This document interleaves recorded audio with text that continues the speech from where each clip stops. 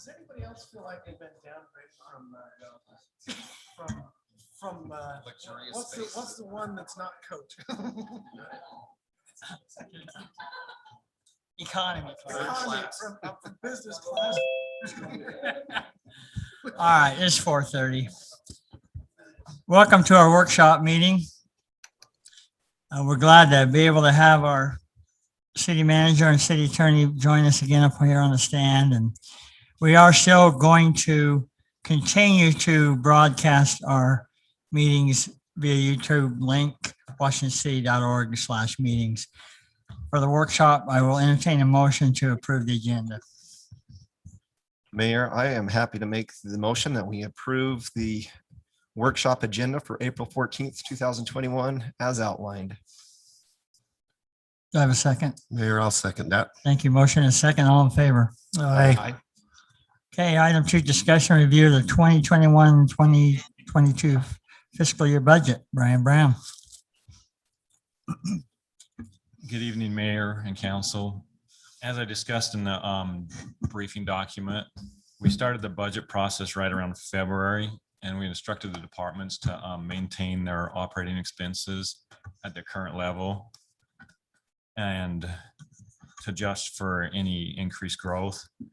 And then we also collected information from them for capital projects, vehicles and equipment, personnel, and one-time expenses.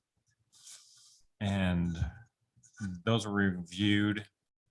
The requests were reviewed, and that we compiled the budget based on those requests and the operating expenses. And that was all those items were attached to in this briefing or in the PowerPoint presentation. So starting with hold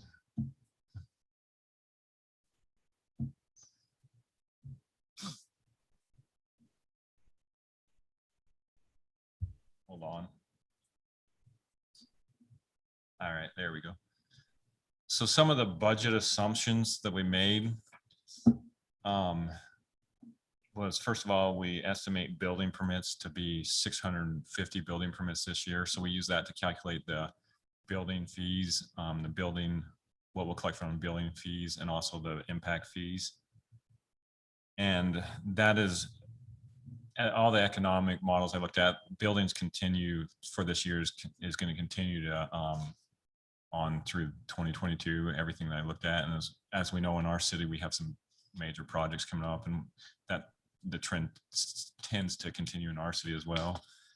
One of the other assumptions we made was on fund balance. After compiling all the budget for the general fund, with the fund balance, we estimate that it'll be at $6 million. And we'll have about $550, will be about $550,000 above the 25% max. Now that all depends on, with fund balance, that depends on this current fiscal year and then the budget. So we're calculating off that. So if revenue expenses come in like we budgeted, then we'll be right around there. So it all depends on what happens there. One item we did not include in the budget is it's the American Rescue Plan funding. That is not in here. We'll address that at a later workshop and a budget amendment. And the other item on here, we looked at, normally in the past, they've looked at the percent coverage. So with this fiscal year budget, the 22, community center will cover 55% of expenses and golf course will cover 77% of their expenses. And when I looked at the 5-year history on those, golf course has been covering they've been covering 77%, so they're right on, and community center has been covering 65% of their expenses. Are we down on that this year because of the pandemic on covering some of those additional areas that I knew we were down on? Yeah, I actually went and looked at the current year. And so this current year, there for 2021 is at 55% also. So I know there have been their revenues, some of the revenues they didn't budget were a little lower for fiscal 22 as well. So it's probably due to COVID. But you're just going off last year's numbers, not projecting that we might have a better year this year? Or? Well, they actually put, the community center posted all the revenues in there. And so I took all the revenue expenses and calculated it. And so the number based on 22 on what they budgeted is at 55%. And then Okay. right now in fiscal year 20, when you take the actuals, we're at 55%. Okay. So it tends to be, and that's, we know the last year COVID has affected them the most at the community center.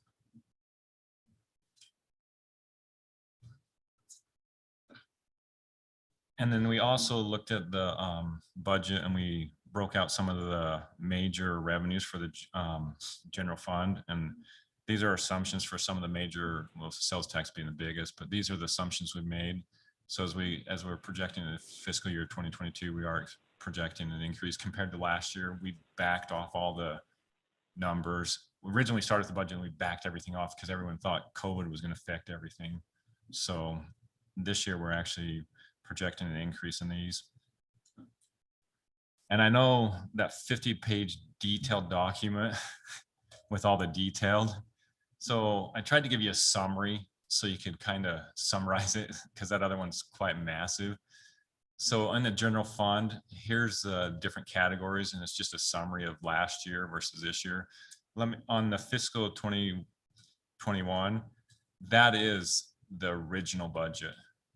So that's not the current budget, that's the original. So we're comparing the original budget to original budget on these. So you can see how last year's budget compares to this year's budget. Sorry, when you say original budget, you mean non-COVID adjusted budget. So we did some budget adjustments throughout the year. This is what was been approved last year when we were same time when we were doing this process. And then I broke out the enterprise funds so you could kind of see how their expense. Now the revenues are mainly charges for services. So I didn't really break those out. I just really focused on the expenses. And then we have the fund balance, the use of fund balance down at the bottom, just so you can kind of see a summary of how the enterprise funds will be affected for next year. Brian, so that fund balance will go to capital projects primarily. Is that what you anticipate, or Pardon me? the fund balance that will be Yes, incorporated capital projects? Mainly, that's mainly, like I said in the article, mainly I'll go to the next. Mainly the increase here is due to fund capital projects. So when we look at the actual in 2019 to 20, and then the current, as you look at the current, this is the current budget. These include all the adjustments and everything. So that's why on the general fund, it's 23 million, not the 21. And then there's the proposed budget. So you can see, this is all the funds. This is everything. This would be the total budget that we're proposing for next year. So Brian, have you been notified by the state regarding an increase in that fund balance from 25 to 35%, which was No, it was a bill this past year that passed? I haven't seen anything on that. Okay. I'll look that off falls and see what they've said on that. Yeah, it's I can get with you after and give you the. Okay, yeah, because I'm interested, because that would really, that's quite a game changer there. Yeah, the distinction is, I know that they were talking about population, and that was the only question, whether or not we meet the population requirements for it. So I just want to know if you had information in addition to it. I haven't seen anything like that, but I can look into that definitely.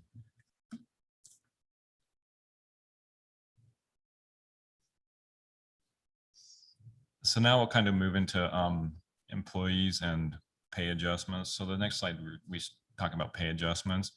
The main one that will Hey, change. Brian, sorry, before we move on from that, I didn't know we were done. Quick question for you on the wrap tax Mhm. that's up there. Is that 500,000? Is that the projected, or is that what we brought in? from the That'll wrap be tax? that'll be the expense. That's the expense side of it. That's the expense side of it. Have we earmarked those expenses? Usually you do, you go, you'll, Can I jump in? It seems Yeah. like in January and January, July, the wrap applications come forward.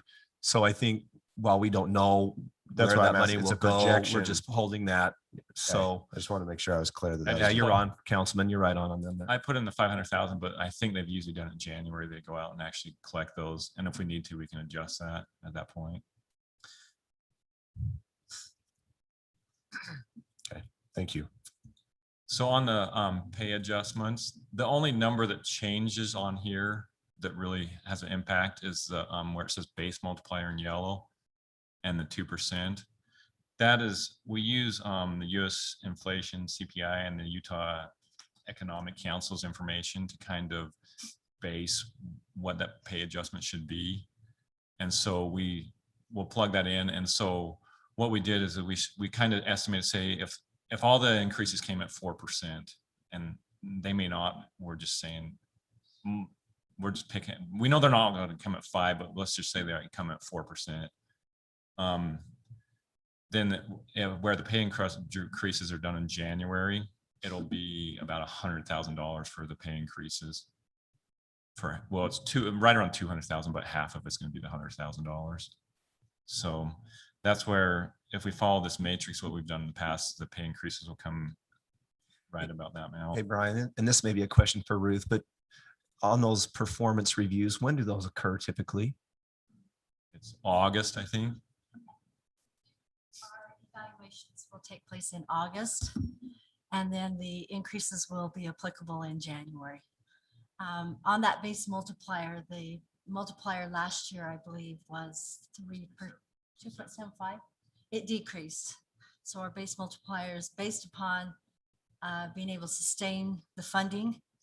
And so we won't ever plug in a number that we can't uphold with the funding that's available. So this year that base multiplier did decrease. And then is there a uniform review throughout departments, or is that department specific the way that they do those performance reviews? Yes, so we have our HRM program. And so we do our 3 quarterly reviews. So throughout the entire year so for instance, in August, they've done their evaluation. This last August, they've established their this year goal. And so that's what they're working on this remainder of the years. They have started working on those goals. They will do that evaluation. Based upon where they fall within that score is going to determine what that percentage of increase will be. So if they fall below a 3%, they are not eligible for any type of an increase that year. They will be placed on a corrective action plan and to keep their job and hopefully success and make improvements in that position. And then you can see the percentage score breakdown moves upward from there. But yes, they do. Every full-time employee will participate, with the exception of those that are probationary employees. Those that are on probation receive a 5% probationary increase. So that is their increase for the year. But anyone outside of that will receive a performance increase if they meet the expectations of 3.0. Thank you. So Ruth, before you leave, sorry. Is in any of these pay adjustments, does it account for cost of living? As So part of that this? is built into our matrix. Okay. As part of the matrix, we have consolidated. Instead of some organizations will do a market, a COLA, and then they'll also do performance. We've had our matrix built by our Mike Swallow. He has consolidated that and made it to where that acknowledges the COLA as well. Okay, thank you. So on the employee reviews there, so are every employee review, is that attached to this wage increase, It is. or is it? It is. So we've had to kind of just take that, what we do to get what we are projecting for that increase is we look at what the employee scores were last year. We take the overall average of what the majority of the employees are falling within on that percentage. And that's the numbers that we're budgeting for their increase. And so that's why we like to make them applicable in January so we can review those and see where we stand, if our funding is still available and upheld. We feel really confident with where our number is this year. And so like Brian was saying, the number he threw out, the 100,000 is about what we're anticipating the annual increases for citywide would be.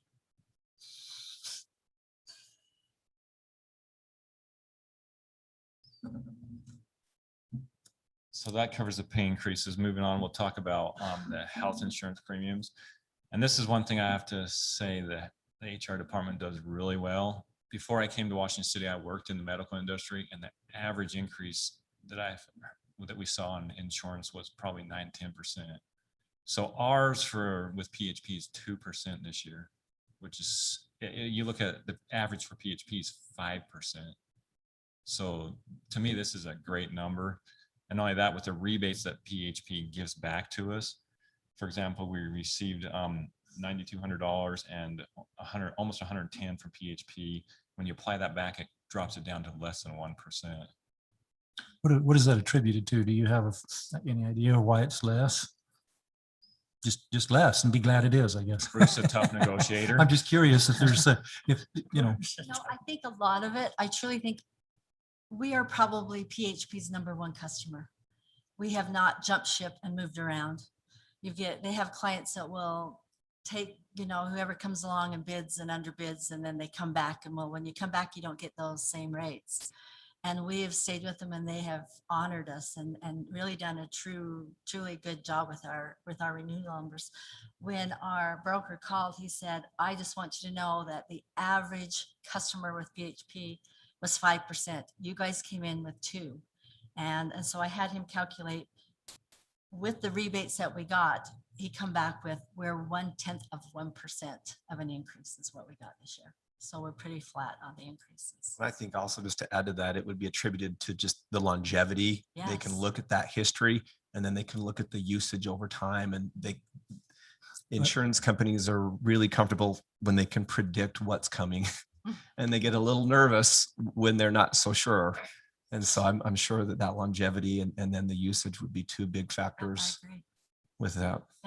Will you remind me the acronym? The what? The acronym, Of PHP. PEHP. Public Public Employees Health Employee Health Health- Program. Yes. Sorry, I didn't mean to put you on the Yes. spot, but he covered, so he's PHP. good. So I would assume that another factor in that, Ruth, would You're be trying to- how much employees use the Yeah, coverage, right? Isn't that a interesting. factor? They kind of do put you in that pool. And so when you have a high utilization, and there's been years when we've had some significant healthcare, issues that have really driven the rates up. However, they haven't gone up. It's been really surprising to me when there's years I'll say, okay, I know we've had 2 or 3 major events take place, but the increase has been minimal. It hasn't been as significant as I thought it would be. And this year, we really haven't had real significant usage. And I think that's why we're as low as we are this year. Good. I guess it goes without saying that thank them for us as well. Yes, for being healthy employees. Well, they have been a good provider for us. I mean, they were the ones that actually did that training for us, right? And I can't remember the name of that training, but it was good. And then the next step, we added these are the personnel that were proposed in the budget. And so you can see there's 2 that were proposed for half. Some of the hires were proposed for July, some were for January. The 2 that were half in January, I separated out to that half-year amount. When you take the total, it's right around $1 million for all the employees. It's not down there, but I added it up. So it's for the new hires in the budget this year is about $1 million.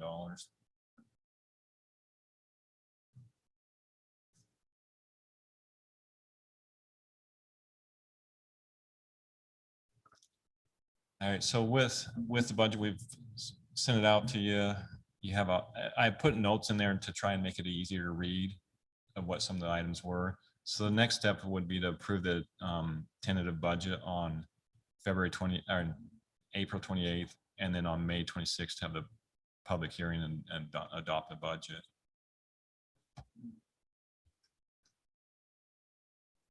And then I appreciate the next steps.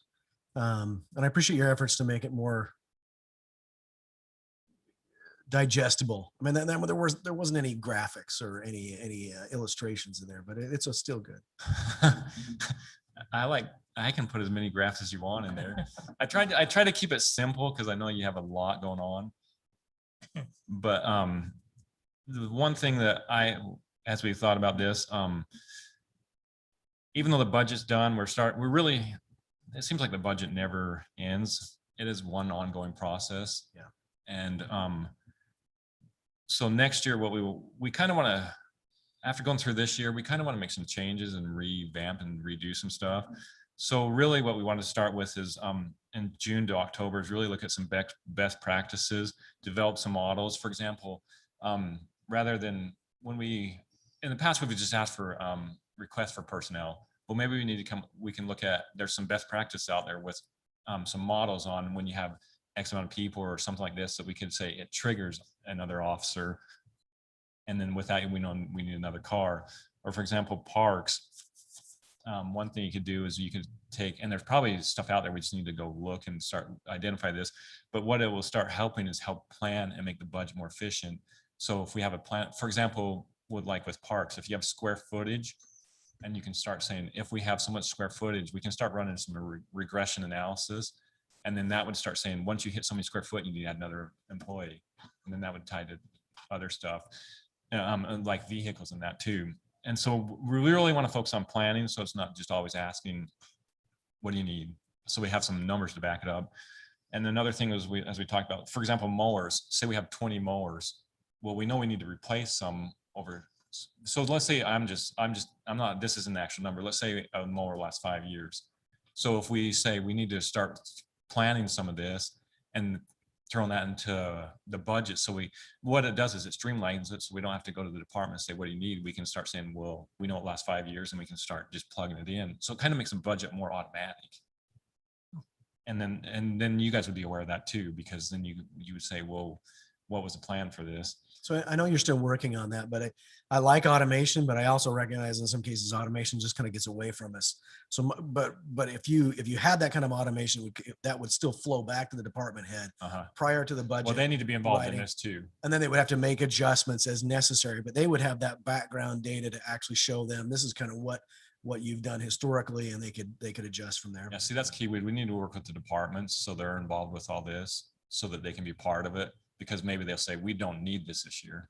I know we have it, but maybe they feel like they don't need it. So like you said, we don't need it to be, we want it to be somewhat automatic, but we could back it off, or they can make the changes. So we're not just stuck in what's automatic. We want to be flexible either way. And so with that, then also we'd have the departments start looking at their capital projects in November. The reason why we want to do all that, so when we can have a retreat in January and we can discuss some of those items for the models and the capital projects. And then we would actually we would schedule meetings with the departments and sit down with them. Right now, we've collected information like for operating personnel and one-time vehicles and that through Google Docs. But we did do some meetings where we sat down with the departments one-on-one, and there's a way different experience. And when they went away, they said, thank you for meeting with us. So we found that might be a more efficient way and a better way to actually gather the budget. And then next year we'll have the proposed budget in March. Sorry. So just maybe help me understand that. So you're just basically going to the department heads, you're kind of bringing the things that they need to fill out and helping them to kind of kick that process off. Is that? So what we would do is we would have kind of a set structure, like we'd have some forms where they'd fill out before, like one-time request for equipment, vehicles, personnel, and all that. But we would have them fill that out, and then we'd schedule meetings with the departments and then sit down and go over it. We want to have all that up front because we don't want to be in the meeting trying to figure all that out. So we would still have some structure. It's just not going to be probably through Google Docs, where to me, it can be submitted and who knows where it goes to. This puts more, the departments work together, finance, and we're all on the same page rather than just sending something out into Google Forms. So that's kind of what we want to look at next year, because once we end this one, we'll be right back into it. So with this, do you have any questions regarding the budget? Well, so you're kind of on this strategy plan here. And schedule. Maybe keep you in that vein for just a second longer. I know that previously your department was working to try and attach expenditures to taxes that actually come in. Is that something that the city is going to continue to try and do? I know it was kind of a lofty task, and there were probably some places where just because of the nature of the taxes that were flowing into certain budgetary items, that they just weren't enough, or in some cases were too much. But So are you talking about sales tax or?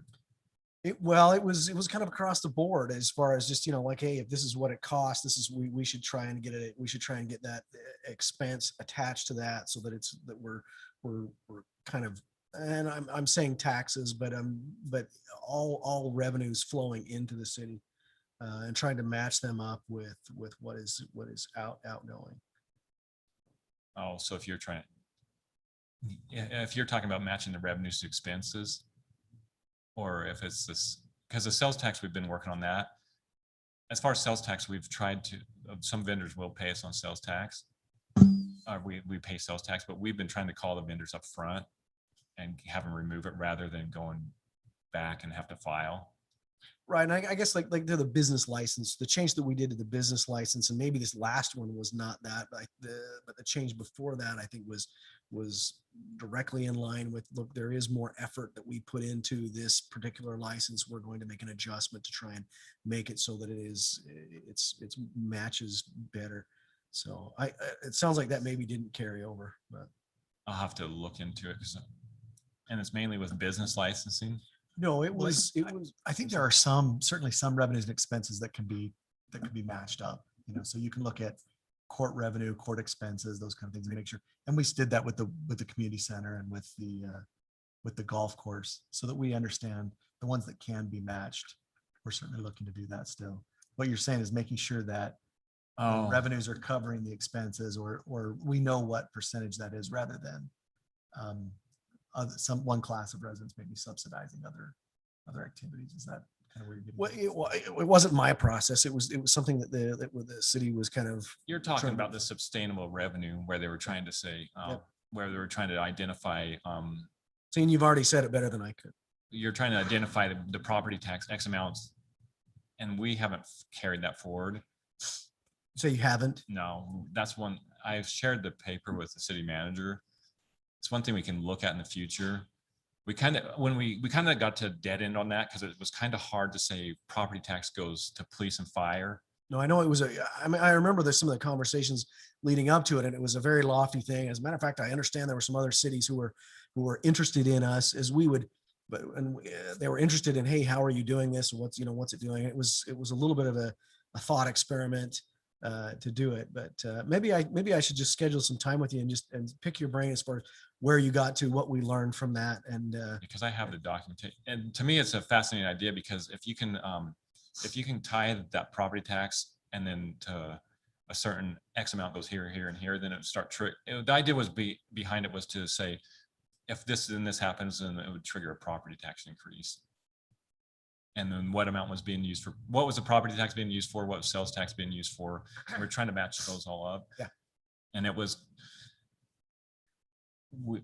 like I said, I can share what we had, but we haven't done anything on that for a while. And we can re-look at that. To me, it's a fascinating thing. I It's just- recognize that it was a difficult task. I was kind of just proud of the city that we were looking at something like that and blazing a trail. I wasn't necessarily super invested in it, but I would be interested in maybe scheduling some time with you and just to Yeah, we can do see what that. you learned and just for my interest's sake. Yeah. Because it is still on my long-term goal, because like I said, I shared it with the city manager, because it's, to me, that kind of stuff's interesting. Yeah. Because if you can make a model that works and somebody else can copy it, Yeah. then to me, that's pretty exciting. I like that kind of stuff.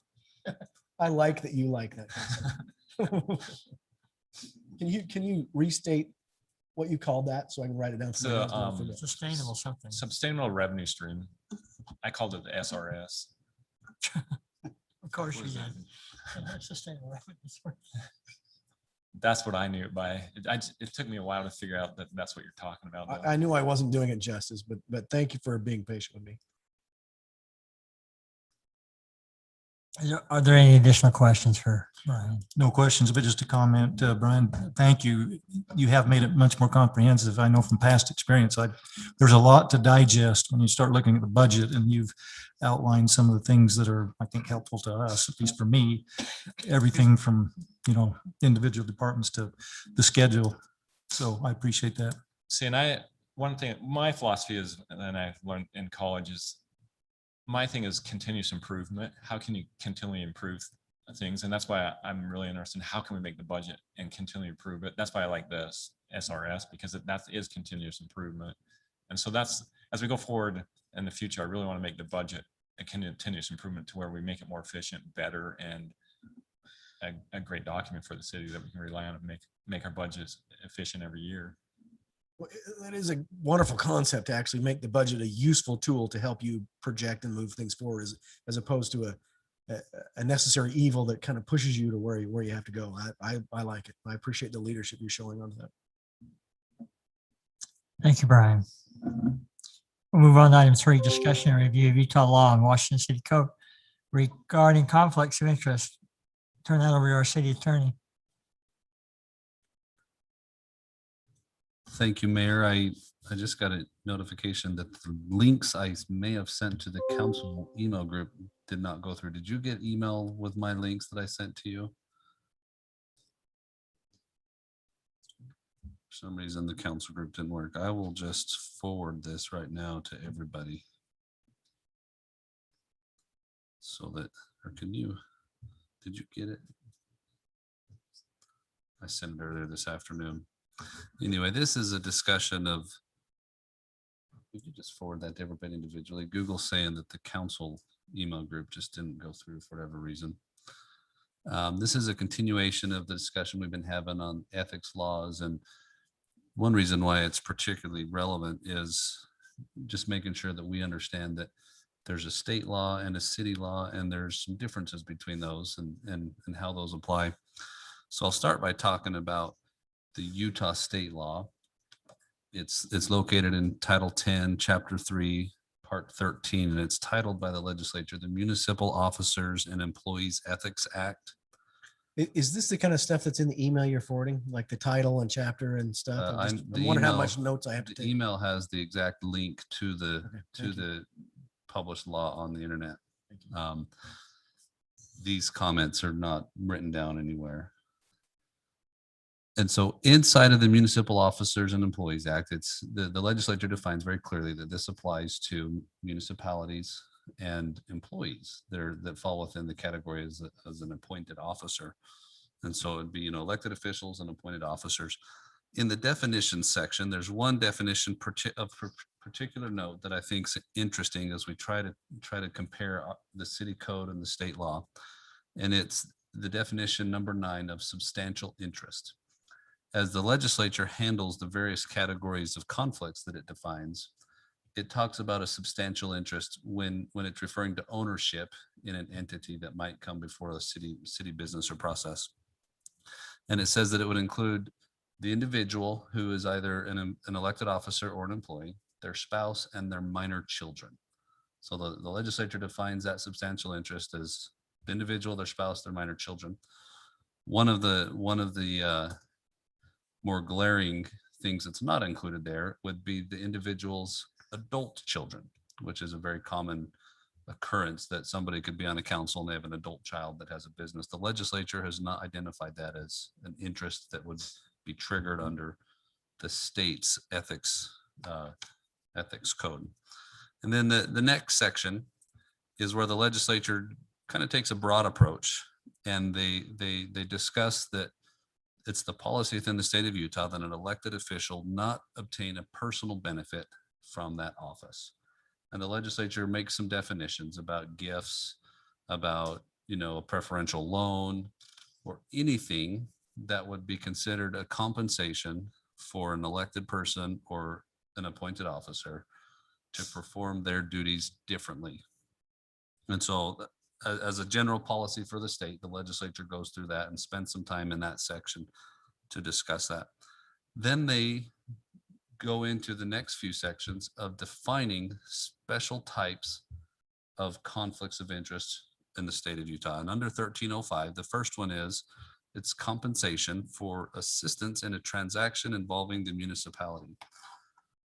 And so in this one, the legislature is identifying an elected official or appointed officer's role in helping someone come before the city, that it's and this legislature says it's an offense, which means it's a crime. You could be charged with a crime to help someone bring their business before the city if you're an elected official or an employee.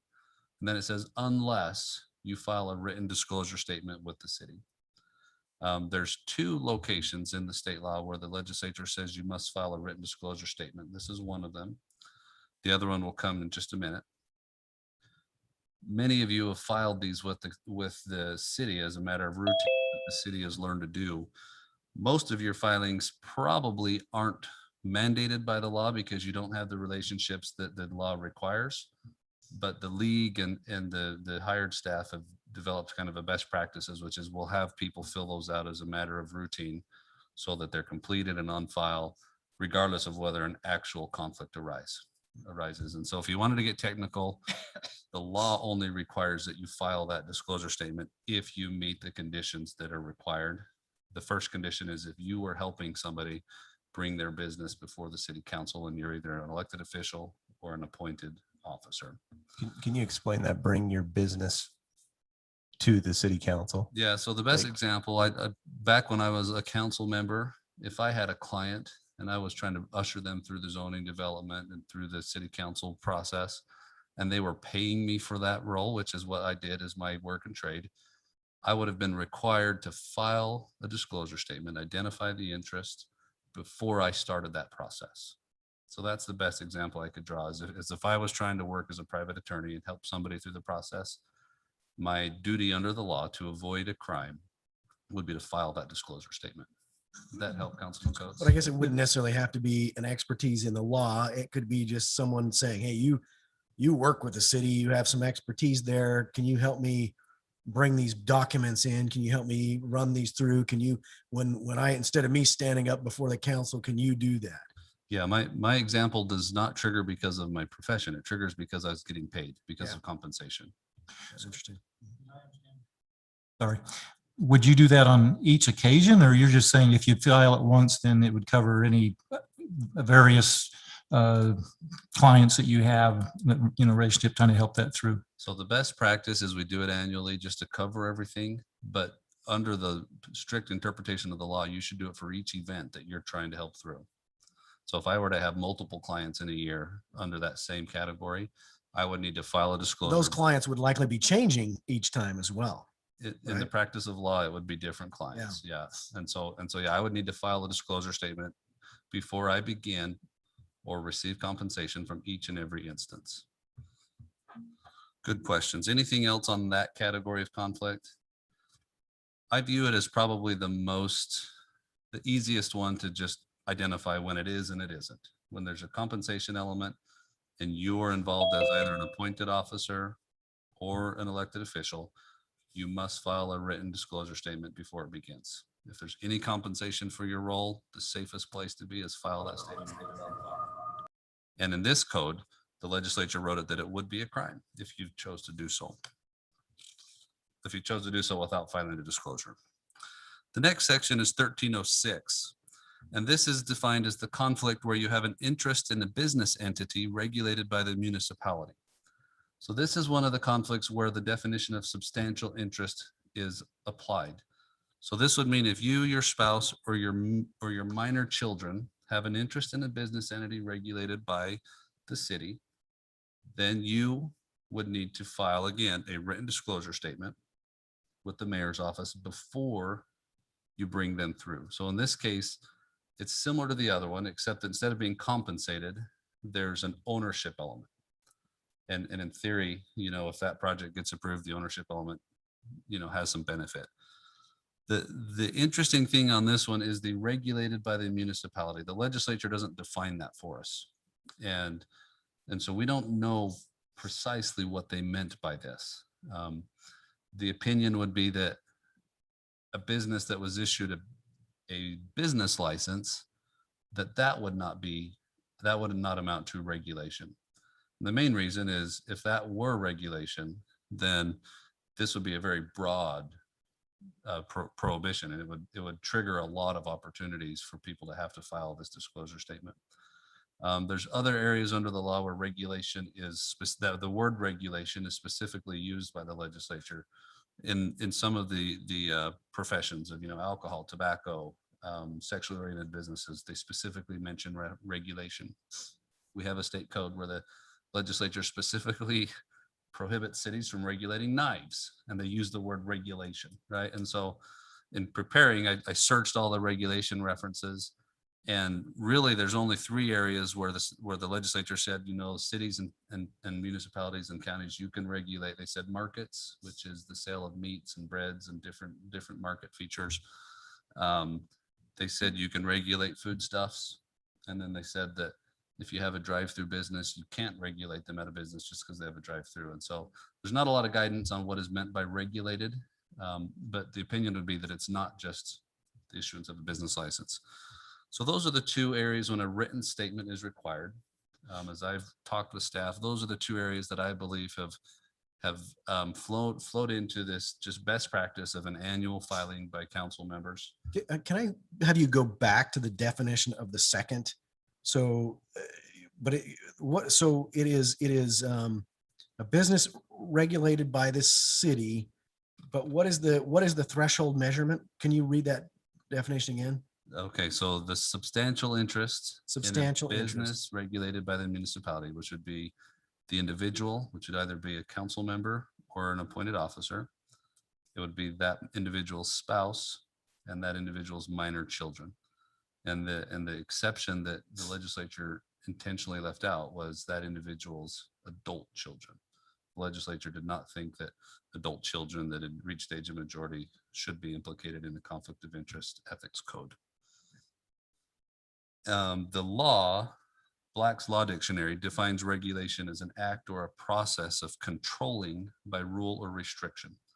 And in Washington City, we don't have many acts or processes of rules that restrict businesses or other entities. And so in reality, this provision probably is not going to be a likely one that gets implicated as we manifest today. Any questions on that one? The next one, section 1307, is one that does become a pretty common one, which is this is an interest. Again, that would be a substantial interest in the business entity doing business with the municipality. And so this is one that sounds a lot like the first one, but instead of compensation, it's a substantial interest or an ownership interest in the business that's here doing business. And in this one, the legislature does not require a written statement. They require that the individual, whether it's a council member or an elected or an appointed official, publicly disclose to the body before the meeting or before the agenda item is brought up in which it is to be discussed. And so the interesting difference here is the legislature did not think that conflict of interest would need to be disclosed in a written statement, but publicly disclosed nonetheless in the meeting when it would be considered.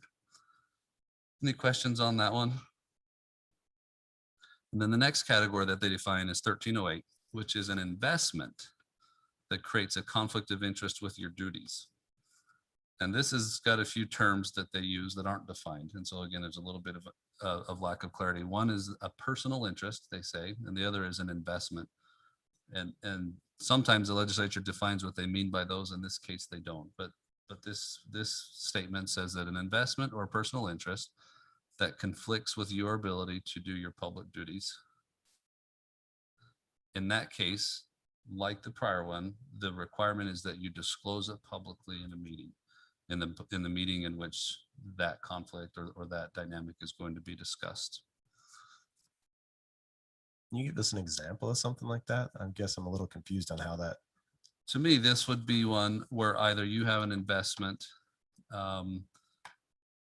Let's say that there's a publicly traded business and you own a substantial interest or enough of an interest. And when you say substantial, it's the 10% or more Well, based on the definition. that definition is not used in this provision. Okay. But let's say you own an interest in a utility or something, and the council's here trying to decide, which company to use for a transmission or line or something of that nature. And so there's really no way you'd benefit from the proposed contract or whatever is to come out of it, except that your investment interest might increase in value because of that. So if you own stock in like Dixie Power or something like that, and you were deciding if you wanted to use Dixie Power on this side of the river versus not, that Yeah. would be a conflict because you're promoting your stocks or whatever. I see. And this one is the shortest. It's a 2-sentence statement. I view it as kind of a catch-all. It's just like anything else of which you might have somehow a personal interest that'll interfere with your public duties is also a conflict of interest, and you should declare it. And then the legislature goes through and they discuss that, it can be a Class A misdemeanor for violations. They discuss the penalties for those. They discuss in another section that there's a municipal ethics commission that a municipality can choose to establish if they want. They don't give you the framework for that or the ethics statements or the ethics rules. And so a city that wanted to do that would spend some time working and I think discussing with the elected body as to what are the ethics that we want to, impose and regulate for our city. And then they define essentially the penalty if an appointed official or an elected council member were to be found of violating an ethics code. And those include removal from office, expulsion from a particular meeting, and also rescinding or voiding of a contract or a transaction that came about without a proper disclosure. Any questions on the state law?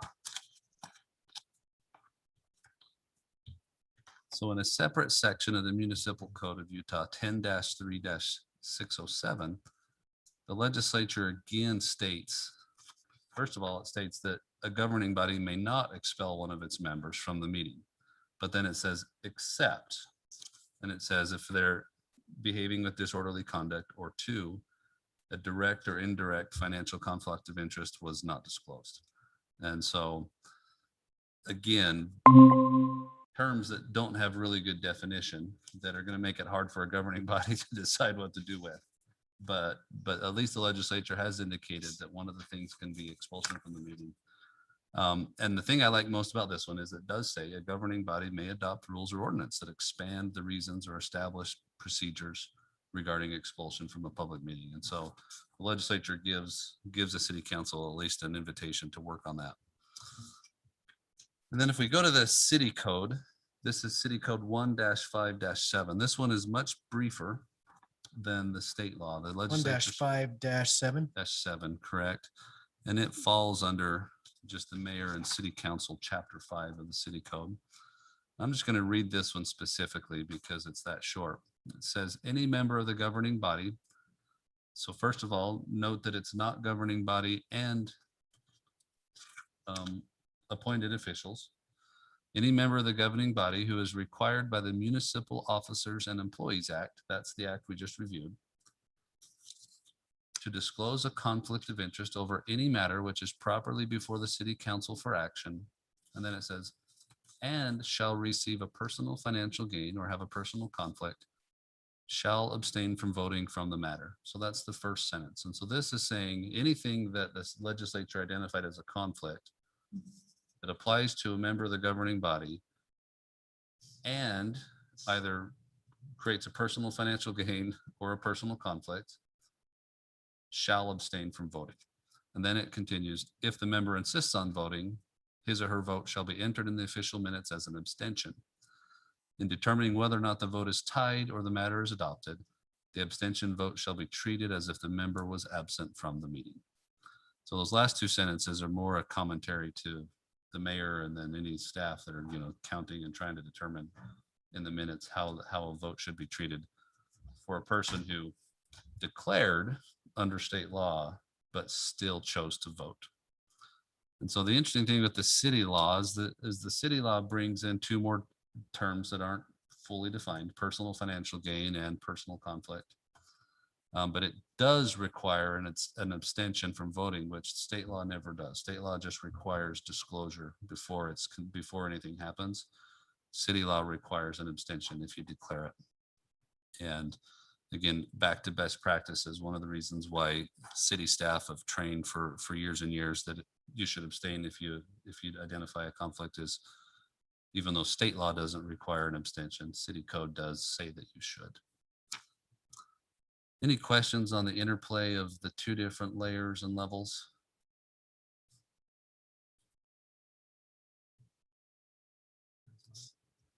it's another one of those layers. And my last time I was presenting to the council, I was talking about another layer where city code and state law aren't exactly in lockstep.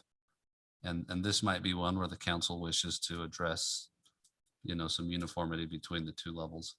On one hand, because the state's already handled it, you could say, let's just rescind ours and we'll stick with the state. And at least there's a state law that's in effect. Thad, you talked about definitions when you went through the state statute. Mhm. In our city code. You pointed out two specific phrases, and I'm just wondering if you may have definitions for personal financial gain and personal conflict. So there's no statutory or codified definitions of those words for us. I think that personal financial gain is a little easier to probably define because of the financial gain element. Essentially anything that increases your net worth, whether it be in your cash balances, your investment balances, or anything. Personal conflict, I think, is a lot more difficult, amorphous, right? I remember when I was on council, someone said, well, you can't vote on this, I believe it was an electrical impact fee change. You can't vote on this because you're a ratepayer. But that's also what qualified me to be on the council, right? And so personal conflict is harder to define because to a large degree, people are elected because they do have personal interest in what's going on in their community. And so I think that one's harder for me to define. I would probably look at a conflict that's outside of, a personal conflict that benefits their private life, for example. Seems like that becomes something that might be a personal conflict that they're benefiting from because of a business practice. But that one's harder for me. I don't know what the city council was considering when they passed that one in 2000. But that's what it says. And those might be terms that this city council wants to try and work on. I don't know if we could work on the personal conflict definition, see if we can come up with something that's sometimes when you try to define something, you end up with 30 pages and you're not sure you did any better. But yeah, right now I don't have a codified definition that exists for this scenario. And so that's the layering. Essentially, this is the scenario where the city code actually becomes more restrictive than state law. And it presents the concept of abstention, and it says shall abstain, which again, in state law, there's no such requirement or provision. And so the best practice that is recommended is so that you're in compliance with both layers, both the state law and the city law, that if you do feel the need to declare a conflict, that you would also then abstain from voting. And if that were to happen, staff, of course, will note your presence in the meetings for all the other agenda items. But as far as that vote goes, it would just be as if it was an abstention or an absence. So that's an interesting place for the city code to actually start with, because I guess I don't see anything in this, did I say that right? For the city code to start with, because I don't see anything in the state code that would allow any member of this city to restrict the vote of an elected official. And I guess I have a little bit of trouble with that, because you have a duly appointed individual who is elected by the citizenry, and I don't see any power vested in this organization at all that would grant the ability to restrict that vote.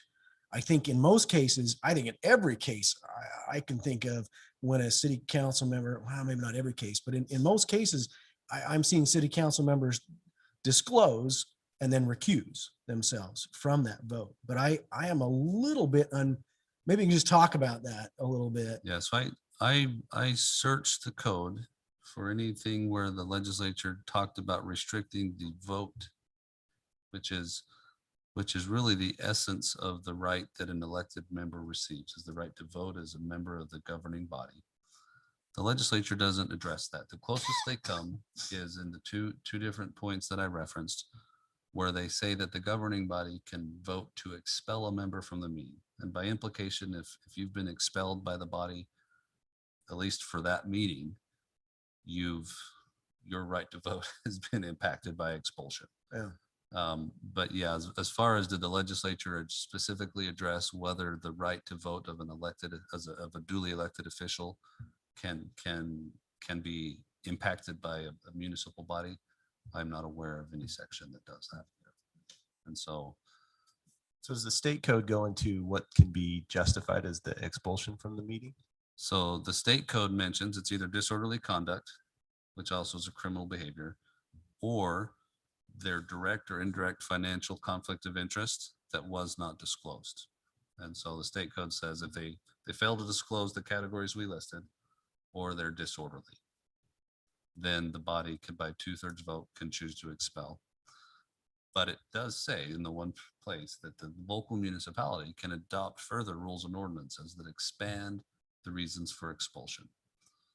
I'm not aware of any city that has done that, probably because there just hasn't been the necessity. But yeah, the legislature contemplates that a city could choose to expand the reasons why someone can be expelled.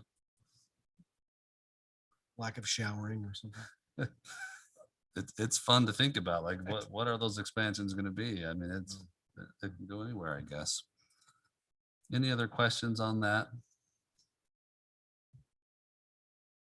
I see that there's, a lot of opportunity or none, depending on where the council wants to go. On one hand, you're looking at a layering that's existed since 2000. So, we've been operating this way for at least 21 years and haven't seemed to have too many problems. But also sometimes, when you realize that there's some difference between the layers, that, this might be an opportunity to talk about it and see what this city council wants to do for this city. The one area that I would note is the state law identifies elected officials and appointed officers, and the city doesn't. And so maybe the city would want to adopt an ethics standard that applies, across the board, the same categories as the state law, for example. And then again, the other differences are there, and the council can choose whether they want to get to all of those or just, acknowledge that this city's got a little higher standard. That's up to the council to do. Manager, do you have any thoughts on that part? Well, one of the reasons I wanted our city attorney to weigh in on this is just to really understand that, because I don't know a lot of cities that have that second layer. For the most part, if you go to a League of Cities and Towns training, they will say you must disclose your conflict, but you can vote. That's the state law. But our city has this extra layer that says you cannot vote if you have a conflict that you disclose. And I don't know, I haven't been here long enough to know if that's been followed. But if we didn't know about it, we probably haven't always followed it that way. It's sort of difficult. I think at the very least, we need to define some terms so that we know what we're talking about. It's pretty tough, especially so from a management standpoint, looking at that second point. Okay, if somebody votes anyway, and they disclosed their conflict, but they voted anyway, now we're supposed to we take their vote, but we treat it differently. Well, who's making that determination? Is that the mayor? Is that staff? How do we decide? They voted, we let them vote, but we're not counting that vote. Well, and even then, that particular statement is not written very well.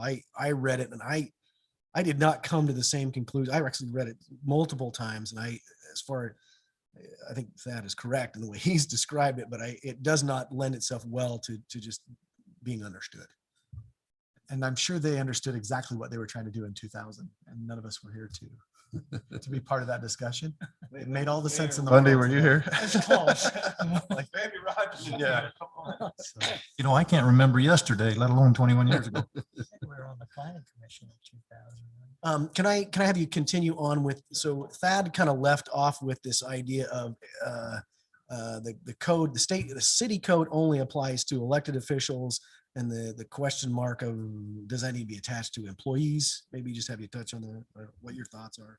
Well, I've just been thinking through it as he's been speaking, and really the city code discusses the right to vote, which no employee has. And Yeah. so that may have been why they, in the city code, only left it with elected officials. But it seems to me, especially for employees, that the state code is ample for restrictions. I think there's plenty of conflict of interest clauses and statements in the state code. I don't think that needs to be extended to.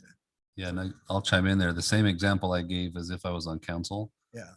would apply to me today as if I'm the city attorney, right? So that same example and the same requirements apply whether I'm on an elected seat or an appointed seat. And so, yeah, the state code is just as stringent on me today in either category.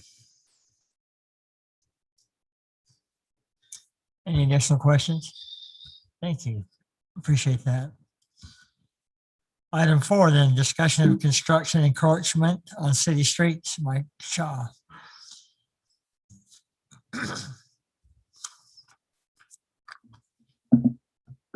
Thank you, Mayor, Council. So in your packet, you actually have a draft copy of our permit and fees. This is not a new code that we've had. We've had this for years, but it's really with the construction boom that we've had has really come to the forefront. We've had many, many citizens complaints about being able to get through their neighborhoods, damage to the city roads. So we just wanted to bring this to the council and get you in front of this. We are looking at adopting a fee on this. So if there's no other way that you can't put your dumpster on your property or landscape gravel or construction products that you need at your lot, that you can actually apply for an encroachment onto the city road. And with that, it's going to require that you put up your barricades and everything required by the MUTCD just to try to protect the public from traveling on that road. What is the standard in other municipalities? Is there? I think the standard has just been letting the contractors put dumpsters in the road, outhouses in the road, dumping gravel in the road. But I know of 2 fatalities on motorcycles that have come around corners, and not in our city, but locally. They've come around a corner and hit those piles of gravel. One of the people is paraplegic now, and the other one died from his injuries. So it's a very real situation that's out there.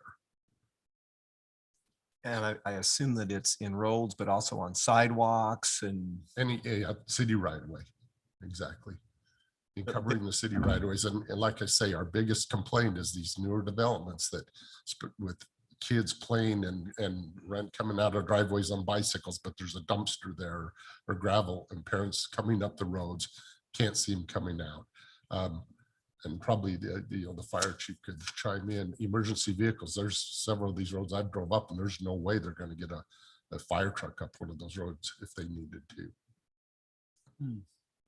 So this would be more than just dumpsters. It would be any type of building materials that are encroaching in the road. Is there would this apply to anybody who's not building? Well, the ordinance already apply to parking in the road. And if you read our actual code, it actually applies not to just, it pretty much will cover anything. You're parking of unlicensed cars, parking of licensed cars, parking of semis. There's many, many things in this code, but what we're trying to hit here is really the big issue we're having is with the construction. So I guess that begs the question, does our code currently actually cover that? Is there a need to actually add this to it? So what we're adding is an avenue for them. If there's no other way, they can actually get a permit to put this dumpster or construction debris in the road. So the other one is more policing oriented. If you're parking something and obstructing the road, we're gonna fine you or put a tag on your vehicle. And then this one is, if you don't have any other way to do it, then if you have to put it out there, you can actually do something ahead of time. And we would give guidelines for how to mark that and guidelines of what the fee schedule and how long it would be allowed. Correct. So yeah, they would have to submit with their permit a actual traffic control plan that's going to be prepared by the traffic control company. They're going to have the barricades, the cones, whatever they need there that will meet the MUTCD standards. But that's only if they're on the property with a dumpster, they're fine. I just want to be clear. Correct. So if then they're on their private if they property, get in the right of way, then they're it just fine. comes. If they're in their driveway, they're fine. Only if they're within the public Okay. right of way. Plus, we're getting a lot of damage. We're seeing a lot of the big roll-off dumpsters, and especially when we get the heat of the summer, those roll-off dumpsters, they have wheels on the back, but they're little tiny metal wheels. And I actually have a lot of photos of the gouges in our asphalt from those wheels rolling on it. I've got some video that I can show the council of going up some of these roads with the dumpsters lined up on it. And we've started enforcing this, but we have no avenue after if there's no other option for them, and that's what this permit's for. Mike, I'm looking at the application and basically if they pay the $500, fill out the paperwork or fill out this, looks like a 1-page application and get the bond, is it kind of a guarantee issue that they'll be able to do that? Or is it at your discretion? No, it's not a guarantee because it'll be site specific too. You know, there's going to be instances if they're on a corner that it just won't work. If it's on a a main road and we don't have the shoulder there, it's going to be on a specific case by case. Because I'm thinking about those situations. I'm also thinking about maybe a situation where there's a very large project that doesn't take 6 months or a year. It takes a long time. And in that case, it might be a pretty good deal to pay $500 and put a roll off in the street, right? So I'm just wondering where judgment from your department comes in. And I guess I'm wondering does that need to be spelled out or is that just implied? Councilman, you'll see in the contract, there's 2 provisions.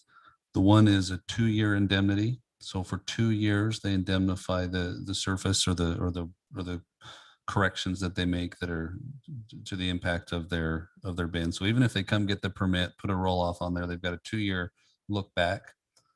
And the other one is just they indemnify the city from any and all harm that might come from their roll off being on the road anyway. So what about Mike, you mentioned that the damage to the roads, is that going to incur more costs and now we're going to have to go inspect? So every that's single road? that's what our fee is we've actually calculated out how many inspections we're going to take and the hours it's going to take. So that fee is covering our cost. What we see as our cost is going to be, because we're going to have to do the permit review. We're going to have to do periodical inspections on it and we're going to have to do it at the CO of the house, inspect the roads to make sure that the roads haven't been damaged.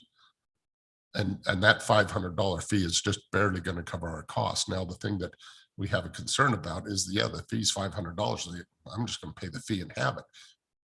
We don't want the dumpsters on the road. We want this to be the last resort. So, I would actually like to have the fee higher just to try to. That was But my the fee- that was my next question is, how is this going to deter the problem of just dumpsters? It just means, okay, we just collected all this fees then it's going to be what we have today. Well, So but how the does it solve the fee, problem? I'm thinking the fee doesn't, if there is damage, the fee doesn't cover that. The fee won't If they- cover the that- damage, In right? your bond will application, cover the then damage, they would though. have to repair Right. whatever's damaged in addition, right? Correct. And that's what the bond is for. That's Is what for the the bond damage. will cover, is the damages that are in the road. So what do you do when you run across someone that, this is a new thing that you got all these builders in town and they've just been doing whatever they do. And your staff comes around and say, okay, this guy's doing it. Is it a warning? Hey, you got to get this off, or you got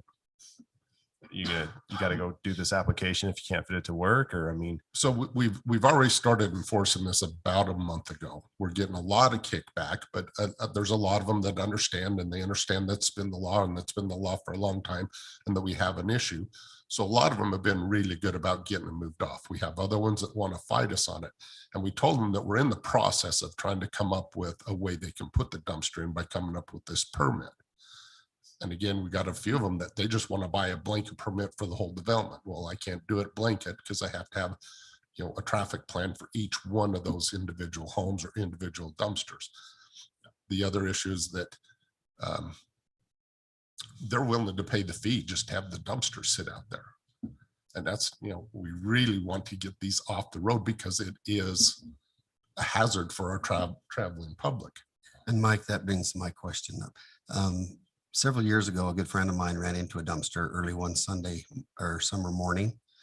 And where we're trying to minimize that danger. Is there we're part of this discussion is we recognize this as a safety issue. Would there be any liability to the city in addressing this in any way? isn't that what the indemnification that you pointed out had? Yeah, our biggest liability is if they our don't. biggest liability is not enforcing the law, right? That's written. And so that's why Mike's department started to try and show a proactive effort. This contract, paragraph number 7, says that they'll hold the city harmless from any and all claims, liabilities, demands, or damages that come from them obtaining a permit and putting their can in the public right of way. And so this is a much better approach than just not doing anything at all about the laws it's written. As I understand, this is essentially creating an opportunity for those people that either won't comply or would rather keep it in the road because of how they practice or because of the site conditions or whatever, creating a permit, but also making them covenant to cover the liability both that may arise as well as the damage to the public infrastructure that may arise. Mike, has there been any thought about the classification of road, like a busy road versus a residential street? I mean, I don't know if that, I mean, it seemed to me that, high traffic, high speed roads would be a real, I mean, that obviously you can't, that would be a great danger. We really haven't, but we've really never had an issue other than residential roads. The question, Mike, if I could, and this, you may not know this, but you mentioned a traffic plan, and obviously they have to have some devices out there. Any idea how much that's going to add some cost? Do we, I mean. Yeah, roughly it'd probably be around $150 a month cost Okay. to put up the traffic control. But again, they have to put it up, they have to maintain it. So And where is that again, in here someplace? What's required for traffic control? Yes, paragraph 2. And while he's looking that up, can I just come back to paragraph 3 for a minute? And I appreciate Thad bringing this up. It says that applicants will be responsible for maintaining the surface of the area from settlement and deterioration for a 2-year period after inspection. But I'm still wondering, does that have the teeth? I just don't want a dumpster to be out there indefinitely. I mean, I would almost feel more comfortable with saying this buys you a year, this buys you 9 months or whatever. I'm wondering, I understand the fact that we can, if there's damage that we see up to 2 years afterwards, that Put an expiration date on it. yeah, I guess I don't want us to be a permanent fixture in the street or on the sidewalk. Bought that 25 years ago, still working. So- today. It's the best investment. With Straight the- in front of my house. So we're kind of a double-edged sword here, that in the construction of the home, the permit of the home, they're required to have a dumpster on site during the construction of new construction. So the dumpster is going to have to be there through the construction of that new home, whether it's a 3-month process or a year process of the construction of that home. So But what about the homes that go multiple years? Because I know some, not in our city, that there was. We had there was- communities near was- us that were taking advantage of laws that not to finish their home in order to qualify for certain tax breaks and other things. So they intentionally left the homes unfinished. I think you'll find a lot of those homes, they actually won't keep a dumpster because they're paying that monthly fee on a dumpster as well. All I was saying is that I know of a residence, they've been working on the house like 3 years in St. George. And I'm just like, it was by my in-laws' old house. And I just laughed at it every time I drove by because it was just a project for the guy. And I just don't, and there was a dumpster out front and a porta potty. It's been there for 3.5 years. And you're just like, are you kidding me? So I just don't want, and I'm not saying I don't see that around here because that was an older neighborhood, but I think it's probably something we could I'm just wondering. start with the way it is. And then if that becomes a problem, address the specific. Many of our other permits do have a time element to them. Do they? And it's a good catch. This one doesn't sunset or expire. I was just thinking, I like the year. I was thinking 6 months at first, but when you mentioned a year, I don't know, even if it's 18 months, I know it's taken a while to get homes built. Just thinking about it, I'm thinking maybe we have it as a 6-month permit and they reapply after 6 months if they need it longer. And then maybe they don't need it at the start of construction, they can get it off, but then they have to do it in the mid. And just because I know when I finished my house, I had to push mine onto the sidewalk just so I could finish the landscaping around it. So I could see.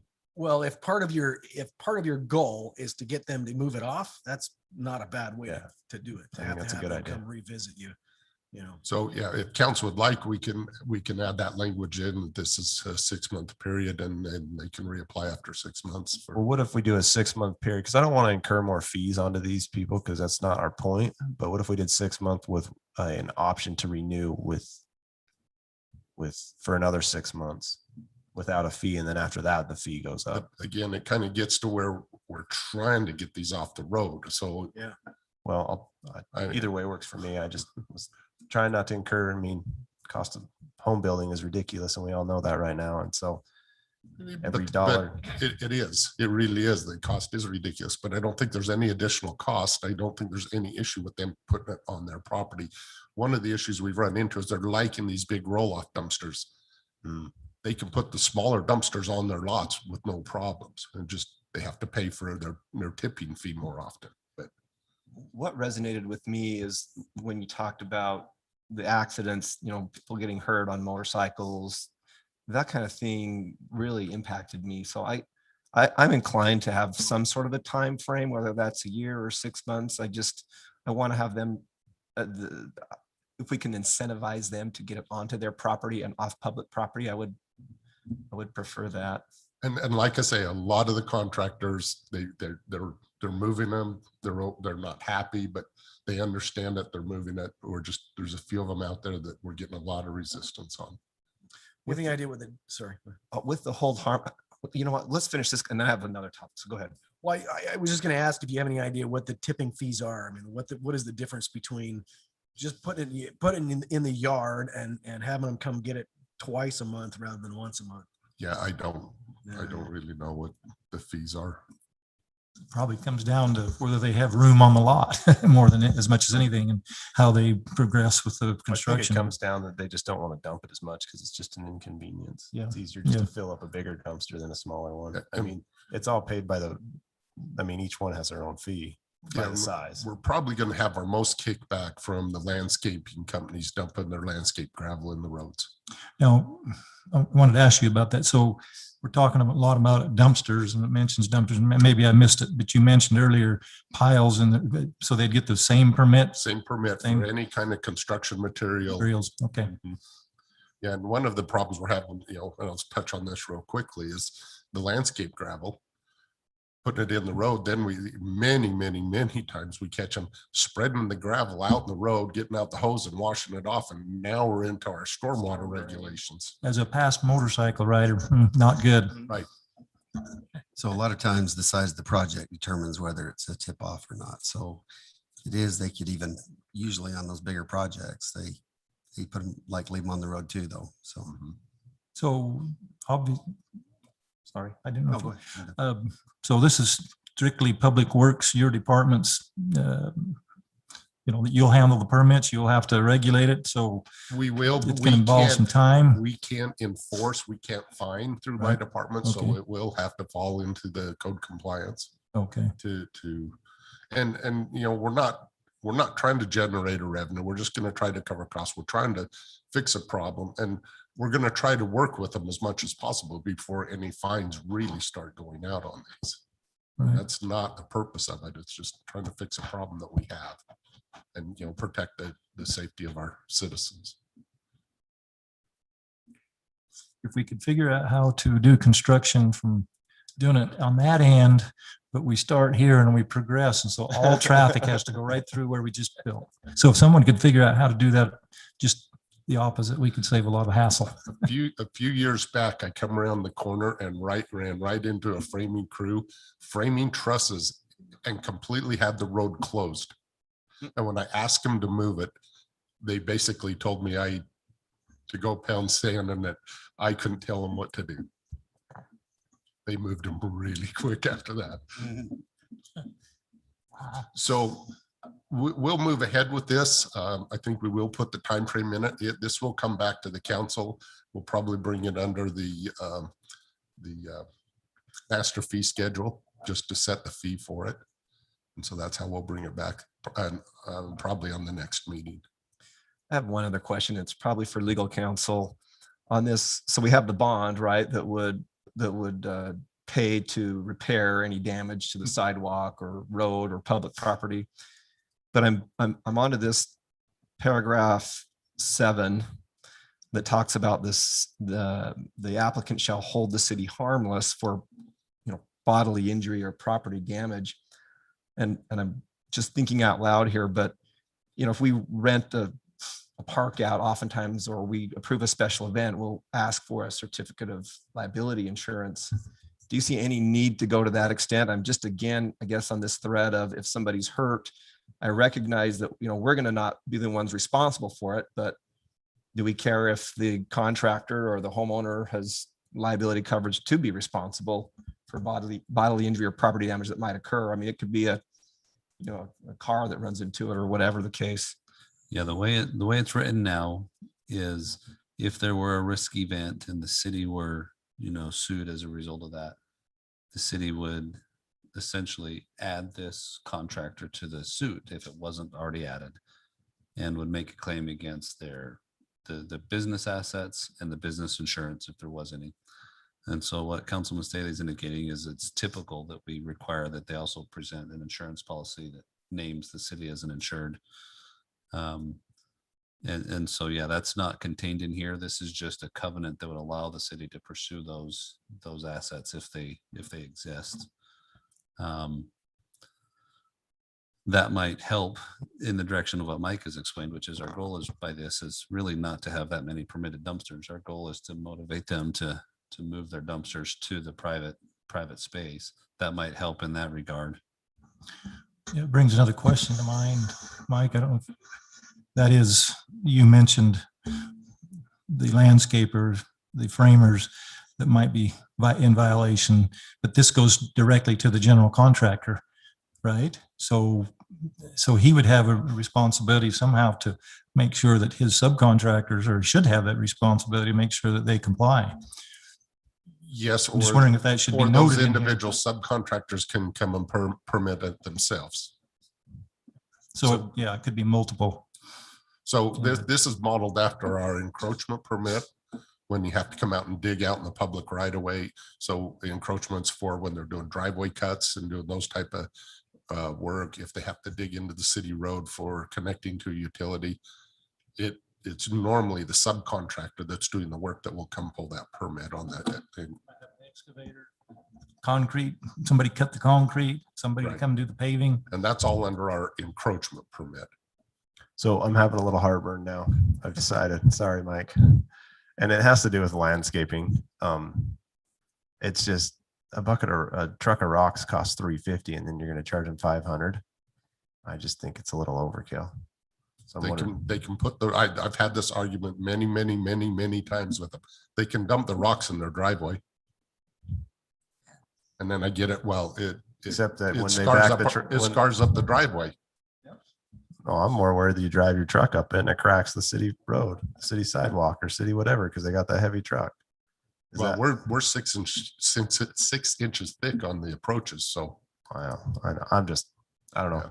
I'm having a little heartburn on the landscaping side because I get it if you're paying someone to do your landscaping, but I'll admit I myself, you can dump out of a truck into a bucket of a loader or backhoe or something too. You don't have to dump it on the road. I mean, there's many ways around it. Coral Canyon, when Coral Canyon was really going big back in the early 2000s, this was a big issue out there. And then they have very small lots, but they seem to make it work. They got the dumpsters on the lot. They didn't dump their gravel on the roads. They made it work. So Councilman Coach, just take a couple of Rolaids, you'll be okay. It's a good point. We're Well, we're if you got constantly some. worrying about the cost of housing in the area, and it's a good point. I like. Can you think of an example of some contractors who are doing that right? You're saying they're basically have a bucket. They're dumping it into the bucket. and yeah, moving you it bet. straight There's in. contractors that are out there doing it correctly. They would, Then they're there's probably more so doing it correctly than that are not. and they're basically just taking the dump truck, dumping it right into the back of the bucket and moving it right to where it needs Or to they're go. dumping the landscape material on the lot On the lot and then just and spreading move it it out. from there. Yeah. And like I said, and even with the dumpsters, there's probably more so that are doing it correctly than are not. So Councilman Coates, can you think of any landscapers that, a small landscaper who might not have the capability of doing it that way or? me at my own house. It's a good thing I'm done with my rock. Yeah. So No, I just, I mean, if you I don't know. want, I you could just, dump the I'm rock just, at my I'm house. just, and then I'm I just could, saying that, I mean, me, I pecked away at my backyard for 3 years and I just did little by little and that's just worked for me. So I don't want to incur all these crazy costs when, like you said, you get a whole dump truck of rock. Like I said, I guess I'll have to dump it on my driveway. And we've, Invite Mike over to help me shovel it and then we'll be set. well, yeah, I guarantee you we'd have been out there scooping that rock up if it was out there for 3 years. No, We've done that many times, gone out, and tried to get hold of the property owner because they've dumped it. It's a big problem. We've gone out with city crews and scooped the rock up. and well, what hauled if it we off. put a time limit on it? Are you more worried about the damage to the road or are you more worried about the safety? Because I We're thought worried this about the thing was safety, but we're safety. still damaging the road that we have to repair.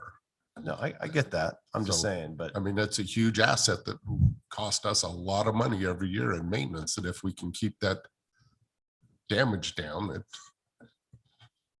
well, so then, and then on the other hand, then they move into this new house and this is fairly common too. The people will move into their new house and I get the phone calls. Well, can you come fix my road out here? It looks terrible out in front of my house. It's all scarred up and it was a brand new road and a brand new subdivision. Like, here's a suggestion. Watch, one of our planning commission members are watching. He said, how about removal of the dumpster upon final inspection? Removal. I think that back to the time limit Time limit. point. I'm just wondering, so again, like, how are we going to advertise this? So my guess is that people are, if they're doing landscaping for themselves, they're going to have the guy dump it in the road. And then we're going to come up to them and we're going to say, hey, that's a violation. You have so much time to get it off there, or how are we handling that? Well, so like I say, right now, it's not really going to be finding. We've been running through this now for a good month. So we've been warning everybody for a good month, telling them you need to get this moved. No, you can't dump your gravel out here. We've been running through it. We'll probably keep going that direction for a while. Like I said, we're not trying to find people. We're just trying to get it off of the right of way. I just assume not have to do the permits because it just creates a lot more work for my department that we don't need right now. But we've got to address the issue. It's just out of control. So I guess to answer your question, I guess we could put it on our website. We could put a notice up. I think we at should the let the building suppliers department. know. That would Like be really maybe good to let the Sun Rock or suppliers Western know. Rock Yeah, know let that, suppliers know that I we're not mean, going to be, because that that we're way gonna. they can help explain what's going Right. on. All right. I think it's enough discussion. Thank you, Mike. Hey, we're going to move on to get ready for our city council meeting. Moving to adjourn this meeting, take a 5-minute break. So Motion made. Thank you. All in favor? Aye.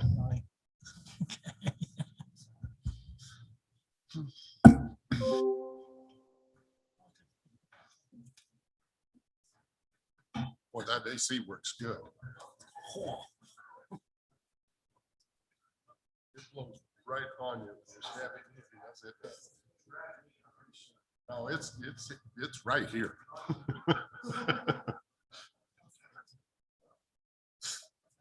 Hey, will you pledge for us?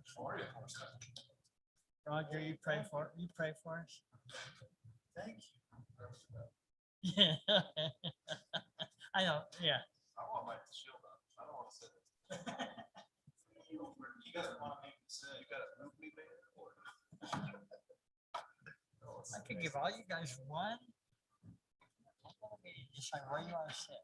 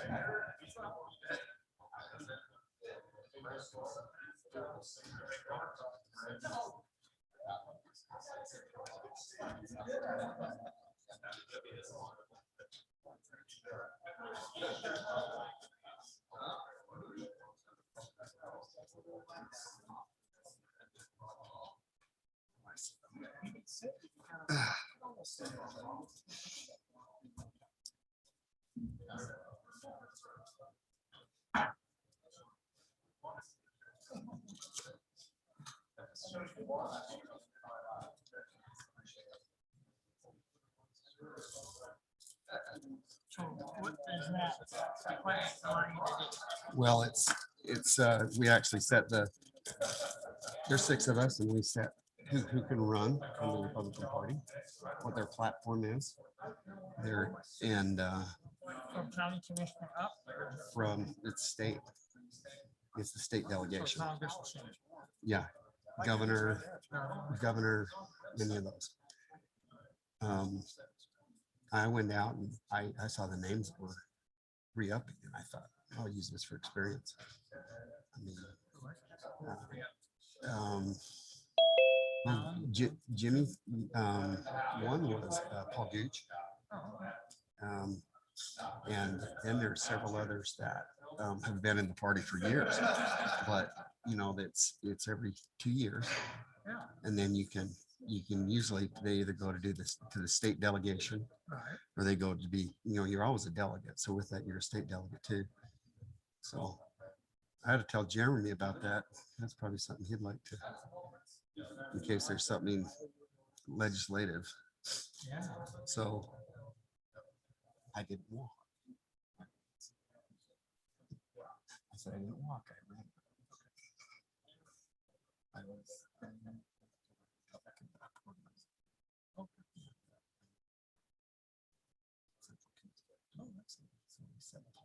So just keep that in your back pocket. And if you ever need help with that, if there's some policy issues that need to be addressed.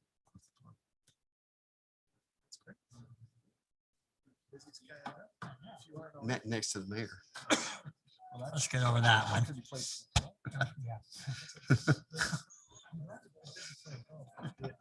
Yes. I'm with you. What is blowing?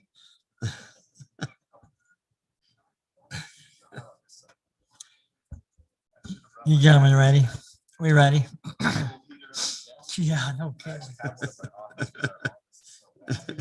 Welcome to our city council meeting tonight. We are kind of back in normal order, but we are still going to continue to hold and offer a YouTube broadcast for those that would like to do so at washingtoncity.org/meetings. I've asked Councilman Bundy if he will offer our invocation and Councilman Coast if he will lead us in the Pledge of Allegiance. Our Father in heaven, we bow before thee this time, express our gratitude for the many things that we enjoy in this life, and particularly this area of our country, for the freedoms that we have and for the opportunity we have to make decisions on behalf of our community. And we'd ask that thou would impress us as to those things which will be most beneficial to the citizens as a whole.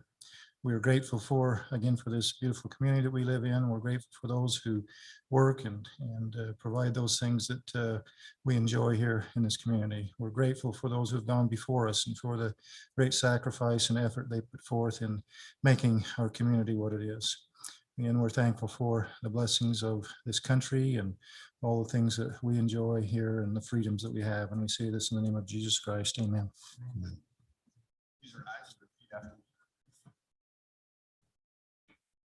Pledge allegiance to the flag of the United States of America and to the republic for which it stands, one nation, under God, indivisible, with liberty and justice for all. Thank you, gentlemen. I appreciate that. We'll move on to item 1, approval of the agenda. Mayor, I can make that approval of the agenda. Thank you. Have a second. Councilman Bundy, second. All right, all in favor? Aye. Thank you. Item 2, announcements. The Washington City Royalty right now is over at the fair, assisting with the fair. So we will introduce them in 2 weeks. And we just want to also remind you that it is Fair Week and they'll be having activities all week. We had the county fair parade in Washington City yesterday. It was well attended and the ribbon cutting. We appreciated hosting that. Any other announcements from council? Mayor, I'd like to give an update on this last Saturday. We joined with Love Where You Live group for the trash cleanup. We kind of left off what the Lions Club did, and Lions Club did a great job down Buena Vista. We hit the freeway. Manager Red was there with us as too and helped clean up. We got 20,000 pounds of trash and barely made a dent. Like, it blew me away how much trash is on. And we worked down the north side of I-15 and a little bit of the south side. And it just, there's a lot of trash to go, but they're going to try to do every other week and just hit skip between the cities along I-15 and try to clean up more and more. So we need more volunteers. So anyone that wants to, please come out. It takes time, but just a couple hours out of your Saturday will help make our city even more beautiful. So I'd appreciate, as those come up, we can keep posting those in our city newsletter. So, okay. Thank you. Thanks. Councilman. Anybody else? I just add that Cotton Days is fast Right. approaching, May 1st through the 8th. And you can go to washingtoncity.org and find all the events and the times and specific dates and locations. But it starts with the Ironman breakfast and fireside of the junior rodeo, movie in the park, Historical Society, a Lion Club breakfast, 5K. The Cotton Fest is on May 8th. And that's the same day as the parade. There'll also be a car show and a tractor pull. So it'll be May 1st to May 8th will be a lot of fun. And that's kind of our city's birthday right there, the first part of May. So here we go. Thank you, Councilman Staley. A reminder to the council with the mayor's breakfast, you're welcome to come and help flip pancakes. It's going to be at Razor Ridge Park this year. So we So want you there about 7 with an apron, spatula, and a great desire to cook. We have to bring our own spatula. Oh yeah. Okay. Just making sure. And it better be hand carved. It won't be hand carved, but it'll be right out of my kitchen.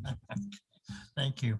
Move on to item 3, declaration of abstentions and conflicts. Any to declare at this time? Mayor, I have just one item, item 4C. I provide a professional service for the group that is looking to get a final plat approved. On all of them. There's like 3 of them. Oh, there is? Sorry, which There's the one? Brio and then there's the Warner Gateway. And the Mustang Valley. You do all those? No, So just the Brio? just the real. Mhm. Okay. The real one? Okay, Thank you. thank you. Move on to item 4, our consent agenda. Item A, approve the minutes from City Council meeting 3/24/2021 and the board audit report, consideration to approve that for the March 2021 and final plats. First item, first plat, approve the final plat for Brio Phase 3G located approximately Sunstone Way and Red Coral Court, Coal West Homes. Final plat for Warner Gateway Phase 4 located approximately Marlow Way and Piper Place, Sean Caruso. If I said that right, I apologize, Sean, if I didn't. Consideration to approve the final plat for Mustang Valley located approximately 3925 South Washington Fields Road. Applicant Gold Line Homes LLC. Any questions or comments on the consent agenda? Not, I'll entertain a motion to. Mayor, I'll make a motion that we approve the consent agenda for the items outlined by you. Lindy, second the motion. I have a motion and a second. Let's go roll call vote. Staley, I. Ward, aye. IDI. Go tie. Lindy, aye. Thank you. Item 5, resolution statement of economic interest. Consideration to approve a resolution and statement of economic interest for Washington City, addressing elected officials' business interest with Washington City and conflicts of interest. Councilman Ivy and Staley. Thank you, Mayor. I'll begin. I appreciated Mr. Segmiller's presentation in the workshop. I also felt it would be good to start with some background. I want to continue with some additional information. The first is from our city handbook, page 73. Ethical behavior is critical to this organization. Quote, the community's perception of and confidence in city employees and officials are fundamental to the quality government. As public servants, we are accountable for a high standard of conduct, end quote. The second is from the League of Cities and Towns Powers and Duties. The stated purpose of the Ethics Acts are to establish standards of conduct for municipal officers and to require disclosure of actual or potential conflicts of interest between public duties and personal interests. The law makes it a crime to not disclose or to improperly use private controlled information acquired by reason of an official position or in the course of official duties in order to further the officer's personal economic interest or to secure special privilege. Basically, one cannot line their own pockets. It is clearly an ethical violation and a crime. The Ethics Act also has a component to investigate possible ethics violations called the Ethics Commission. That enforcement is threefold: criminal, non-criminal, and ethical violations. The lesser degrees depending on circumstances. In the Washington City Code of Ethics lists preemptive goals in addressing all forms and degrees of perceived or actual conflicts. They are A, to protect and enhance the reputation of Washington City, B, to treat all citizens equally with courtesy and impartiality and refrain from granting any special advantage to any citizen beyond what is available to all citizens. And C, to give efficient, productive, and economic service to the public. D, to avoid real or potential conflicts between private and public duties, remembering that the public interest must be the principal concern. And E, to keep confidential all information acquired by reason of one's position, which may be used for personal or financial gain. And then F, to refrain from securing special privilege or exemptions that are not available to all citizens. The conflict of interest resolution is for the purpose of identifying and avoiding a personal or financial benefit from actions or decisions made by elected officials. Such conflicts would reasonably impair independence of judgment. The fundamental, all-encompassing responsibility of a city council is to serve the citizens, their needs, and protect the quality of life, protect the reputation of the city, and be fair and impartial to everyone. Some may view this action as being overly critical, while others see this conversation as a priority. Conflicts of interest opinions seem to me to be in the eye of the beholder. This action should not be viewed as accusatory. It is merely exercising legislative authority by clarifying city policy, enacting safeguards, and implementing state law to protect elected officials, employees, and citizens alike with transparency, devotion, and respect. If passed by the council, these items would be addressed and defined by staff and brought back to the council for consideration, passing, and implementation. The disclosure statement, I will call a question on that later tonight.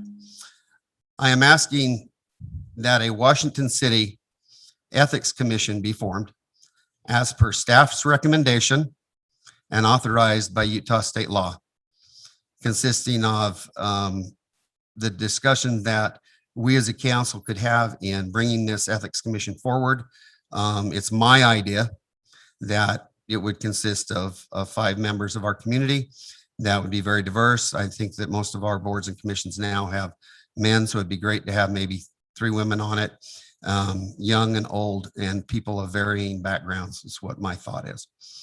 Secondly, amend city ordinance on council ethical standards, identifying and defining personal financial gain and personal conflict. Third, amend city ordinance on purchasing policy that incorporates financial and personal conflict of interest definitions of the Municipal Officers and Employees Act and the Washington City Ethical Standards for Elected Officials. And then fourth, amend and pass the elected officials' annual disclosure statement of economic interest to include amounts of compensation received from Washington City and identify the probability of personal interaction between private financial interests and city staff.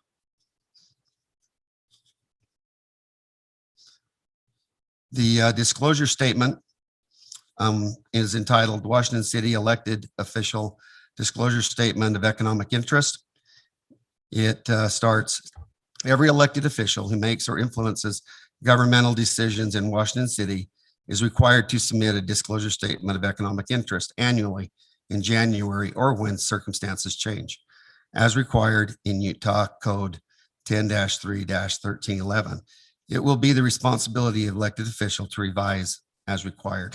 And again, this is what elected officials would need to sign once a year or when they receive the oath of office. The first line is for the declarant, the date, the year. First question is, are you an elected official residing in Washington City? That's yes or no.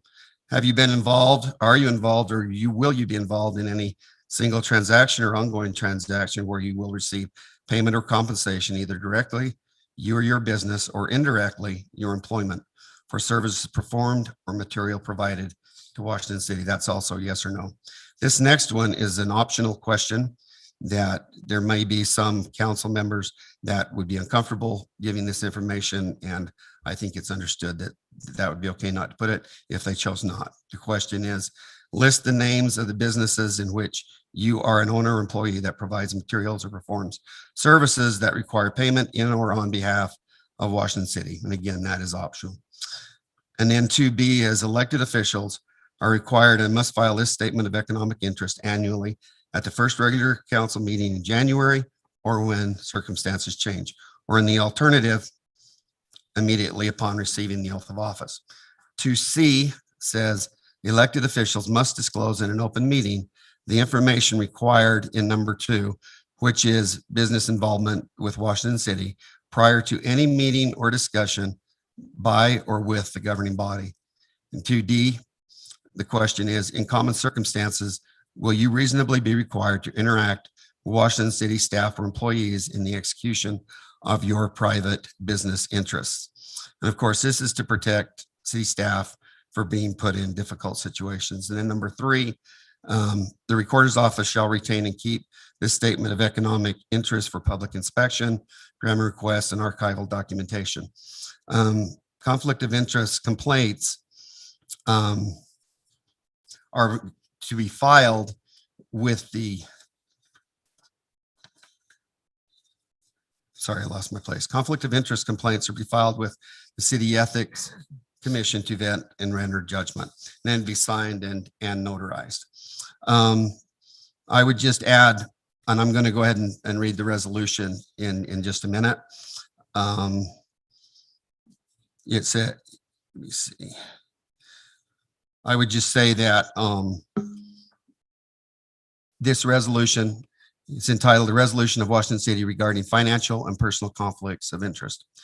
Whereas Washington City, its mayor and city council wish to avoid situations in which Washington City's employees or elected officials derive a personal or financial benefit from actions or decisions made within their official capacity. And whereas the Washington City Council desires to amend certain sections of Washington City Code to provide definition and guidance to employees and elected officials regarding conflicts of interest. And whereas the Washington City Council desires to establish a municipal ethics commission as permitted under Utah Code 10-3-1311 parentheses 1. And whereas the Washington City Council desires to define and incorporate ethical standards into its purchasing policy.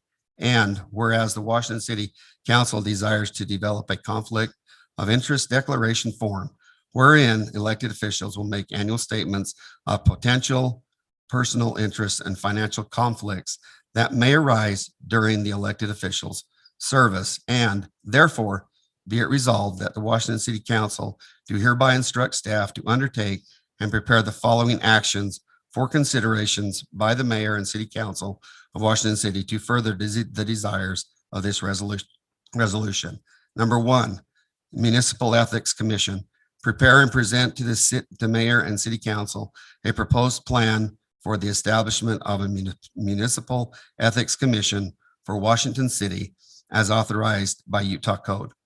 Number two, amend city ordinance on council ethical standards.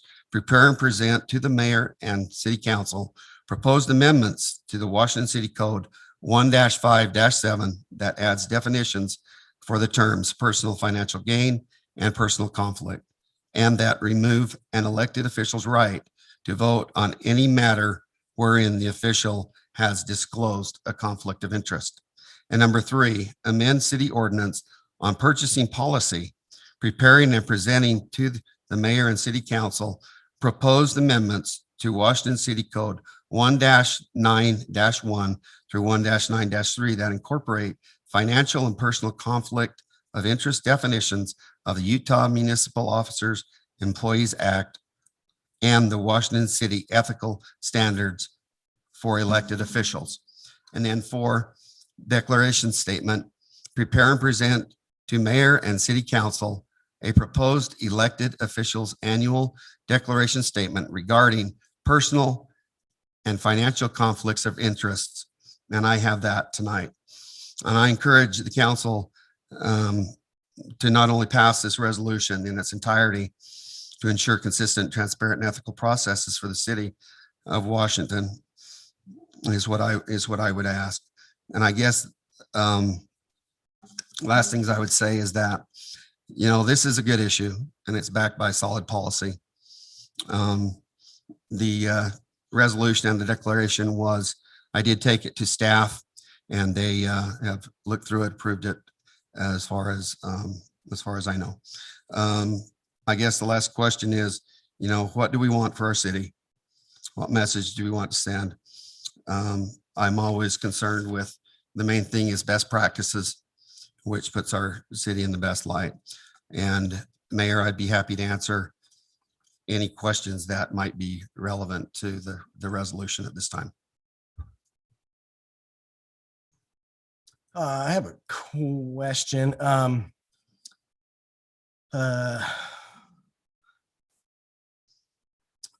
Council Segmiller, can you maybe just verify for me? I know you've been through this and helped work through it.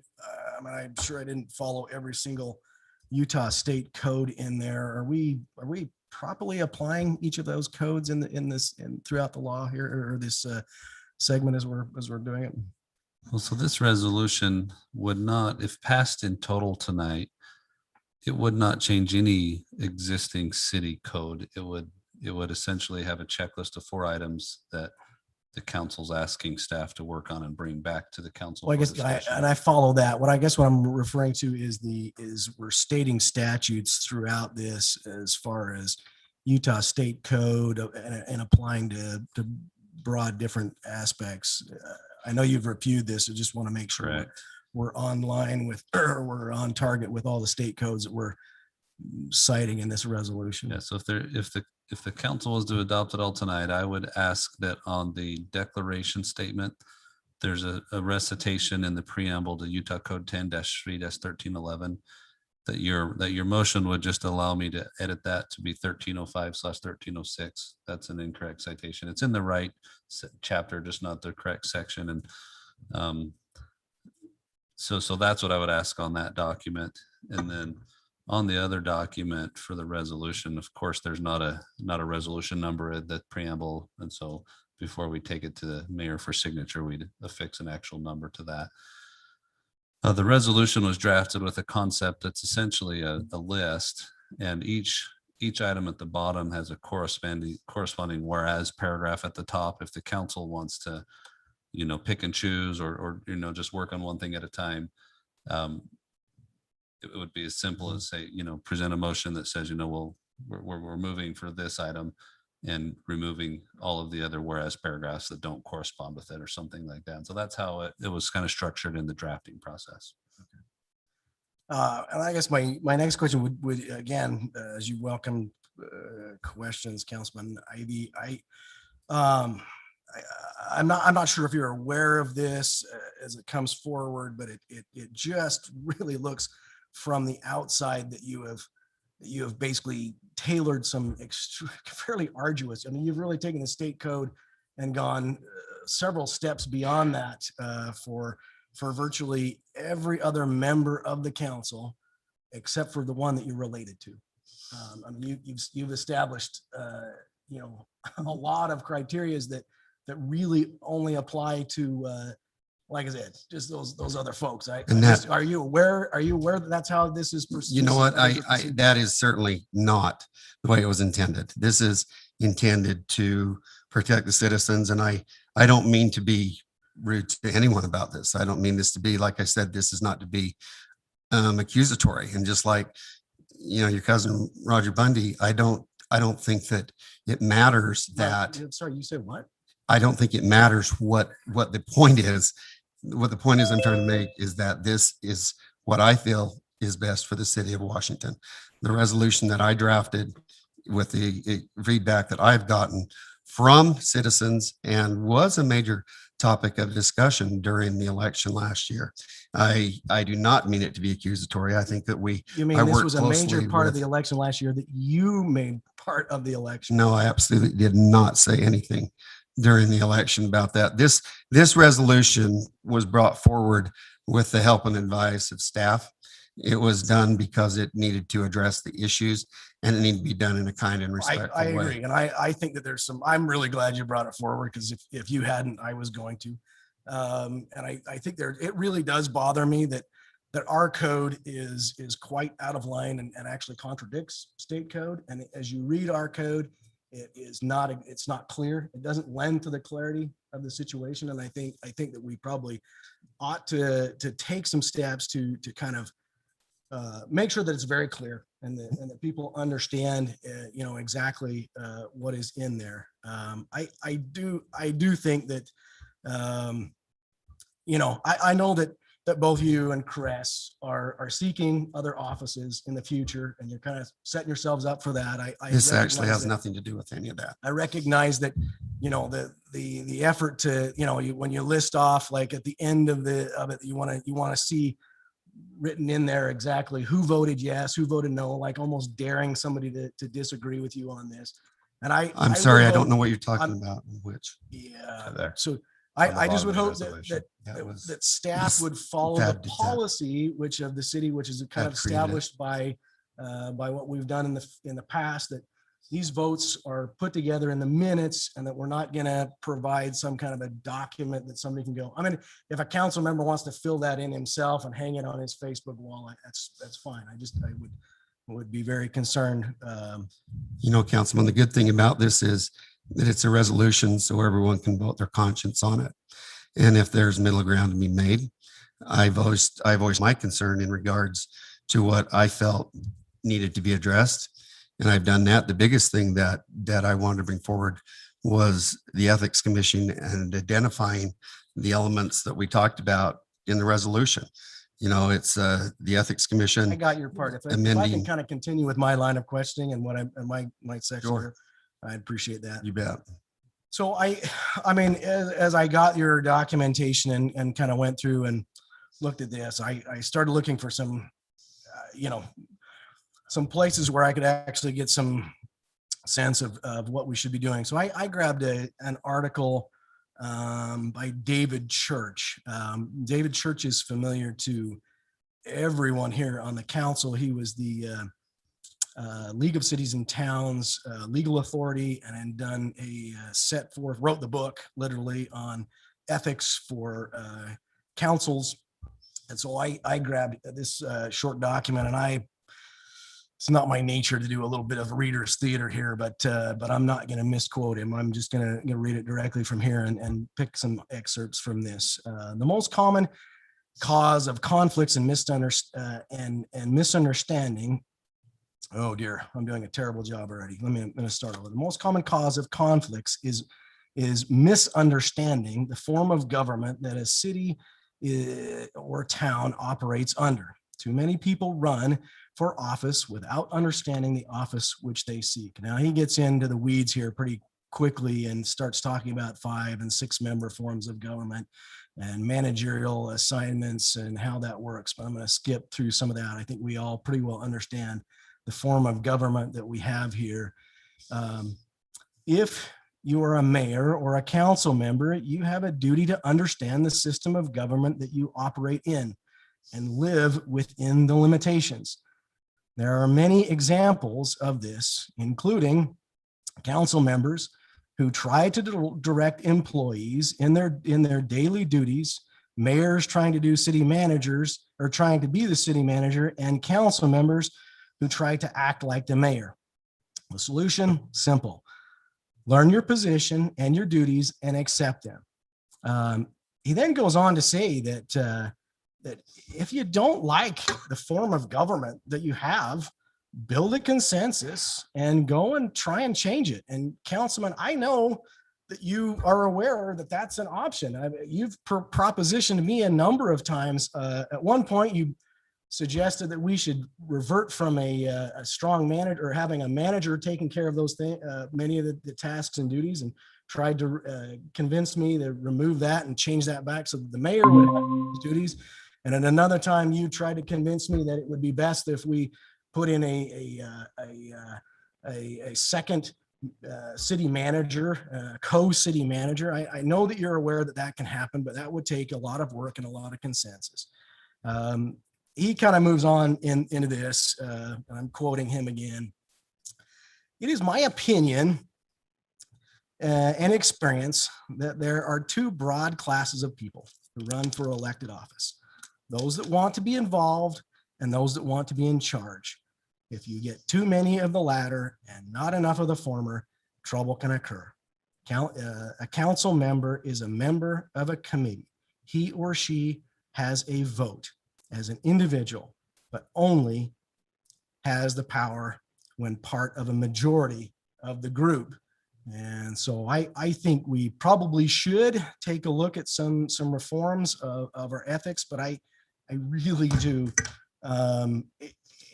It's actually a little bit frightening to me when we take the word ethics and we only apply it to other people, and we don't turn it back on ourselves and look at the things that we actually do on a daily basis, and make sure that we are stepping up to the standards that apply, not just to others, because that's the easy part, but to ourselves. So well,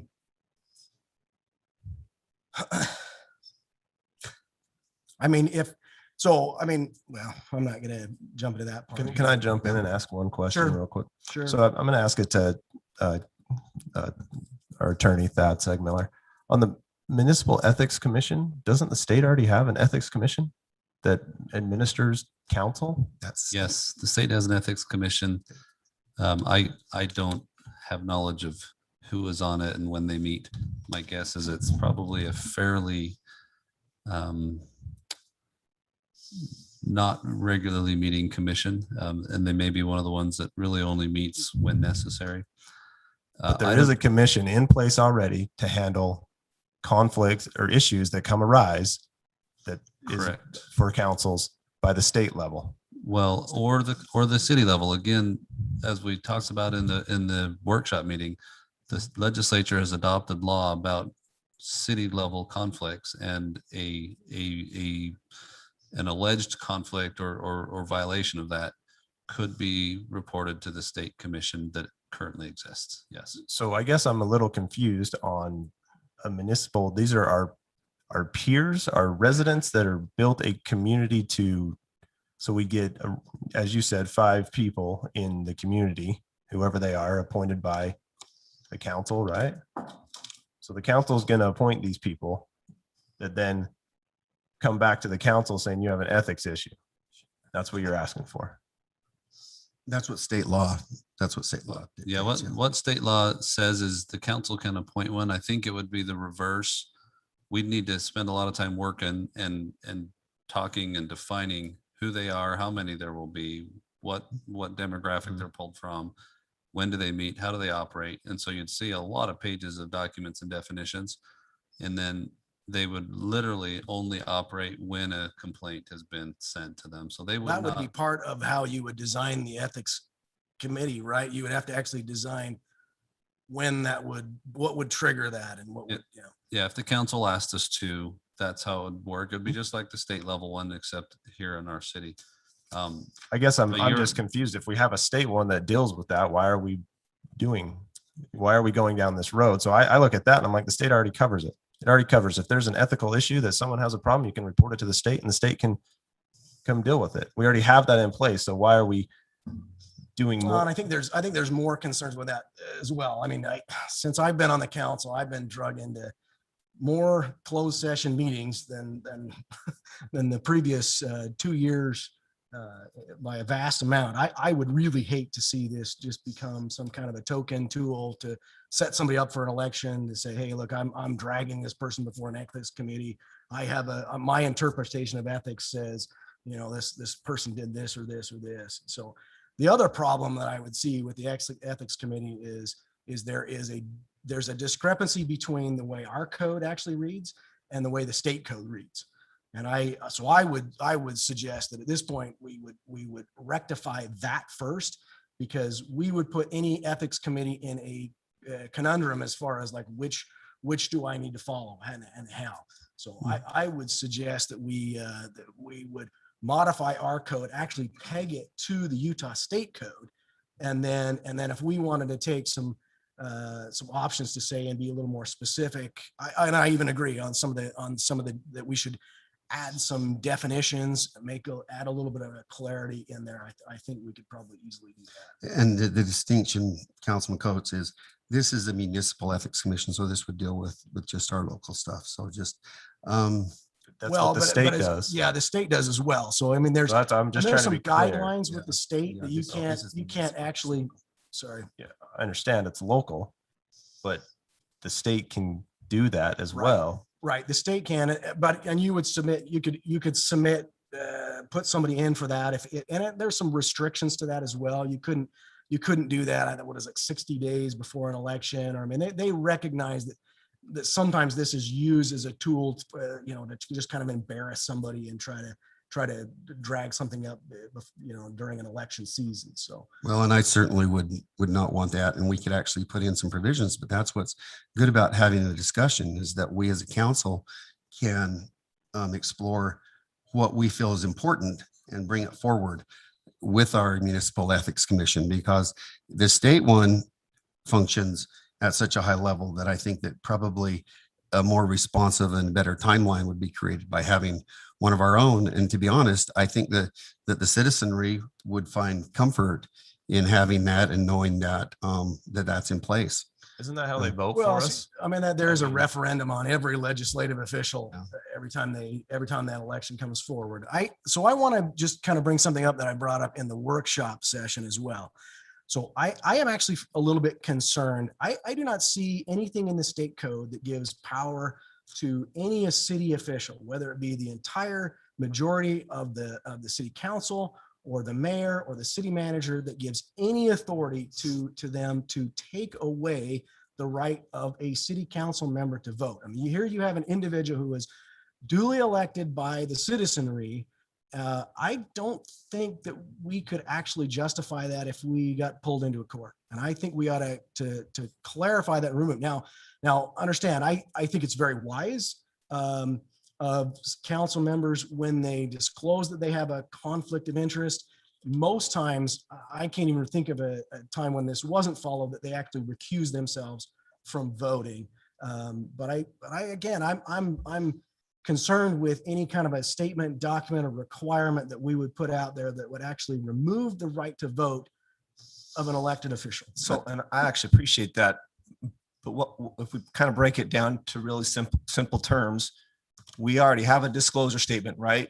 So we've all went through a disclosure statement. So I think the resolution is bringing forward just an updated disclosure statement. So to me, that. What was your Do you know what the concerns with- difference is in that, Councilman So Steady? I actually, That was a I question. actually had that same question, Councilman. So I went up and just before the meeting asked for a blank copy of the existing one that I reviewed a year and a half I mean, I ago. filled out with And the existing one, but I didn't know if there was any different. I had to go Yeah, back and I look. compared it. I mean, if anything, the existing one is 8 questions and 3 pages.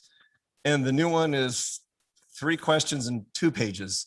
But So- there's way different questions in it. There's different Well, so questions. do you mind if I ask a just 'cause it's question? shorter, there's- Can I just, can I stay on this for Yeah. just a minute, please? Councilman Ward, can I stay on this for just a minute? I thought yeah. Do you mind? So from the disclosure statement, that's just an adjustment. And frankly, we're already doing this. And, you know, I personally would like to see verbiage that we can all agree on the disclosure statement. So I don't have a hard line on this. So let me ask you this, who modified this? Was this something So Councilman I Ivy and believe that, yourself I did? believe that this disclosure statement was worked on primarily with Councilman Ivy and staff. Is that the case? That you helped work on this? That's correct. I was asked to review it and I contributed to it. Okay. Do you So- mind if I, go ahead. So as far as that goes, this is nothing, this is a change. It's an update to a disclosure statement, but it's nothing new. Well, it is quite new because it actually calls for that to be done on an annual basis. And that's what that's also, we reviewed the policies and procedure last week and it does call for that. I would defer to legal counsel, but I think that's supposed to be updated annually in January and then also as circumstances change. But you know, we've all seen this form. This is nothing new. I believe you've even probably filled this form out and have it on file. So this isn't like it's a new form. I'm aware of the form. I'm also aware of the changes that are being put forward. And I So I consider the changes to be targeted. the other, as far as the ethics commission, I'm happy to debate that. You know, I can see that, but let me jump down to the other ones. Well, we're still on that topic, and I think I'm actually still in my questions.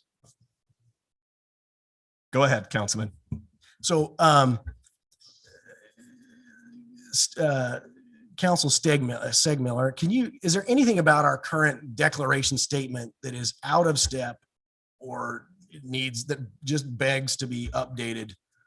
So my understanding with what has been happening is that there is not a city code that requires that declaration statement.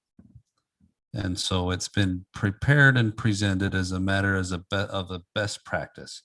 In other words, ask the elected officials to sign it at the start of each year so that they've taken the step to satisfy the state law that requires a written disclosure statement in 2 situations: when you are going to be compensated by something coming through, or when you own an interest in a business that's coming through. Right. So, But state law doesn't require that it be annually. State law requires that you file it in writing before it be considered. And so it's a best practice that's beyond what the state law requires. the actual form, is there anything about that form that needs to be added to in order to bring it up into compliance? Or That form isn't codified in statute. It isn't required in the city code. It isn't codified in city code. I believe it's a form that came from the League of Cities and Towns trainings as a best practice. That's correct.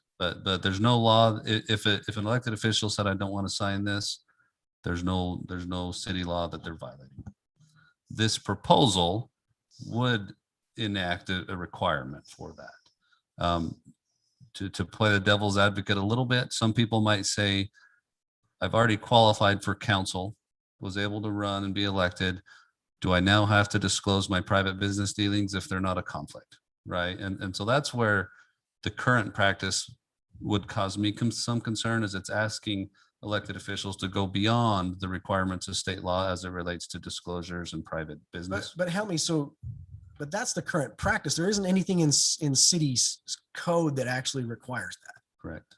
So So we you just, say the just cur- by practice, council members have been going forward, they kind of disclosing who they work for, what their financial ties are to. Well, I believe staff have been approaching elected officials annually for the forum, and council members, as I understand it, have been responsive and have done so. So we're in this position of saying, well, it's working.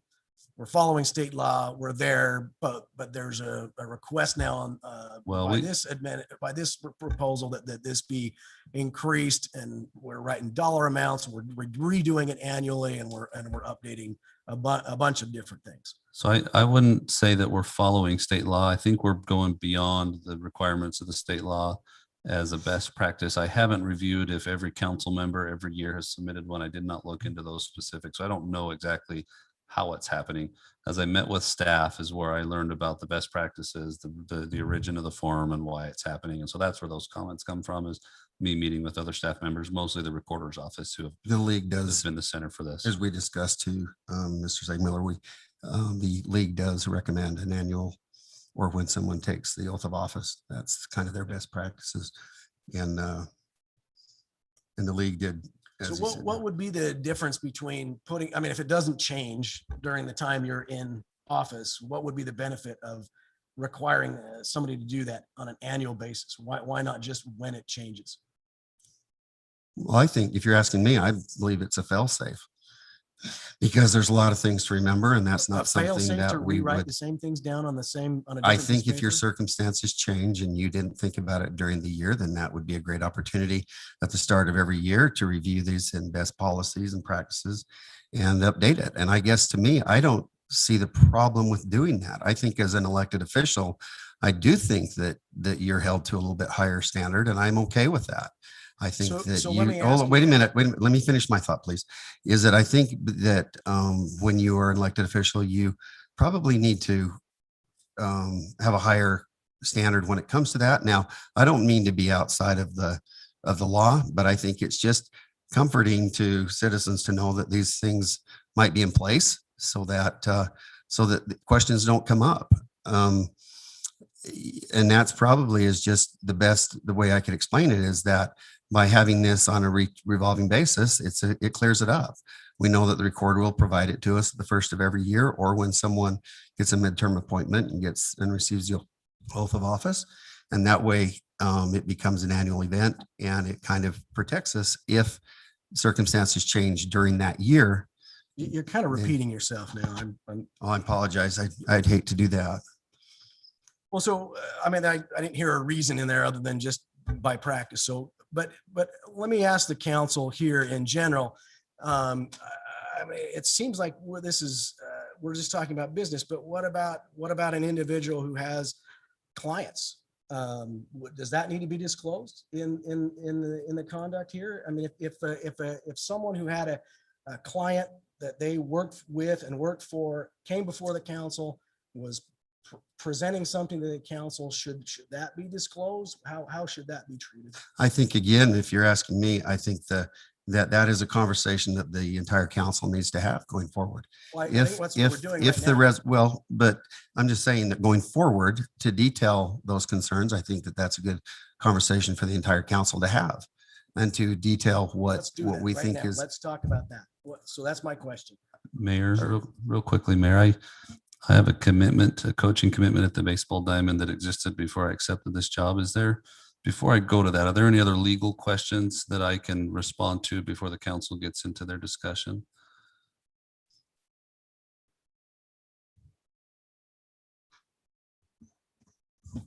You know, with that, I'd just like to ask you on these disclosure statements.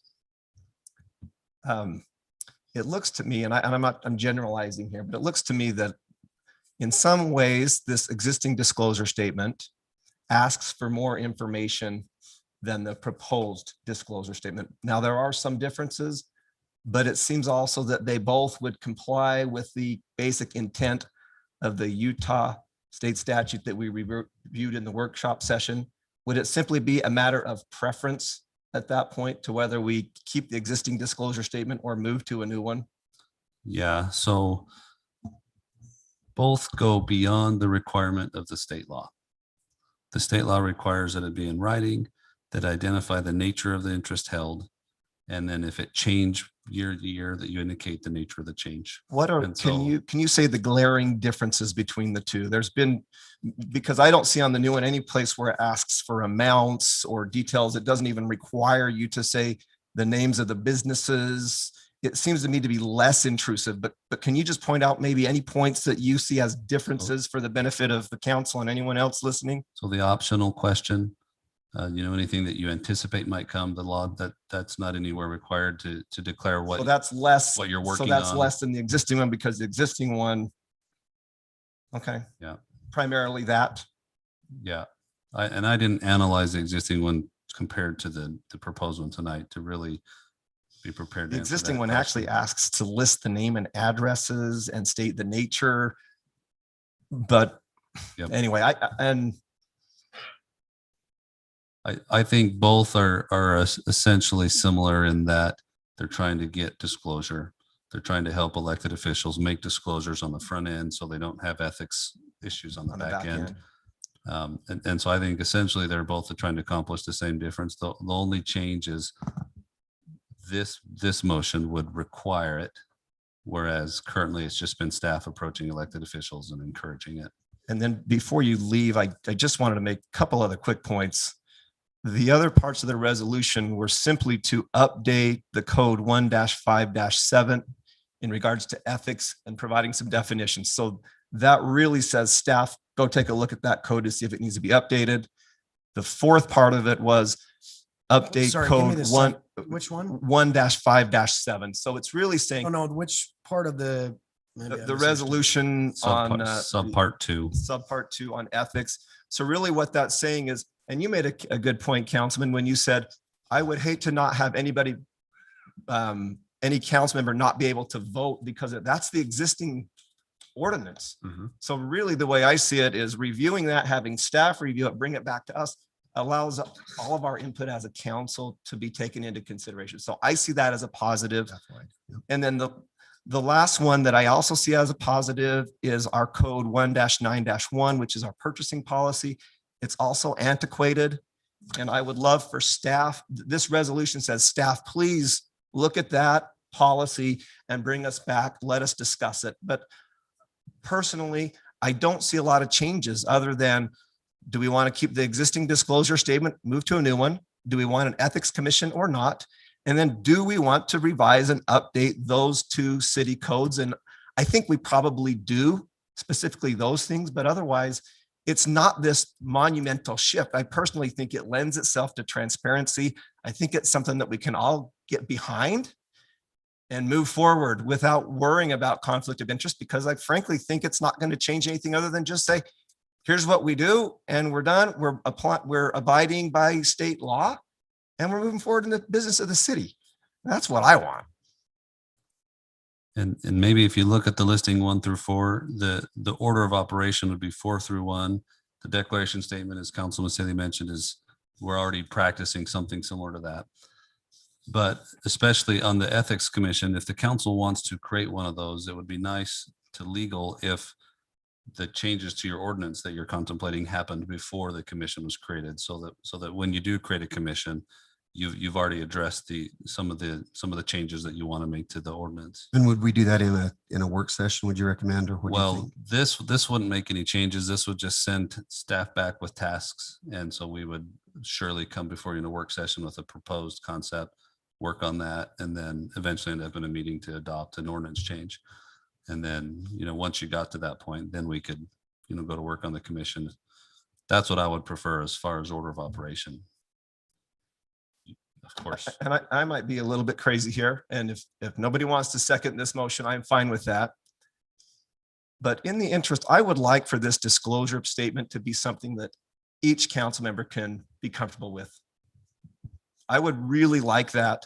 So, So can I ask this? yeah, What is your, like, I filled out the last one. What's your Oh. concern about that one? I'm just curious why all of a sudden we needed this change to this disclosure statement if that had all the information in it, because yeah, I'm definitely comfortable with the one that was in it. I think the one thing that I see differently, and I looked more closely at the new one that came forward than I did the existing one. And I've just again reviewed back over the biggest difference that I see in this is paragraph 2, section D, that says in common circumstances, will you reasonably be required to interact with Washington City staff or employees in the execution of your private business interests? I think that's the biggest difference, but in other ways, it's less intrusive. So So what's your concern with that? That you're declaring that you're working with city staff? Isn't that better to say, hey, we work with city staff in our daily lives? that's what it's saying. That's saying, And will you're you con- and interact you're or will con- you not? I think it's just a You're matter concerned of with record. that. I You're think con- that's a matter of record on this disclosure statement. On the other one, it's asking more details as far as the name and address of the entity, the nature of the business, et cetera.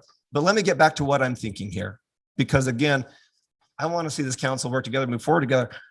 I would almost, I'm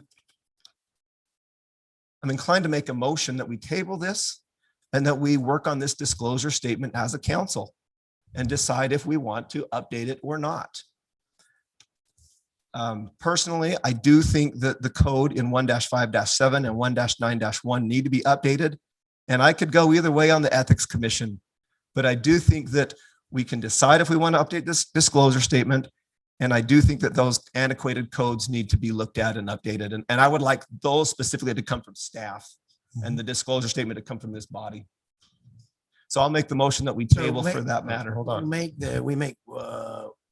We restate that staff, I would like to make the motion that we table no. this item for the reasons that we collectively work on a disclosure statement that's in compliance with state law, that we can, at least the majority of us, agree on. That we charge staff. And then basically we come back to the resolution and we would, part of that I don't think resolution we would need be to to have. table it at this point. I'm prepared to make a resolution. Okay. Are you comfortable with the new disclosure statement? No, but I'm comfortable with what you're saying, that we review it. I'm comfortable with this council taking a look at the disclosure statement and making a review it. That would be part of my resolution. Are you comfortable with the other parts of the resolution with the updates to 1-5-7 and 1-9-1? Yeah, From staff I get coming back. lost in all those, but Yeah, basically the ethics and the purchasing policy, but that would be basically Purchasing- starting yeah, that discussion. part of my resolution would be to that we would do a review of the purchasing policy. I don't see a problem with taking a look at that. I'd like to, if it's been a while, I've noticed that some of these codes that have been a while since they've been relooked at. I've watched Council Segmiller go through some of these things. I think he could probably do a better job with a number of these. So Okay, I'll make a motion. I'll take a stab. like I said, I would. So just, would I'm like to gonna make put a my 2 motion. cents in on the, I'm glad you guys got it worked out, you know? But I'm sitting here thinking the ethics committee, state covers it. There's no reason to I'm okay with go that down too, that road, Councilman. because if you have an issue, it just seems weird that the elected people voted us in to serve as Okay a with that. duty. And so there's no reason to have an ethics committee because the state already covers that to cover the public. I'm from totally council okay with members. that. And then I'll admit these codes 1-5-7 and 1-9-1. I'm open to looking at them. Doesn't mean we're going to change them, but That's what the resolution says, is that we look at them. So it's not a monumental shift, right? But I think it's something we can all at least get behind and discuss. Hopefully next time in a workshop session. Probably the only Saying hopefully in a workshop, Justin, you're the one that brought this forward. I mean, No, going forward, that would be the process, Councilman, just like we did initially with the resolution, we looked at in workshops. But I'm talking about with, when you get into the weeds with code, typically that comes back through a workshop session. Can we add in here the policies and procedures of councils update on this? No, I think we can do that separately. All right, we can do it separate. Say that again, Councilman. I'm good. I'm just wondering I didn't understand what you said. I'm sorry. I just mentioned the policies and procedures that we looked at last time, Oh, but we're working on that as this is well. a separate, I think it's a separate resolution. That's fine. But we're amending resolutions and tweaking stuff, so just Yeah, I think what's important too is just remember that this resolution was brought forward with, by me, with staff, with attorney and with Mr. Red to try to address our city's needs and to consider our citizenry and what they would want also. And so I think that's important to remember that the league gives guidance when it comes to resolutions and those type of things. But I think that having a discussion, 5 council members is absolutely the way to go to discuss it and find out what works. We were all elected, and I think that's probably a good way to go. But to realize the resolution, the Ethics Act, or the Municipal Ethics Commission, and the others, I think that those are all just can be discussed as they come forward. Okay, we're ready. Would So- you, would so you with- allow me to make a motion? You can make a motion. I thought Councilman Stady wanted to make the motion. But Councilman Stady was asking about tabling this for something, and I asked at that point to make a motion. Okay, But I was prepared to make a motion to move this forward. okay, make a motion. So I would make a motion that we amend the current resolution by striking section I and amending section II to include to bring forward and resolve this conflict that the city resolution or the city code has with the state law, that we remove the requirement for a council member not to vote in a situation of a conflict.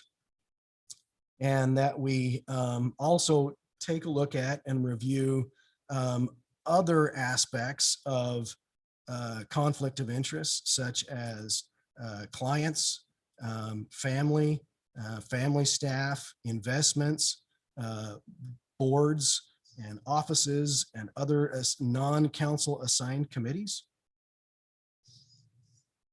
And then that we would amend section III to basically just state a review of the amended city ordinance on purchasing. Is that Yeah, I would like their recommendation, Councilman. I'd like staff recommendation on that one. what? Okay, so, and I think So that one's, to review, to gain I think it says it well. a staff review of the amended ordinances, or the city. I think it says it well, the way it's written, but it's got in the Ethical Act of Washington City Ethical Standards, which striking So that. there's, so striking that.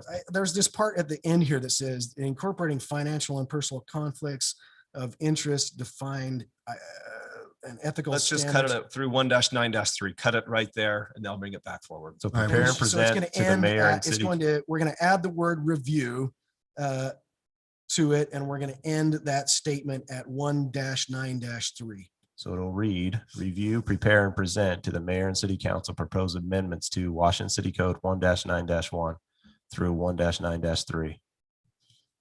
That's it. I'm fine. Yes. And then on section 4, it would be a council review of the declaration statement and term of renewal and policy regarding term of renewal. You're shaking your head no. No, I think that's good. If you're done, I'll second your motion, Councilman. So the only other thing I want is for clarification for staff is that they requested from Seg Miller was to make that point of the staff start with declaration of statements. So What? Say that again. He wanted to do number 4 first. Work Oh, on the okay. declaration of statements that first, order. in that Good order. point. It I 4, really- agree, 3, 'cause I think 2. we need to Start to there. Get that fixed first. So I'm not quite done with my motion. Continue here. on. I would like to strike the list of council members voting for and against at the bottom. And I would also like, as we have removed the sections below that we also remove the corresponding whereases in the upper section in the introduction. Does that make sense? That doesn't make sense as a resolution so much as Well, what the typical format. each of the whereases are lined up with the below. Typically a resolution is, this is the format. I like No, what no, you, no, no. I'm okay with your No, changes, I'm not Councilman. removing all of them. I'm just removing the ones that. Oh, the that corresponding. correspond to the ones, the sections that we've already struck out. So the only So one you like struck section was- 1, we struck out. So there's no reason to have the whereas for that corresponds to that section. Municipal Ethics Commission. Okay. But not striking all of them, because otherwise it wouldn't even be, I it understand wouldn't be a resolution without the whereases and, No, I'm not striking all of them, just those. And I think we're, and really, Councilman, resolutions, this is, the format is that they all sign the bottom line. I mean, it's transparent. It's a public process. It's not like there is no gotcha. We're just updating things. They are, but what's important is that this is what I put together just to bring it forward. So I'm all in favor of having those discussions. It obviously is something that the discussion was started. I just feel bad that our attorney wasn't here to finish this discussion, because a lot of these things that we're striking from this was items that he actually had brought. So anyway, that's my comment. I'll second the motion. I have a motion and a second. Roll call vote. Staley, aye. Ward, I. Ivy, nay. Coates, aye. Bundy, aye. Could I, sorry, Mayor, one of our manager, do we have a current purchasing policy that's Yes. drafted? We do. Yeah. Is that something we could see so that we It's can? something we will be working on. I know I it will think be, what but he's I'd like to asking know what for we is, can we have. send that 'Cause my out? biggest question on all of this is why now? What are we, what's the reason? And so purchasing is one of the items, and I'm just curious to what it is. I'd be happy to send it out to you if you're All right, interested. thank you. Thank I'd you, Mayor. appreciate that as well. Did you vote? Okay, Bundy, aye. I did. Thank you. that passes 4-1. 6, award a bid, consideration toward the bid for the 2021 slurry project. Mike? Thank you, Mayor. It's that time of year again that we actually go into our slurry project. We advertised our slurry project on April 5th. We received 4 bids on the project. American Pavement came in at low bid at $292,171.25. And we asked council to award this bid to American Paving. Mike, I have a question. What parts are they going through the whole city or just parts at this time? It's just parts. What we're trying to do is do the whole city every 5 years. So Right? you should have maps in your packet that was downloaded a month or so ago. I think they're in your packet somewhere where you can see the roads that are being slurried. Okay, thank you. Because wish I we will would've- get those calls. Why aren't you doing my road? So I want to make sure that. I wish we would have got them in our packet this week because I couldn't find them in our old packets. I remember seeing them and looking at them. I know the main roads are Washington Parkway and Telegraph, right, Mike? Yes, and we've got a big chip seal project that's going to be coming up for you as well.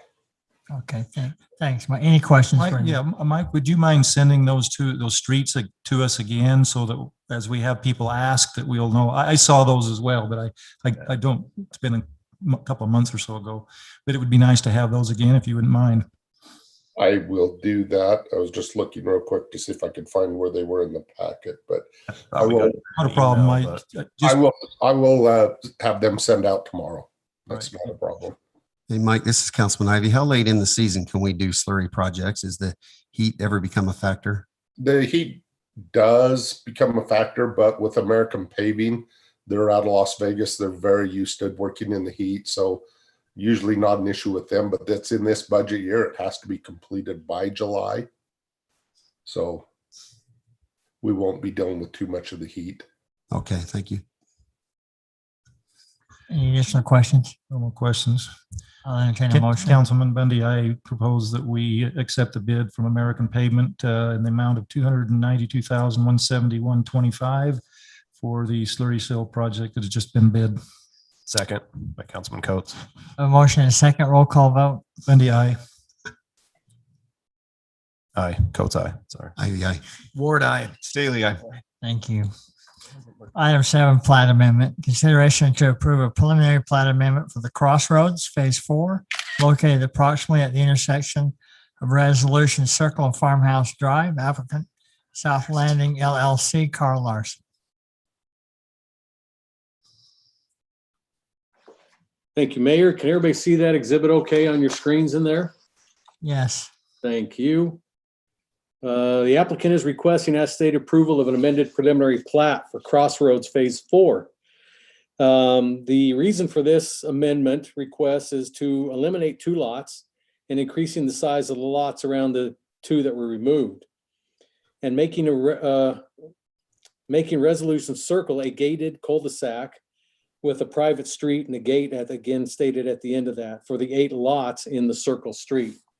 And those are the ones down here on your far right, where this cross street is here. And all these will be in again, a gated area with private street associated with it.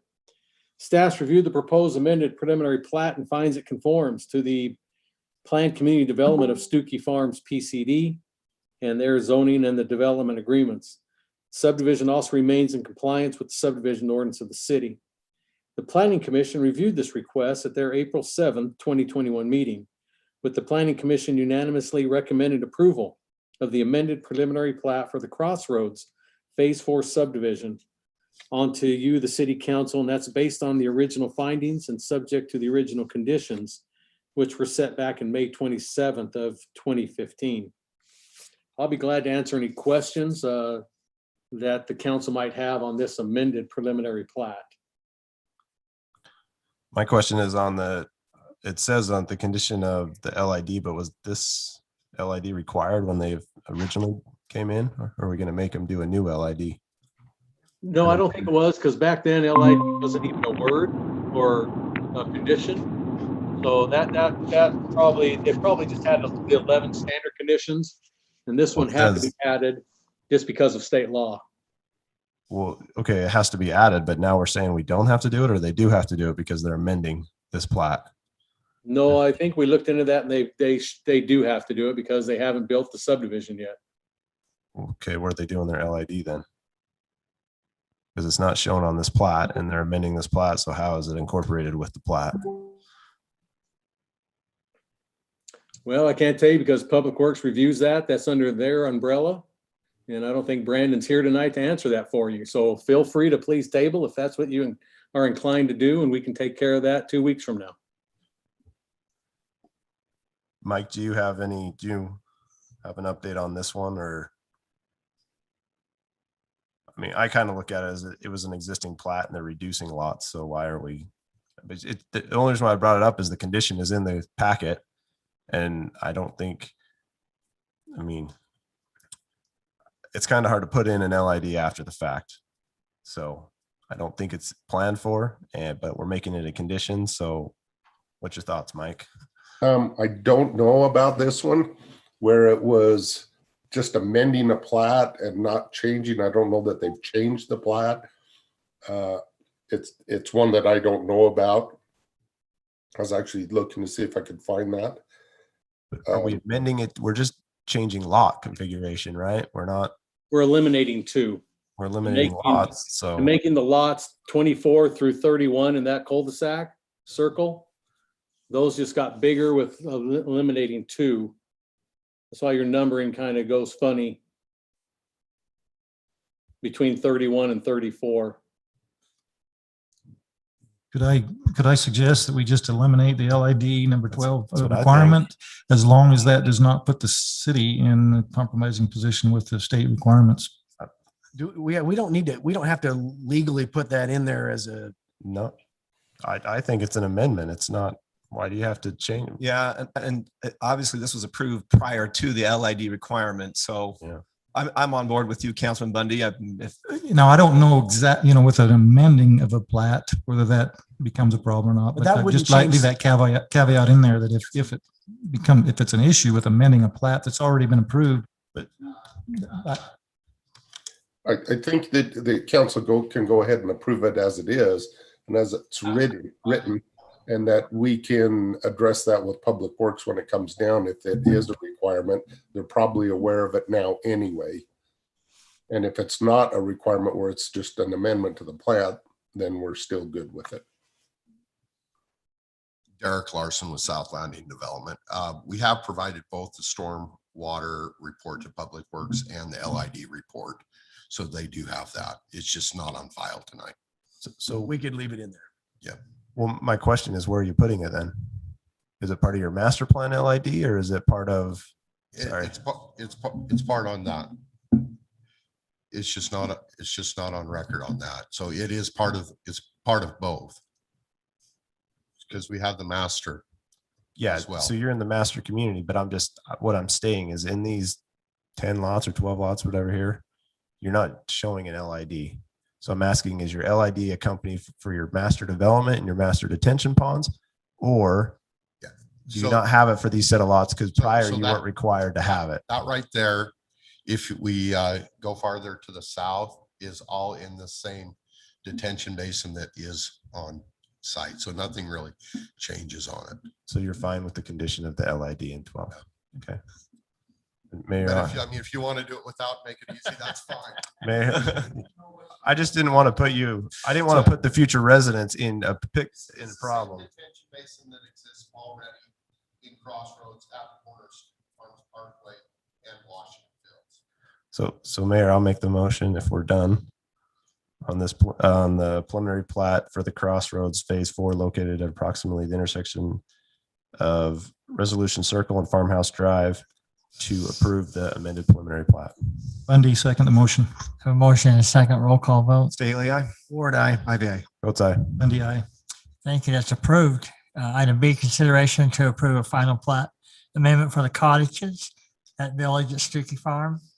Phase 1 amended and extended, located approximately Cattail Lane and Farmhouse Drive. The purpose of the amendment is to increase the size of Lot 1, eliminating Lot 9 to increase the adjacent lot width and extend the phase boundary. Again, same applicant.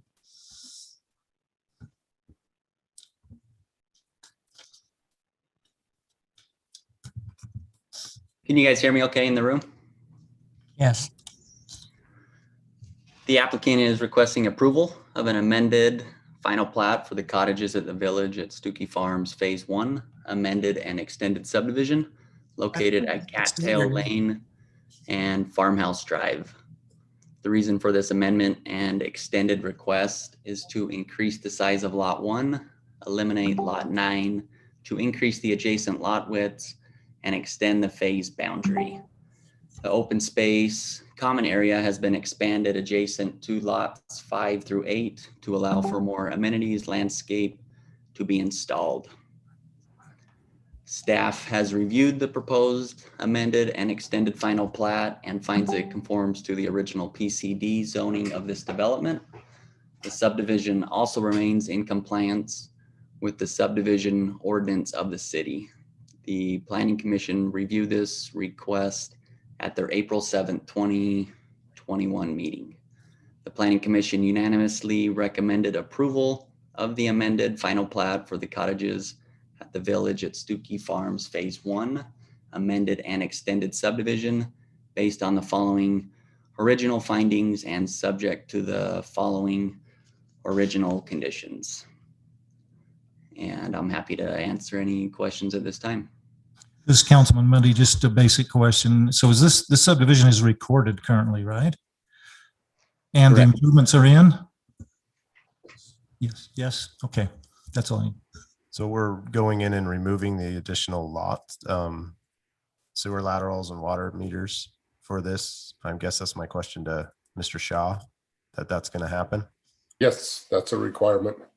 that they remove them at the main. There's no further discussion. Councilman Bundy, I make the motion to approve the final plat amendment for the cottages at the village at Stuckey Farms Phase 1, amended and extended, located at approximately Cattail Lane and Farmhouse Drive. Second by Councilman Coates.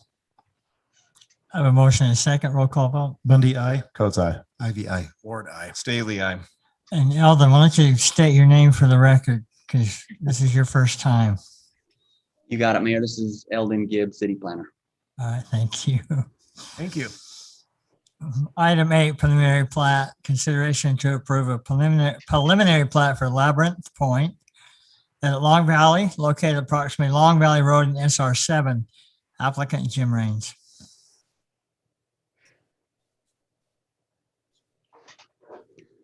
So this will be Eldon Gibb again, my second report here. Bear with me. The applicant is requesting approval of a preliminary plat for the Labyrinth Point at Long Valley subdivision located at approximately Long Valley Road and SR 7. The applicant is proposing 161 units on an area of coverage of 41.03 acres. The proposal consists of 82 single-car garage units and 79 double-car garage units. The zoning designation at this particular location is Long Valley Planned Community Development. The surrounding zoning is open space to the north, county property to the east, open space to the west, and county property to the south. The proposed subdivision conforms to the approved zoning. The request meets the subdivision requirements and other city ordinances as it relates to this location. Staff has reviewed the request and recommends approval with conditions of the preliminary plat as outlined. We have added conditions number 13 and 14, which read, number 13 states no final plat applications can be submitted for this subdivision until all utilities have been installed and connected to the site. And condition 14 states driveway widths will be 16-foot wide for the alleyway home sites, with all other driveways being 20-foot wide. And we'll answer any questions at this time. So I have a question about that condition 13. Well, it's an interesting condition. No final plat application can be submitted for this subdivision until all utilities have been installed and connected to the site. Is that can't be submitted? No, we're recommending that no final plat be submitted until all utilities have been in. So that's worded correctly. So no final plat can be submitted for this subdivision until, I'm just curious why that's, I mean, if they want a bond, they can do it that way. I'm just curious why this condition, we typically don't have this condition. Just want something there. So on this, we're waiting on the sewer lift station to be completed. So that's really the only reason is for the completion of the sewer lift station. So we have sewer available. That's correct. There's no sewer out there, and the sewer lift station and outfall line all the way up to 3650 is part of this project. And so I think the concern was that we don't have finished units or units begin construction before that sewer's in. It'll be done in conjunction with it, just like normal construction would. So we don't really see a problem. It's, you know, timing wise, we may want to plat in before the lift station's fully improved, but that's, I think we can handle that through normal approval processes. But everybody understands that there's no sewer out there, and sewer has to be there before we can have a final plat and sell lots. So we're okay with that. I did want to address, if there's no other questions on that. Yeah, I just had a question, related question before we move on utilities. I'm just looking at the laterals, and it looks like you lateral from the street, and then you have a cluster of utility boxes. Is that right? Or are you lateraling to every single the home? water- I'm talking in Labyrinth specifically. Yeah, no, there's individual water meters per unit, individual sewer laterals per unit, because they're townhomes. So in a condominium, there may be shared water meters and shared sewer laterals, but in a townhome, each unit has its own sewer lateral and own water meter. Can I just say, thank you for those clarifications, Jim Raines. Oh, sorry. An announcement. She's not in the room. Somebody has to watch out for Understand her. that. Appreciate that. Yeah, so typically a water meter, there'll be 2 meters set off one lateral, but it's served with a separate meter. So there's one line coming out split into 2 meters, and that's what you're seeing. It's hard to see. on And the- then, and I guess I'm getting a little, the other one with, on Star Springs, those are tight, but those all show individual laterals, but that's because Yeah, they're and single remember residence. preliminary plats or preliminary plat, they're not Yeah. construction drawings. Yeah, We're- but I appreciate the fact that you show those. I schematic. show that, Yeah. you know, it's going to be tight to get the water and the irrigation and the other utilities in there, but it looks like you're well aware of that. I just wanted some reassurance on both of these items that you can be able to fit the utilities in this cluster. You bet. Mark's really good at it. But yeah, it's, it becomes difficult to see a high level of detail on the preliminary plat at that scale. When construction drawings come in, that plat will probably be 5 or 6 different separate pages with more detail on a bigger scale, so you can see the detail of it. So Jim, what's your plan with the drainage on the north? I guess it's the north, maybe it's the, Drainage on the north, this whole site drains to the center. There's a wash that runs down the middle of Long Valley. All the water eventually is either piped or surface flows to that. We meet all the lid requirements up front. We're also, because of downstream limitations, we're also retaining detaining a lot of our historic flows as well as our post-development flows. I remember all that through the Yeah. PCD. My question is, how are we going to access behind all these units? 84 through 109, 110 through 118, the whole north end.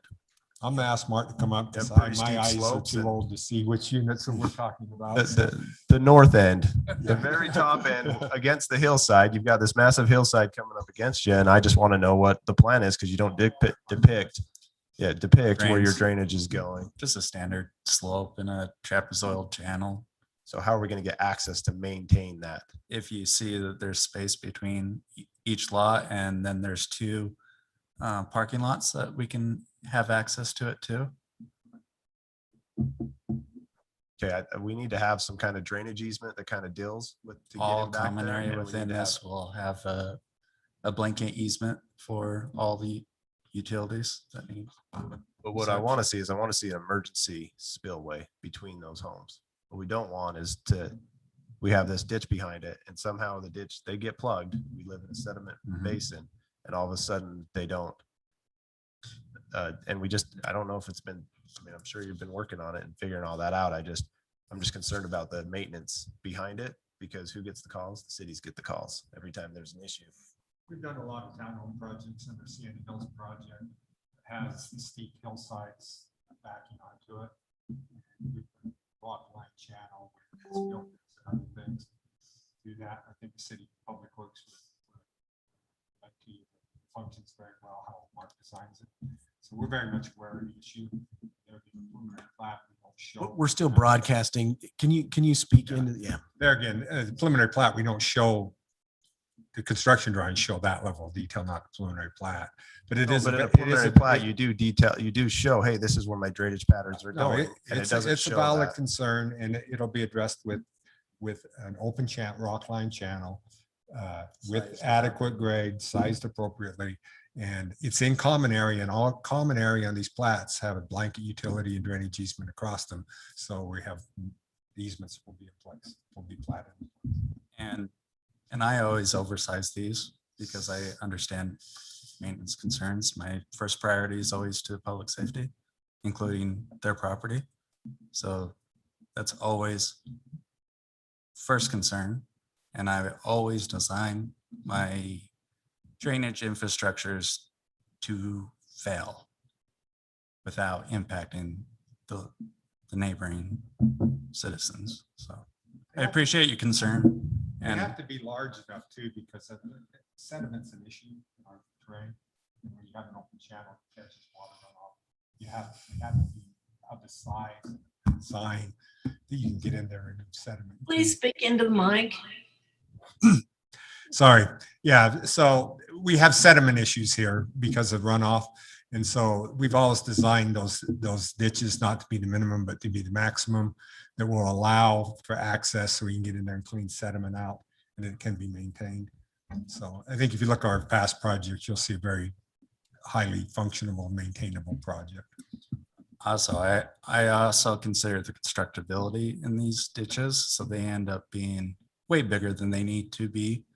So they can be easily constructed with a traco or whatnot. So these type of infrastructures on our projects are always way bigger than they need to be and haven't had a problem yet.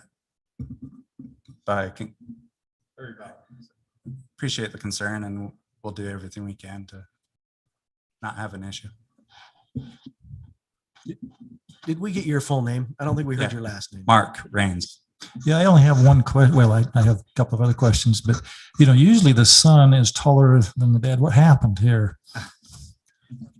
My sons are all taller than me. Hey, I didn't grow up in Milford, so I didn't get that. oh, I that see. nuclear It's the stuff water you you're did. drinking up there. It's the I'm a water downwinder. involved. Did you grow up in Milford then? I did. Oh, I didn't know you grew up there. Could I Just do get have, Milford in the mic, please. No, I tried to keep that quiet. I do have a couple of questions that are kind of general, but Commissioner Musso commented in the Planning Commission about the Washington Dam Road. So my question is on timing here with Washington Dam Road. As I recall, that was supposed to be underway. I just don't want to see the city get in a situation where that isn't being done. And then what is your timing on build out on this phase? Very good question. The last 4 months of my life have not been pleasant, dealing in Washington Dam Road. We did put that out to bid. We're awarding bid next Wednesday on that. We have enough to get started. There has become an issue. There's a section of about 1,900 feet of that road that goes through BLM property. Yep. And as you know, that road's existed for 50 to 75 years. Unfortunately, nobody to date has been able to find a grant of easement through the BLM property. So we've resubmitted that. It does not have to go through NEPA because of the existing roadway, but we have had the little hiccup there at getting that. Don't see it to be a problem, but that planning commission, I want to make that came to light the day of planning commission meeting. So it was very fresh in my mind.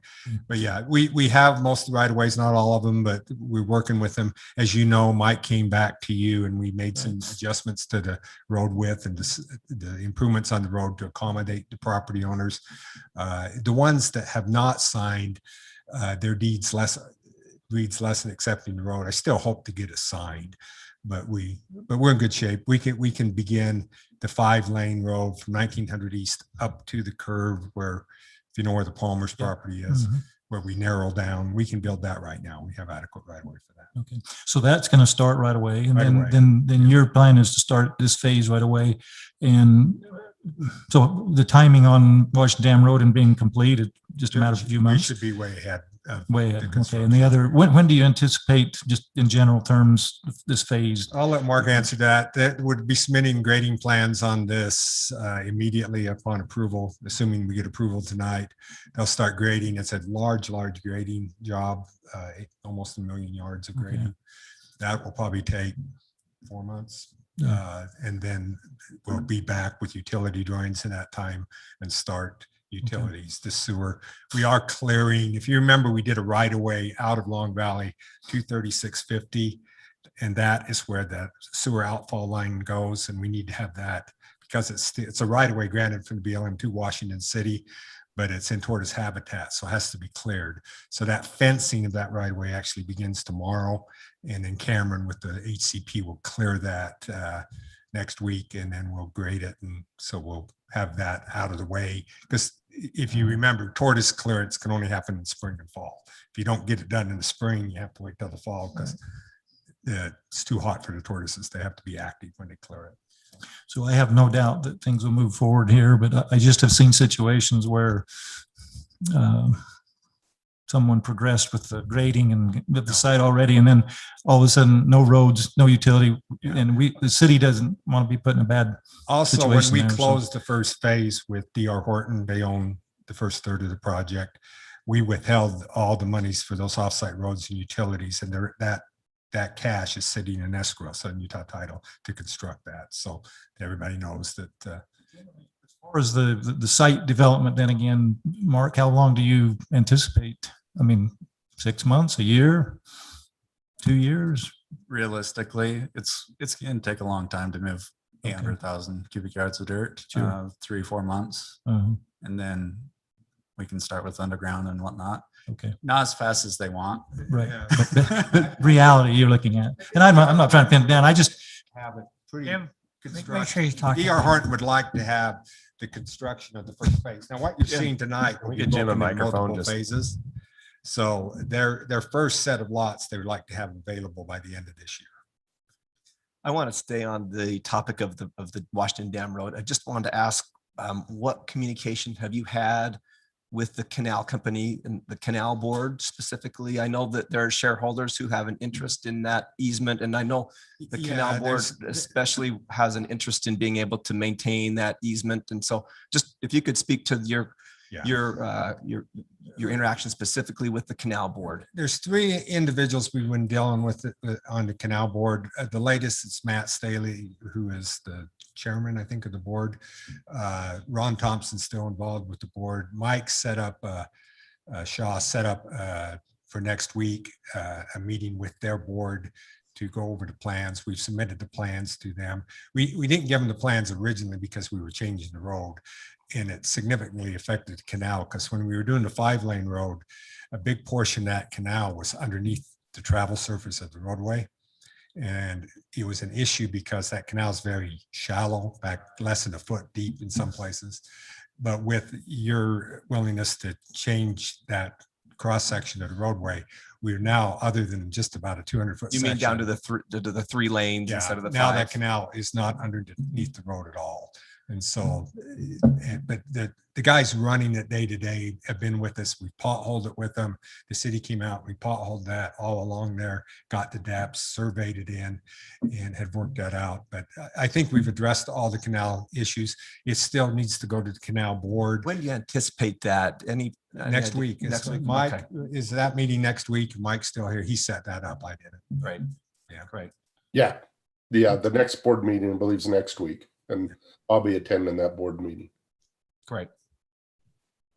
It's a good question. There have been concerns, and it's been an issue because if you know that there's a 62-inch pipe that was just laid in the bottom of the concrete canal, and it's a gravity flow line, so we don't have the ability to lower it and adjust it.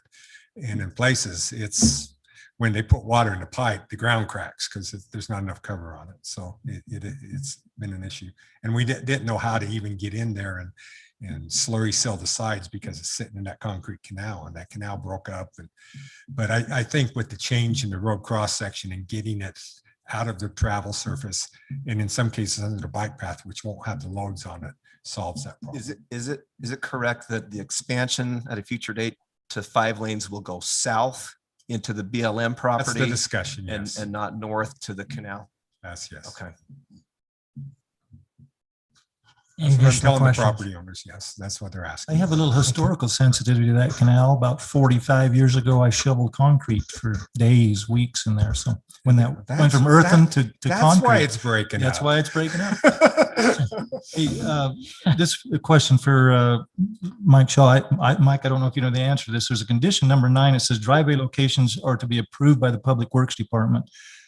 At what point, do you know what, and maybe this is a Brandon question, but what point, what does that mean? Is that on the plan or? That's at construction drawings when we receive construction drawings. And the reason for that is so we're trying to get away from these issues that we've had in the past where driveways Yes, are too close or too many on a property. exactly. Okay, thank you. Nice. I like taking that step. Thank you. Hey, Mike, while we've got you on the line, this is Councilman Staley. There's a 7-plex and it's units 131 through 137. The access to that, if you can pull the plat back up, it's just something that I don't see all the time. I just need some reassurances that that's been reviewed and that's something that makes sense. It's like I say, it's just something I haven't seen very often. And you There's an may know alley. better than me. There's an alley on it. There's a private alley. Oh, The yeah. shaded roads are going to be public. The private's not shaded. It's just going to be a common area. That's why you're not. Okay, seeing it. yeah, that's right. Thank you. The alleyway is not shaded and that's what I'm not seeing. Okay. I'm just seeing the public street and not seeing that the alleyway is the private is at a 30, what's the 24. width? 24. Oh my goodness, 20. 24, yeah. Okay. This is a scan copy, so some of the lighter grays aren't showing up. very Well, and I'm not a trained professional eye, but I like to look. These and are all things that out, jump yeah, out. to they're me, all so- alley loaded units. So, yeah. Okay, I see the alleyway. I'm comfortable with that. Thank you. Any additional questions? Can I address the last comment? We apologize, both Don and I and Mark were trying to remember what the architects told us on driveways. And we know there was a discussion on, we didn't want a sea of concrete in these driveways, for instance. And so the difference between 18 foot and 20 foot was a debate. What we want to do is to have some green in between the concrete. So you can still open a door unimpeded and get out, but we just don't want to see a concrete. We want to have that concrete broken up with landscaping, low line landscaping. So we didn't know that the 20 foot was a problem, but we've since come back and looked at it. And what we prefer to do rather than have a sea of concrete is have a minimum of 18 foot driveways with the 2 foot landscape strip in between. We think it's just much more aesthetically pleasing. It still allows the doors to open. It still allows people to get out of their cars. It's just not a sea of concrete. But you can't grow anything in 2 feet. No, but you can, it's 4 feet, 2 and 2. So, Or is even pushing it. 5 is really the minimum standard. It'll be gravel and then they'll drive on it. just to break. Parking stalls are 9 feet wide. Oh, I know So- they are. So losing the 2 feet. It was never really in discussed. It was just right at the end proposed as a condition. The focus was on the 16-foot driveways. And we weren't sure if the rest were 20 or 18 at the time. We've since found out most of them are 18. So we're just asking to reduce that 20 to 18. Just to think be- it looks better without having solid concrete. It's broken up. So the drawing then that we're looking at with limited common on the street side shows all driveway, and you're saying that won't actually be, I assume that's what, well, I guess it still could be a driveway, limited common. You just have a little landscaping or whatever between. The Okay. limited common is matching what the driveway will be. That's why you see those little spaces in between. So are you asking us to make an amendment to modify that here? Or Or just that you eliminate condition 14, that the driveways all be 20 feet, that you allow them to be. What did we have in the PCD? We had 18. It was just a condition that It planning was already commission. approved as the PCD. So the planning commission brought up the 20 Yeah. feet. And we this were is- unsure, so we didn't really debate it because, like I said, we were trying to remember what the architects had told us. Jim, can I get staff to just comment on that? Yeah, this is Eldon. I was going to chirp in. Planning Commission, one of their biggest concerns was if we do a lesser wide of a driveway that's going to be driven on and it just deteriorates that landscape. They kind of came to the agreement that the less landscape, the better, due to just the longevity of the project. Concrete's going to hold up longer than landscape. With 2 cars parking side by side, they were worried that if you put grass or gravel there, it's going to be driven on and just deteriorate the look of it. That discussion, what came up when we were talking about the 16-foot driveways and whether you could park two cars next to each other on 16, which is really tight. That wasn't a part of the discussion when we were talking about the bigger driveways, just to be clear. So are you saying to make all of them alleyway and public street at 18? Or No, you're we saying still want 16 that. on alley and We just 18 want on- the condition to read the minimum on alley to be 16 and the minimum on the rest to be 18 instead of 20. That's what we're asking for. Parking stalls are typically, like a commercial parking stalls are 9 feet. So 18 is consistent. Jump in there. I'm Don Bean with D.R. Horton. Hey, D.R. Horton builds these all over, and we've not had a problem with the deterioration of the site. And it does make it look better, having the little strips between. It breaks it up. It just is a better look for the community. Can you speak to what might be planted in there and you're putting dripper lines? How's that? You know what? You don't even need to tell me what type of vegetation, but small brush, shrubs, Yeah, plants. just small something that's there. So it's just not a sea of concrete. It And just breaks it up you'd to have make it dripper lines running to those. So if they drive over them, they're going to break those. Those will die. Those will. I like the idea. I don't have as much concern, I think, as maybe others do, but I should know that, but I do not. That's fine. I just know the type of truck I drive and it wouldn't fit on that with the shortness. So with the turning radius and on alley and yeah, my e-bike could fit just fine. and your e-bike fits great. So we'll just have to be neighbors and make it work. So I guess in my mind, as far as some shrubs in between and watering, it's no different than any other residential area that, there's always a little detriment to have water, but yeah, I don't think it's that significant personally. Jim Raines again. In reality, I've always said I can pave as cheap as I can landscape. I really can. In fact, with paying to irrigate it with the water district impact fee, I can pave cheaper than I can landscape. So it's not a cost saving issue. It's an aesthetic issue. We just feel like a big footprint of concrete there is not as attractive as one that's broken up with some sort of landscaping. I'd be tempted to give them the reins to do it. And you got a bunch of other things coming behind it that. what does Shaw say, I guess? What's his I'm concern? happy to hear from his input as well. I just, yeah, sure, let's do it. I don't care. So Shaw doesn't care. What does Public Works think now? Well, my opinion is if it was in the PCD as 18, then they already approved. So there's no reason to make it a condition. Yeah. All right, I'll move Council? forward with the motion. Yeah, move forward. Mayor, Yeah. Mayor. We're moving forward with the motion. Okay, but I just want to point out, you shouldn't even be discussing, if you look at I just zoomed in on your lots. I don't know why they're talking about 2 feet when I've got 24-foot wide buildings and you have 4 feet between them. So where's this even an issue is my point. Thank you. Thank you, Drew. One other thing that we'd like to ask, on the other condition about the final plat, it states submitted final plat that you brought up. Can we replace submitted with recorded? Just for timing aspects? Or take that approval long of the to get final through plat us. would be okay too, but I'm just thinking timing wise, we usually submit final plats really early, so there's not this big rush right at the end to get them through the city and through you guys and then I think get you them can time it reviewed. just right. Confident in you to time it and just go with what staff has wanted on that condition. Okay, I'll motion that we approve a preliminary plat for Labyrinth Point at Long Valley, located at approximately Long Valley Road and SR 7, and striking condition 14. Bundy, second the motion. A motion and a second roll call vote. Staley, aye. Ward, aye. IVI. Coates, aye. Bundy, aye. Thank you. That's approved. Item B, consideration to approve preliminary plat for Star Springs at Long Valley, located at approximately Long Valley Road and SR 7. Same applicant. This is Eldon Gibb, city planner.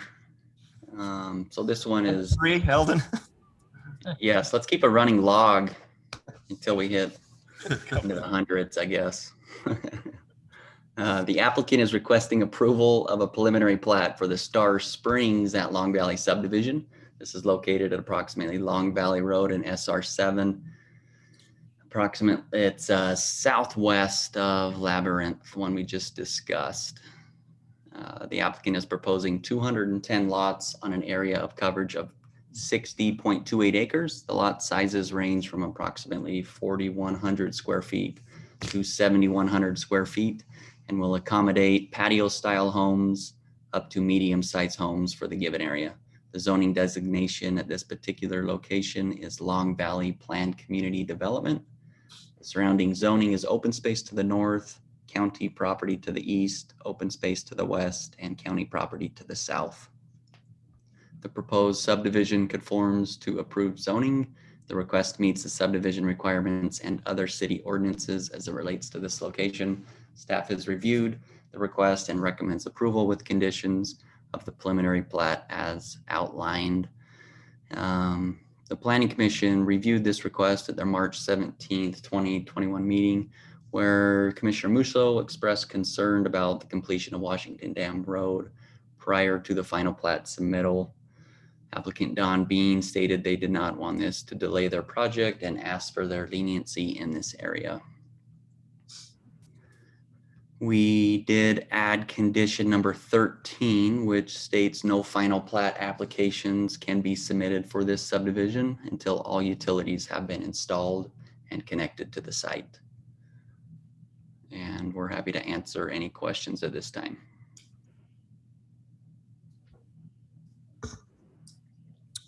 I don't know if this might be more of a question for developer, but there's a sheet here that shows street names. They're highlighted. Of those names that have been approved by the county already, or I just want to be sure that we're not approving some names that are here that. I'll let Mark address this, Jim Rain. Street names are the scourge of plat Yep, approvals. in Washington that's why State. I know that very well. We've been working with Dale Simper, so- and he's approved and rejected some, and then we have an alternate list also that Okay. I have already. Now, used up, so. doesn't the county also have a county recorder, just have a list of, but they, as long as we're not approving something that might be contrary to what they Dale say. goes through and keeps track of everything, and Okay.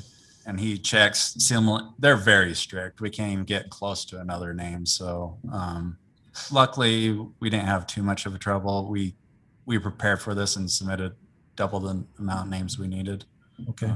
So just another quick question is the detention LID retention area for this particular phase, does it serve the other phase Labyrinth as well? It actually serves all of Long Valley. I took care Okay. of the whole master plan committee right up front, so it's not an issue. What if someone takes your name? If you did the whole master street name, I'm just making a comment because I got a lot of names here I might use on some of my projects. I'm just kidding. So actually, I'm glad you bring that up. There's already a Last Chance Drive in the Silver Falls neighborhood. That one wasn't available, So yeah, that one will need to be amended. I'm To like, Dale, hold on, I know whether he someone lets who you or already not. lives in Washington on Last Chance. My main concern is that we don't approve some names on a preliminary here and then you have to come back and, somebody makes an issue with it and you have to come back to get it approved otherwise. That's all I'm. Yeah, my concern. I Well, have we the should- same concerns. We but- should make the condition that all street names be approved by our city department. Which Although I don't think I believe that's already in place, and that's why we're doing. I it. know, I'm just saying that. I don't think we'll find a better one though than Peekaboo Street. I Yeah. saw that. If you remember the Winter Olympics years ago, I thought that And it was great. submitted So with the clever. wrong Was that you, spelling Don? at first, so we corrected that. How did you spell peekaboo? I don't even remember how Yeah. they spelled it wrong. I just submitted their paper and I got told it was spelled wrong and fixed it. So Hey, Mark, while you're up there, when are you building the clubhouse? that'd be an answer for Don. That's in phase one. We're building that first thing. So early on, we're building a lot of amenities right in the front. So when they'll all be ready as the people move in. Thank you. Any additional questions or comments? Just wondering why Jim didn't name the streets after motorcycles, being such an avid rider. I only know how to spell K, T, and There N. you That's go. it. Okay. Hey, if there's no comments, I'll make a motion that we approve the preliminary plat for the Star Springs at Long Valley, located approximately Long Valley Road and SR 7 with the findings and conditions provided by staff. Staley, second. I do have a motion and a second. Roll call vote. Bundy, aye. Coates, aye. Ivy, aye. Ward, aye. Staley, aye. All right, that's approved also. Thank you, gentlemen. See ya. Move on to our public hearing. Consideration to approve a zone change request, Z-21-07 Plan Unit Development Design for Red Mesa, Sunrise Valley, located at approximately 400 South Country Way, applicant Midden LLC.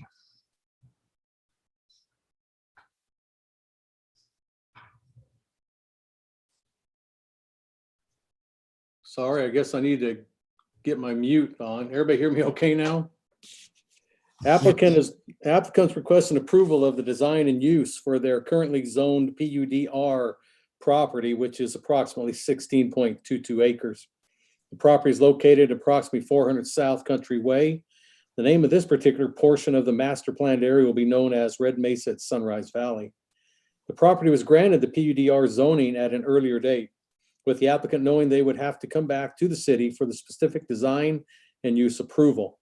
The applicant is now wishing to have that proposal reviewed now. The PUDR requires an approved site design before the property can be used as a residential development. The applicant is proposing 66 detached building pads. This would have a 4.07 dwelling unit per acre ratio. The surrounding zoning to this parcel is PUDR to the south, east, and west, with open space zoning to the north. Staff has no concerns with the proposed design of the project. The overall development has a city park being built within the master planned area, but is still under construction being done in phases. This phase will require that the park will be completed in its entirety. The Planning Commission reviewed the request at their March 17th, 2021 meeting. Planning Commission unanimously recommended approval of Z-21-07 for the design use to this already zoned planned unit development residential property. And this is on to you, the City Council, and it's based upon the following findings and subject to the conditions in your report. I'll be glad to answer any questions you might have on this zone change request.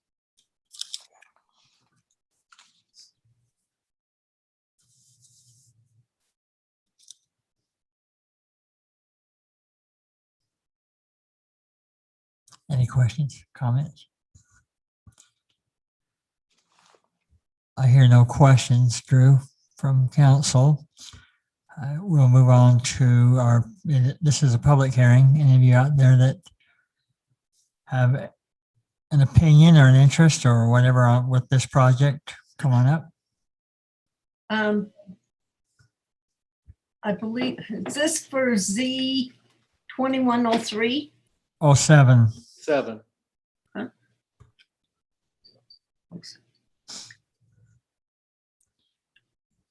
Did we have any That's the next one, Denise. That's the next item. That's item 10 is Z-21-3. Thank you. Did you have Or- any, Or just, this is Red Mesa at Sunrise Valley. That might help you.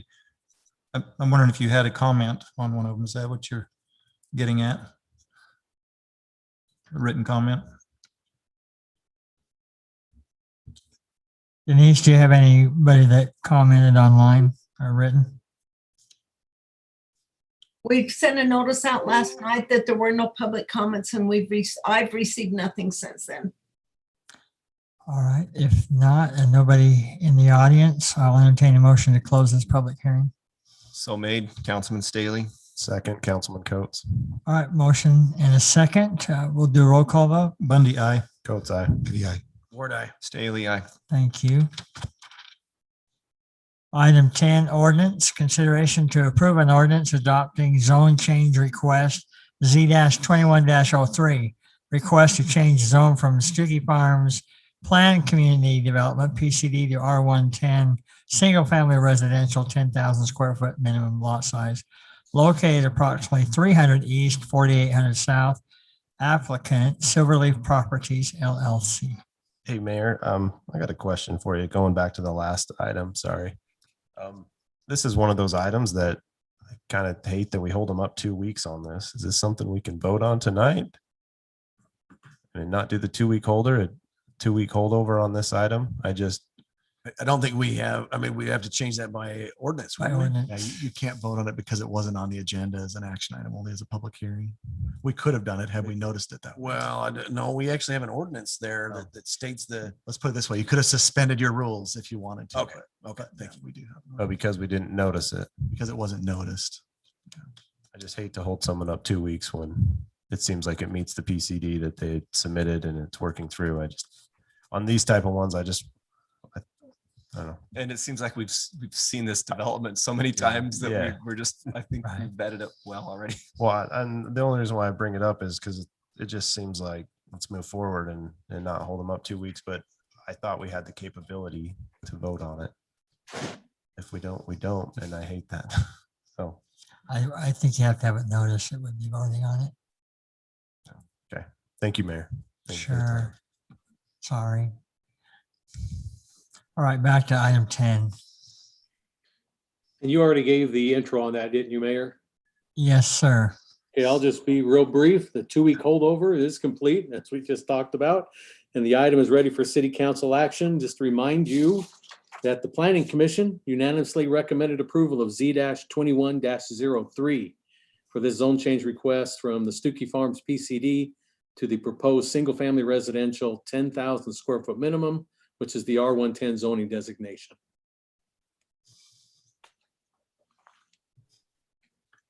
If no one has any comment on this, Councilman Bundy, I make a motion that we approve ordinance adopting zone change request Z-2103, a request to change a zone from Stuckey Farms Planned Community Development, PCD, to R110 Single Family Residential, 10,000 square foot minimum lot size located at approximately 300 East, 4800 South. I will second that. Thank you. I do have a motion and a second roll call vote. Staley, aye. Ward eye. Ivy, aye. Coates, aye. Bendy, aye. Thank you. That is approved. Item 11, agreement. Consideration to approve an e-bike rental agreement and possible location at Sullivan Park. Cole Staley. It's about time we had these e-bikes.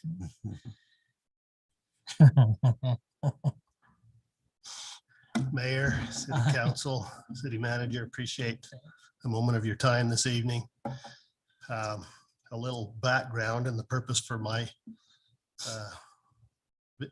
visit with you is the ownership of Easy Rider Rentals approached and presented Washington City with a proposal, a proposed service to lease city-owned property with the purpose of providing and operating electric bike rentals at specific stations at various sites. A meeting was scheduled with the owner, Tom Lund, and also with Eric Reed, who are here this evening and will be available to answer any questions if necessary. A contractual agreement was provided. We worked closely with our city attorney, Thad Segmiller, and also their legal team to finalize an agreement that we were comfortable with. Both the proposal and that contractual agreement should be in your packet. You may have had an opportunity and hopefully have to review that already. So what was the purpose of that? To sending it to Segmiller and Vickers? A contractual agreement. That's Oh, a lease agreement. They're looking for property. sorry, I was on the wrong page and I was hearing what you said and combining it. I Okay. apologize. So, yeah.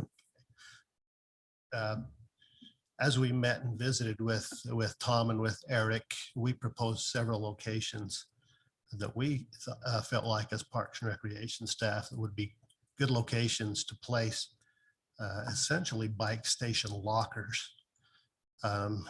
They are a bank of 5 lockers, but each locker would house 2 e-bikes. So 10 e-bikes would be at each bank. We feel like Sullivan Park is the most logical place to start. The benefit to the city is that we would receive in the amount of $50 per square foot, or essentially $8,000 per year, simply by leasing property to this organization. It would allow both our residents and visitors to our area access to e-bikes, typically for a 4-hour period for recreational purposes, primarily along our trails and throughout our city.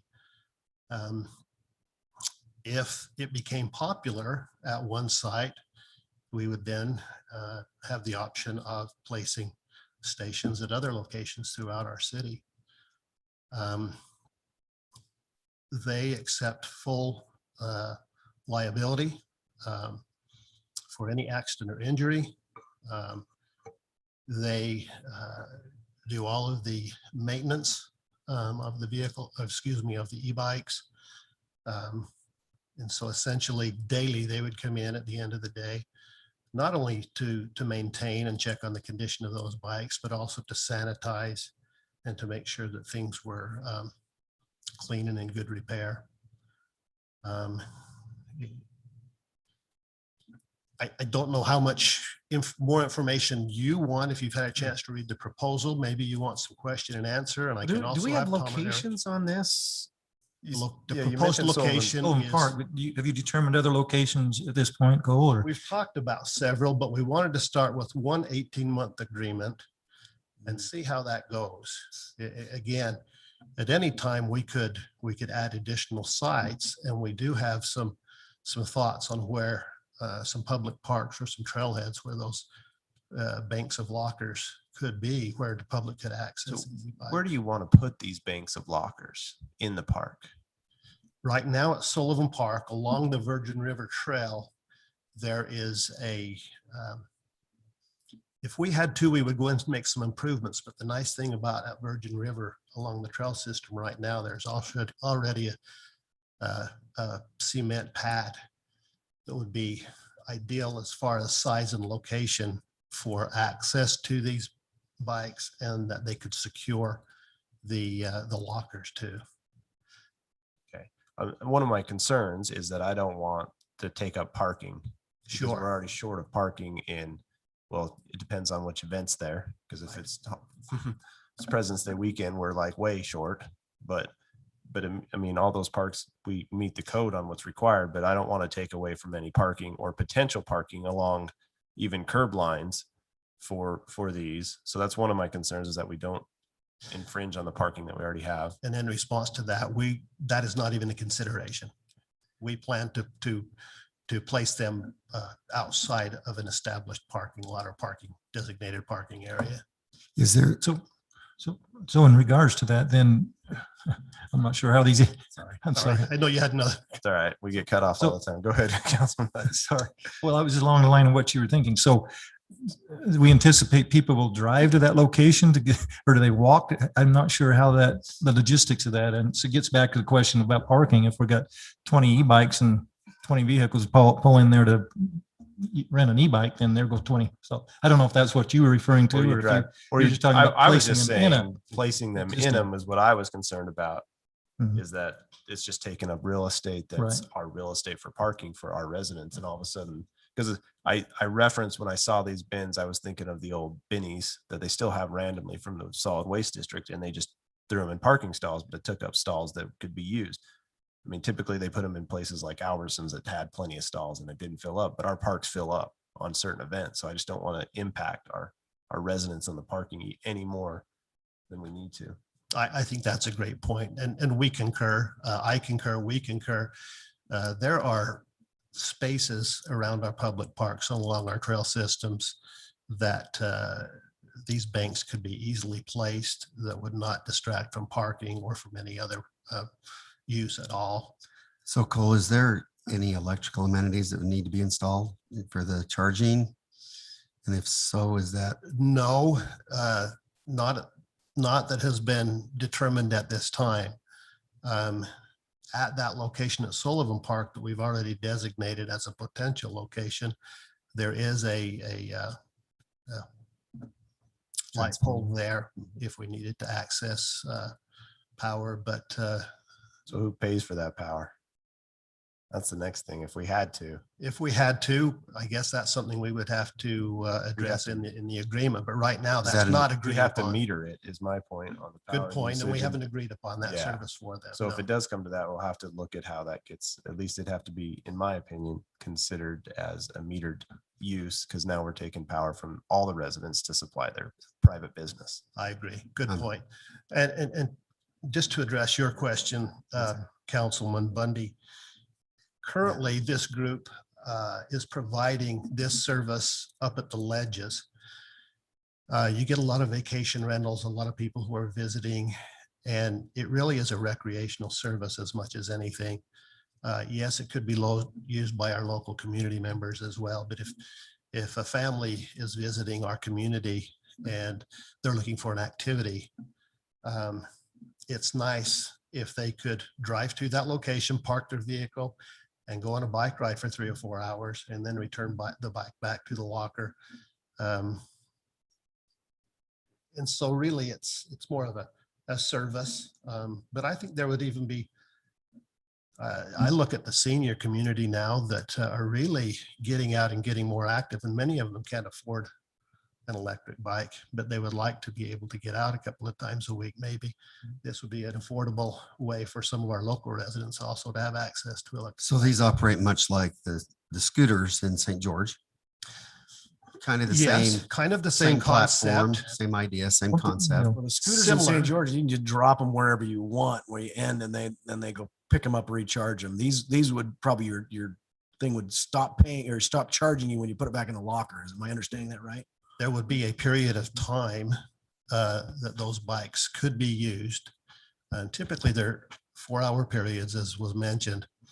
And but More like rather a than just library, leave you check them, it out for a certain amount of time.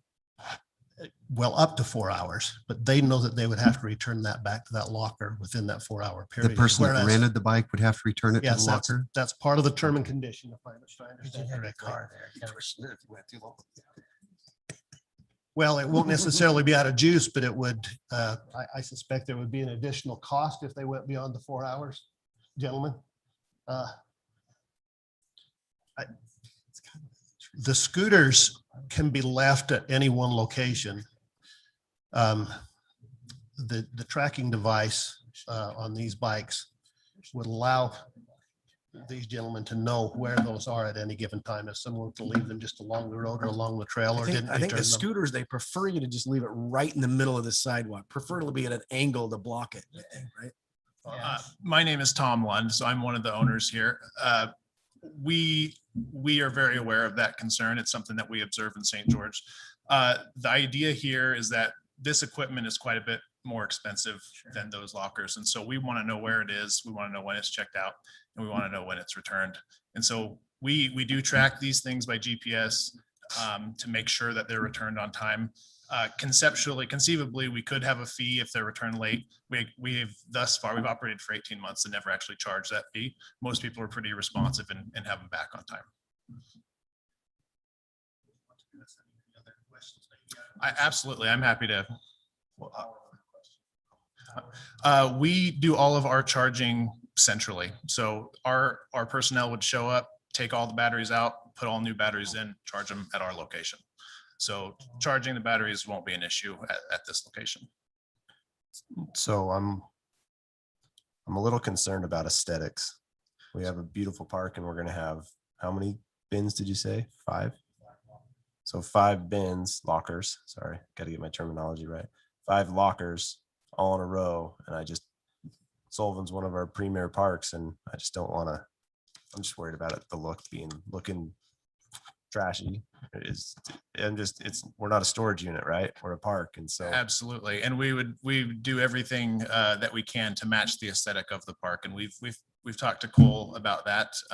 We've provided some concepts for that and working on, and I believe part of our proposal with that any signage that would go on, because, we need to identify what these are, would have to be approved first by Cole's team, I suppose.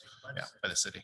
So you guys just take a picture of what's there now and then get a vinyl printing of that and just put that on the lockers themselves. So they're virtually, if you stand in that angle, they're virtually just disappear, right? You're at the right spot. Yeah. Yeah. So no, real question though. So are you leasing these by an app or do you have a POS system at the bike? So at our rack? current location, all of our bookings go through our website. We have put a lot of capital into developing software that handles this. So it's very automated. It's very easy. They go to our website, they book a bike or however many bikes they want on the date they want at the time. They sign a waiver. And once they've signed the waiver, they're given a code, and that code they punch into the door and they can access the bike. And so is it a smart door? It's not tracking how long it's open. It's just the lock is a smart lock. And so it can work through Wi-Fi, or it can work if there's no Wi-Fi available, which there presumably won't be here.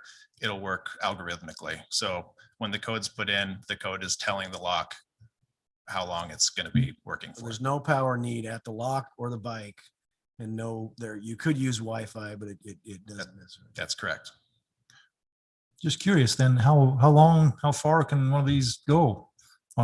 The typical range, depending on terrain and stuff, is about 25 to 40 miles. So we think there's a lot of great parks and paths throughout the city to see, and I think they could see a lot of it in one ride. And I guess there's an app that you pay on and you just don't.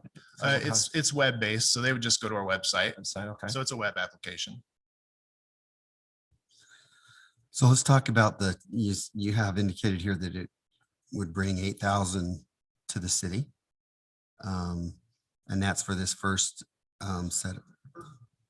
That's location or per site. So for this site, that's the question I have. So this was just at Sullivan for right now, right? Yeah, and as part of our proposal in talking to Cole is, we wanted to take measured steps towards growth. And so if this is great and there's more demand, we're certainly open to expanding. Well, I also want to look at, I hope for the business to do well, but I also don't want to just have a ton of bike things everywhere. And I'm concerned about the aesthetics of these boxes. They're big and bulky and taking away from our parks.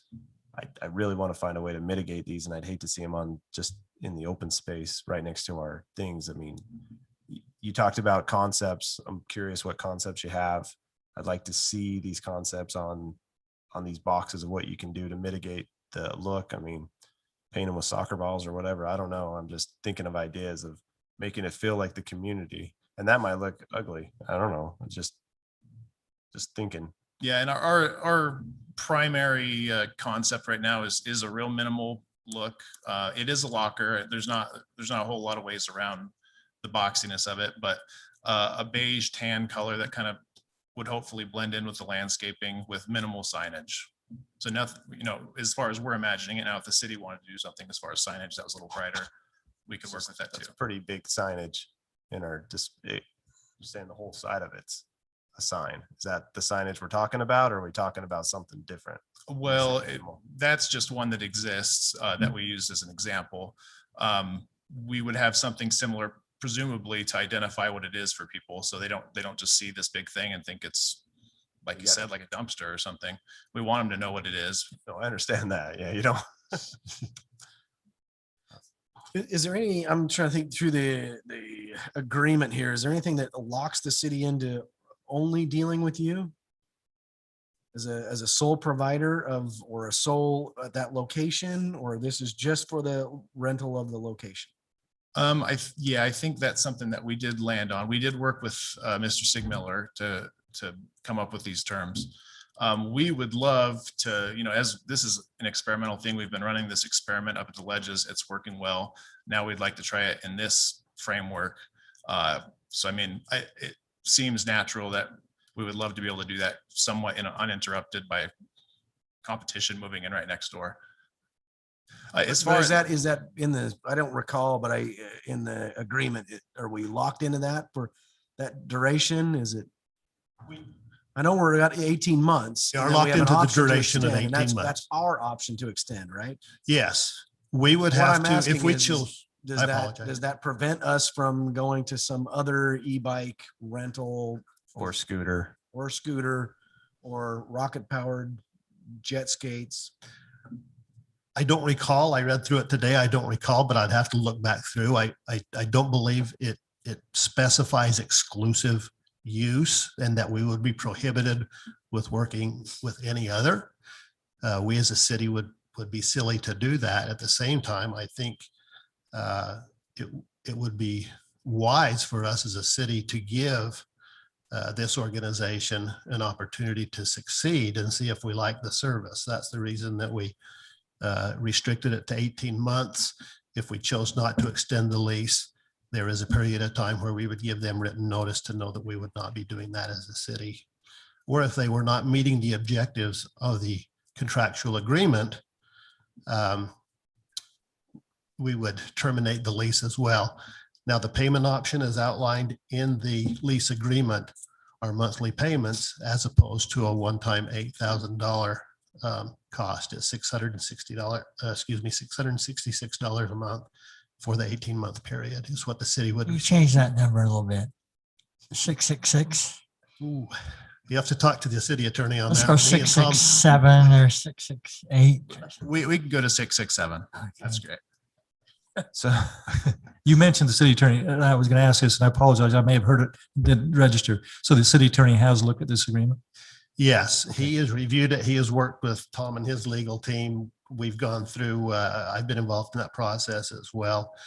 We want to make sure that all city ordinances are being met. We won't allow use to these lockers outside of established city park hours, 6 a.m. to 10 p.m. Some of those types of things. So Thad feels good about it. I think if he were here, he would tell you that he is comfortable with that agreement. Just one more question regarding the insurance. This might be Councilman Staley's area of expertise, but it has an aggregate limit of $1 million. Is that sufficient? Do we? Typically it'd be $1 million occurrence, 2 million aggregate, but Yeah, I'm just thinking about my insurance that I have, and yeah. it's usually 2 million, but Thank you for bringing that up. I asked Tom to send this to me today to double check that as I was going through the agreement. The 1 million is per occurrence. It is 2 million aggregate as per city policy. So do we need to change that in our? differently here, so yeah. It does. And that's why I'm grateful you brought that up. I brought a copy of that and wanted to bring that to your attention. It would need to be changed, and this is a copy of that document. Mayor, are you ready for a motion? I am. I would make, Wait, if you're all okay. All right, now I'm ready for a motion. I would make a motion that we table this to our next workshop meeting and ask the applicant to bring specific locations of where it's going to be and and design of signage for that. And we table it to the next workshop meeting. And also have it on the agenda for our next council meeting for a vote. But I'd like to see those two things. Is there anything else we should ask for that? Said signage and And location. specific location at the At the park. park. I just asked for some clarification. So tonight, though, you were only asking for the location at Sullivan Park. Is that correct? Yeah. For the first 18 months. Well, that is what we're presenting for approval. Again, if you're not comfortable with that location, with our research and our recommendations, working with Tom and Eric, that would be our recommendation. But we are not restricted, obviously, to that park. We've got plenty of other locations that could be considered. The other thing I'd like to look at is the success of, I'm glad you had success at the ledges, but I've heard of some horror stories in other places on e-bikes and bikes in general. I mean, those are other states. So I'm just wondering the success of the scooter program in St. George and how it's affected them. So maybe if you could reach out to their department and see what they've liked and disliked, so we can look at that and talk about it. I think that would help. And I don't know if you have. I've actually talked quite extensively with Mark Mortensen with St. George City. This is really kind of filling a different need than the scooter. The scooter is a mode of transportation. It is used for recreation in St. George City, but it is also used as a mode of transportation, especially in the downtown area around the college campus and such. This is not necessarily designed for that purpose. This is designed more for recreational use. We don't have the volume, near the volume that they do with the scooters.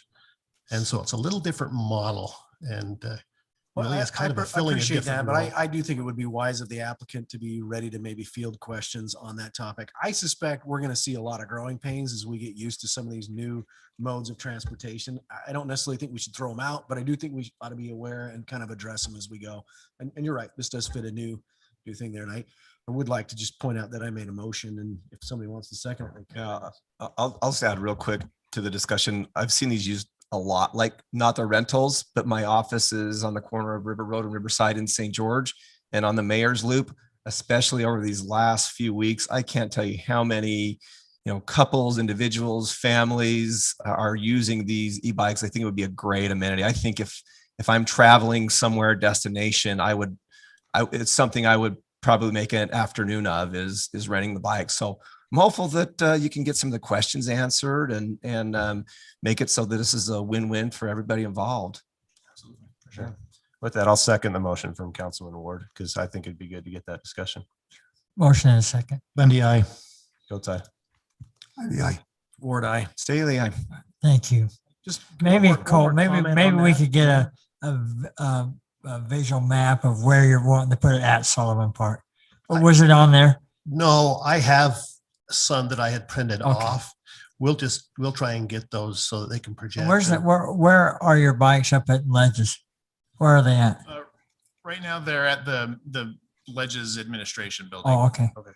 That might be good. I'll go up there and Go check up there, field trip. Mayor, can I just make one more comment? It would be my preference on agreements like this to see them actually come before the council at a workshop prior to a vote and a discussion. I'm willing to hear differently on that, but I kind of like hearing that. I had asked that question in advance. I wondered if maybe this should have been a workshop item, but I was told that it would come for a vote tonight. So just following protocol. I'm not complaining. I'm just stating my preference. Yeah.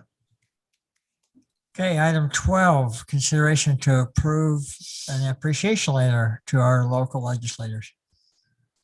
Okay, based off of some of our discussion the last couple of weeks, and a request to reach out to our legislators, we've drafted this letter. I think everybody's had a chance to look at it.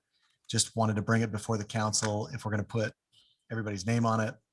If you're happy with that, some of the things we're trying to address with the letter, thank them for their service, but also share concerns about local control, legislative oversight, and the legislature continuing to add one size fits all solutions to the entire state. So I hope we did that in a way that feels like we appreciate them, because we do, and also addresses some of our concerns.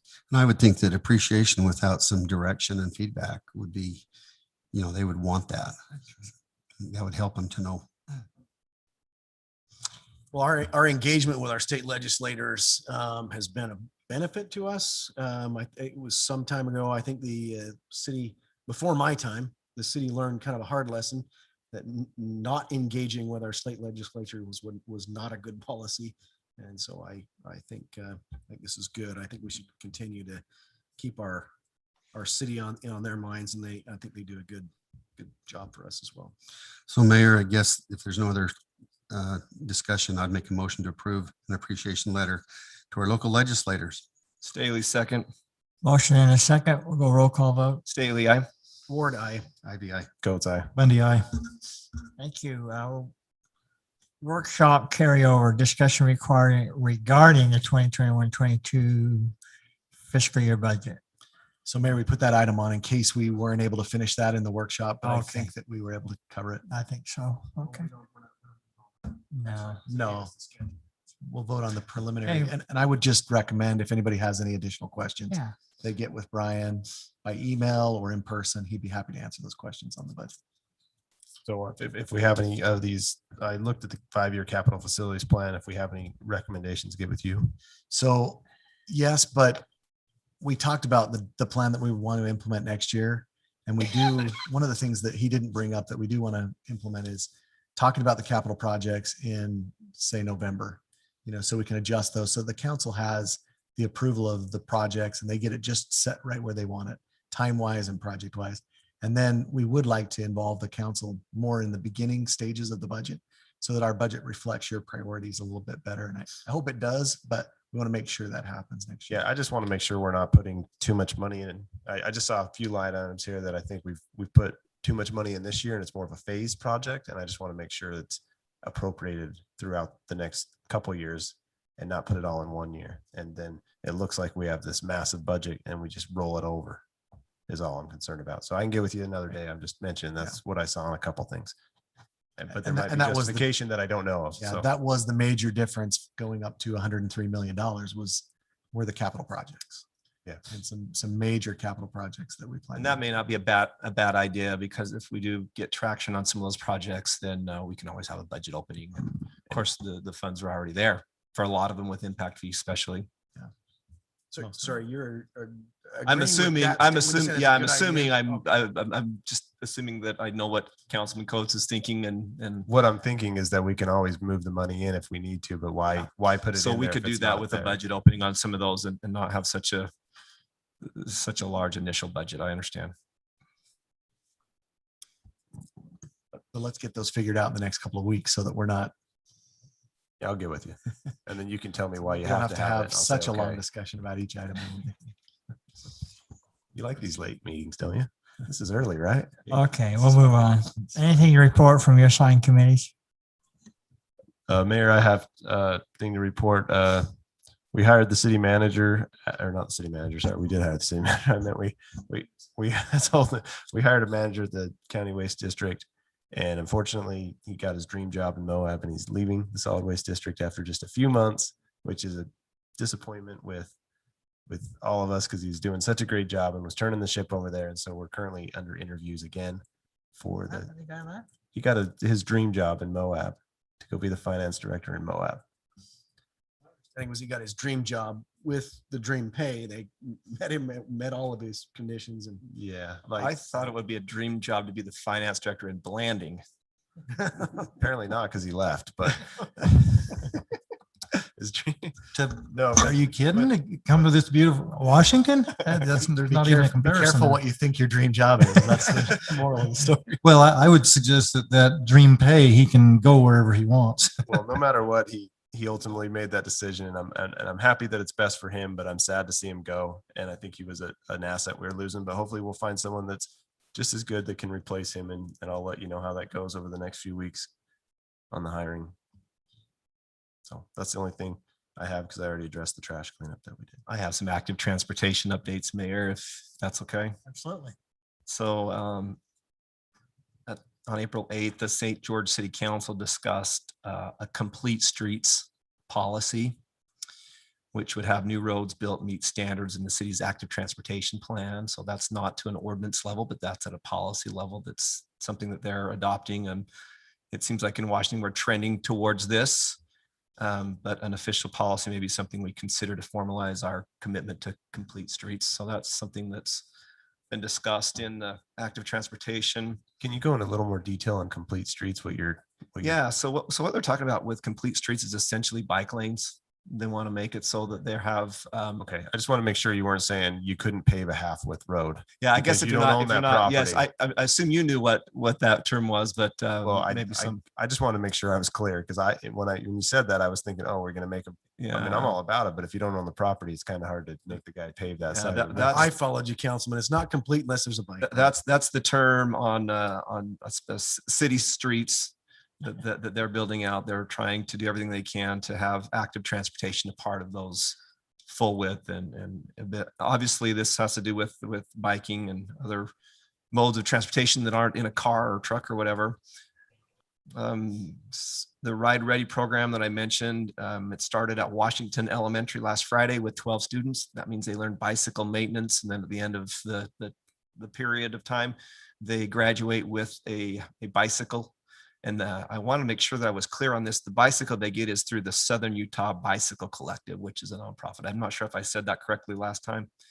The Ride Ready program is also, there's a tentative start date at Riverside Elementary, and also Coral Canyon Elementary is looking at that as well. So those are cool. And May is Bike Month. And one of the things that the Active Transportation Committee is going to do is have a booth at the Cotton Fest on May 8th. Okay. Let's see here. The Washington Dam road improvements that we talked about also includes trail from the SR7 underpass to Country Way, which is great. With our slurry projects, we improved slurry. That'll include Washington Fields Road, Washington Dams Road, 1900 East, Telegraph from 300 East to SR9. And this is also an opportunity to include bike lanes as they are restriped. Current and future trail projects. The Mill Creek Trail, which we've talked about before, would tie two really historic sites with the boilers, with our park and conservation garden there. It would go along the freeway and then ultimately under the culvert and down to Nyson Park right there next to the cotton mill, which is really cool. So that's something that's what the feedback was from the committee is that our understanding is that the state legislature approved funding for Exit 11, at least the design portion for Exit 11. And so they think that could happen as soon as within the next 6 months. And that should include some design for that trail. Exit 11, which is basically the main street that was approved about 2 or 3 years ago. So that they've funded the design is what I'm hearing. I can't confirm that, but that's what I'm hearing. And obviously from an active transportation committee perspective, we're looking to make sure that we tie the trails in from Main Street, however that overpass comes in and onto the boilers and down to Nyson Park. The Elephant Arch Trailhead is on hold. The idea is to work with that master plan development to provide access to the Red Cliffs Desert Reserve at Elephant Arch, but also at Dino Tracks and Grapevine. So Barry and his staff in Leisure Services are working as they bring that forward, which may come within the next few months or so, but they're wanting to make that part of that master plan to where we have planned trailheads that would give access into that beautiful recreation area up in Red Cliffs. The Washington, I'm trying to remember who exactly did the survey. I won't say it because I can't remember the exact name, but there was a survey done. About 600 responded from Majestic Fields and from Horizon Elementary. And the results are 95% plus are supportive of the canal trail and 75% plus say they would use it. So I know that's Who presented that survey? Just it curious. was, if I believe Kai Nordfelt is the one that did the survey, and it was, I'd have to get the details on the survey, but I did hear these results as part of that committee. Another one that's really exciting, and the credit here would go to Ben Ray. He was funny. He said, a lot of times you go to these meetings and you sit there and you're like, why in the world am I even here? And then all of a sudden a nugget of information or an opportunity comes forward. And I think this was a case where he was, he chairs that committee and he's doing a great job. But he mentioned to me that the state legislature has appropriated one-time funding of $35 million to UDOT for active transportation. And we have applied for $3 million to build a trail from Warner Valley along the east side of SR7 all the way to Long Valley. Really? And so that was one of those things where he was able to meet with Jeff Sanders, our UDOT rep locally, and him just doing his job and being aware and saw that opportunity, which would be fantastic. So hopefully there's more to it and that will come to fruition. There is a little bit of match, but they're hopeful that the trail system within Long Valley might meet that match. So that'll come back to council, but appreciate what staff's doing there. Trail policies are still being discussed. Currently we have a park ordinance, but we don't have a specific trail ordinance. So what that committee's been doing for months has been reviewing and editing and just painstakingly going through a trail policy.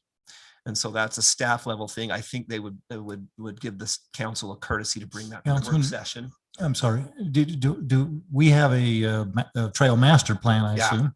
Yes, Okay. we do. Just not But the detail. currently the concern is that, we're trying to apply our park ordinance to our trails and they're different animals. So the precursor to an ordinance is a policy. And so they're trying to design policy. They've, different people on the committee have researched and what other cities are doing and discussed. And it's been an ongoing the process is working in committee. So that's great. Let's see here. Who's on that committee, Councilman Staley? Just Yeah, curious who, yeah, who the it's a group good group. is. So there are representatives from the community, from the community. There are the Southern Utah Bicycle Collective. Ben Ray chairs it. Andy Dalton from Street is Andy Stevens. Andy Dalton's the quarterback for the Bengals. There's another, you get traded to the Bears. Anyway, there's a few more public works employees and a few more Parks and Rec employees. No, this is just a Washington City committee, but it's really well organized and there's people actually that have been zooming in since February that I couldn't tell you exactly where they're from, but they were on the committee before I got there. With the Cotton Days booth, they're wanting to do another brief survey with some giveaways. some stickers, curb the car, and, you know, get on bikes and scooters. They're working on a map of the trails that would be a brochure that people could use.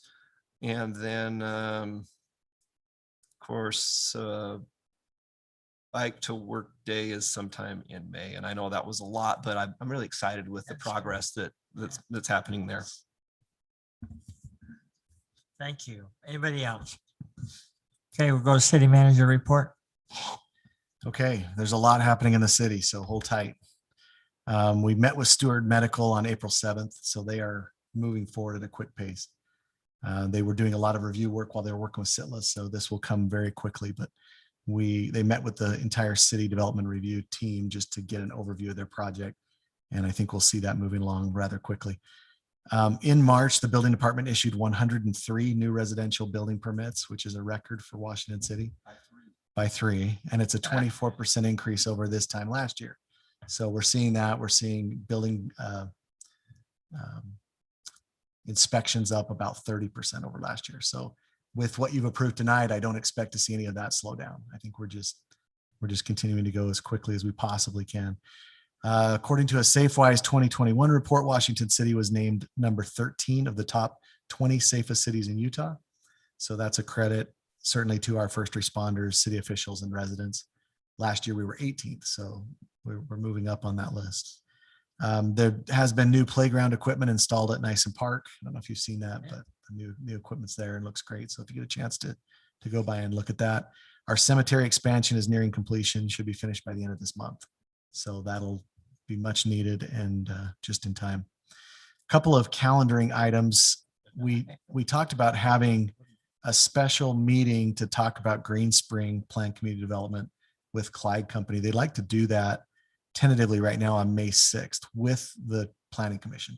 So kind of get everybody in the room, go over the initial concepts, make sure that as we move down the road, everybody's on the same page. That would be a Thursday. So check your calendars. I will just initially schedule that. If you have any problems with it, let me know. What time did you say? Somebody would have to ask me the time. We'll look at it, probably 6 o'clock, I would guess. What was the May 6th, Thursday, May 6th?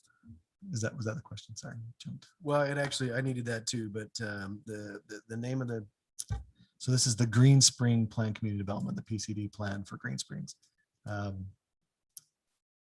GWC Capital Clyde Company. So it's like it's the 600 acres. Yeah. You're thinking 6 o'clock, is that what you said? Yeah, we're looking at usually 6 o'clock. Six. Unless you like the 5:30 time for a work session. Any preference? Yeah, let's stay at 6. Okay, we'll do 6 o'clock. Cotton Days Parade is May 8th at 9 a.m. So the golf carts will be ready. Candy will be ready. Put it on your calendar, May 8th. Make sure we get everybody there. And then remember the special work meeting next Tuesday, and that one is at 5:30. And that's to discuss CRAs, community reinvestment agencies, and PIDs, which are public infrastructure districts, next Tuesday at 5:30 with Zion's Public Finance. So if anybody signed up for League of Cities and Towns is next week at the Dixie Center, end of the week. So other than that, that's my report. Thank you.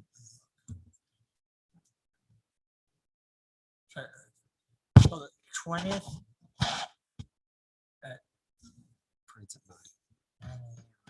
I'll send out an email with all three of those. How about that? So you can make sure. Get them in our calendar. Yes. That's the only way I can keep track is if you Put them on the calendar.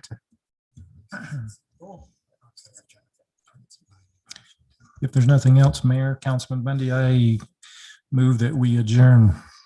Oh, sorry, I'm trying to calendar. Oh, sorry. You have a second? Second. All in favor? Aye. Aye. Thank you, gentlemen.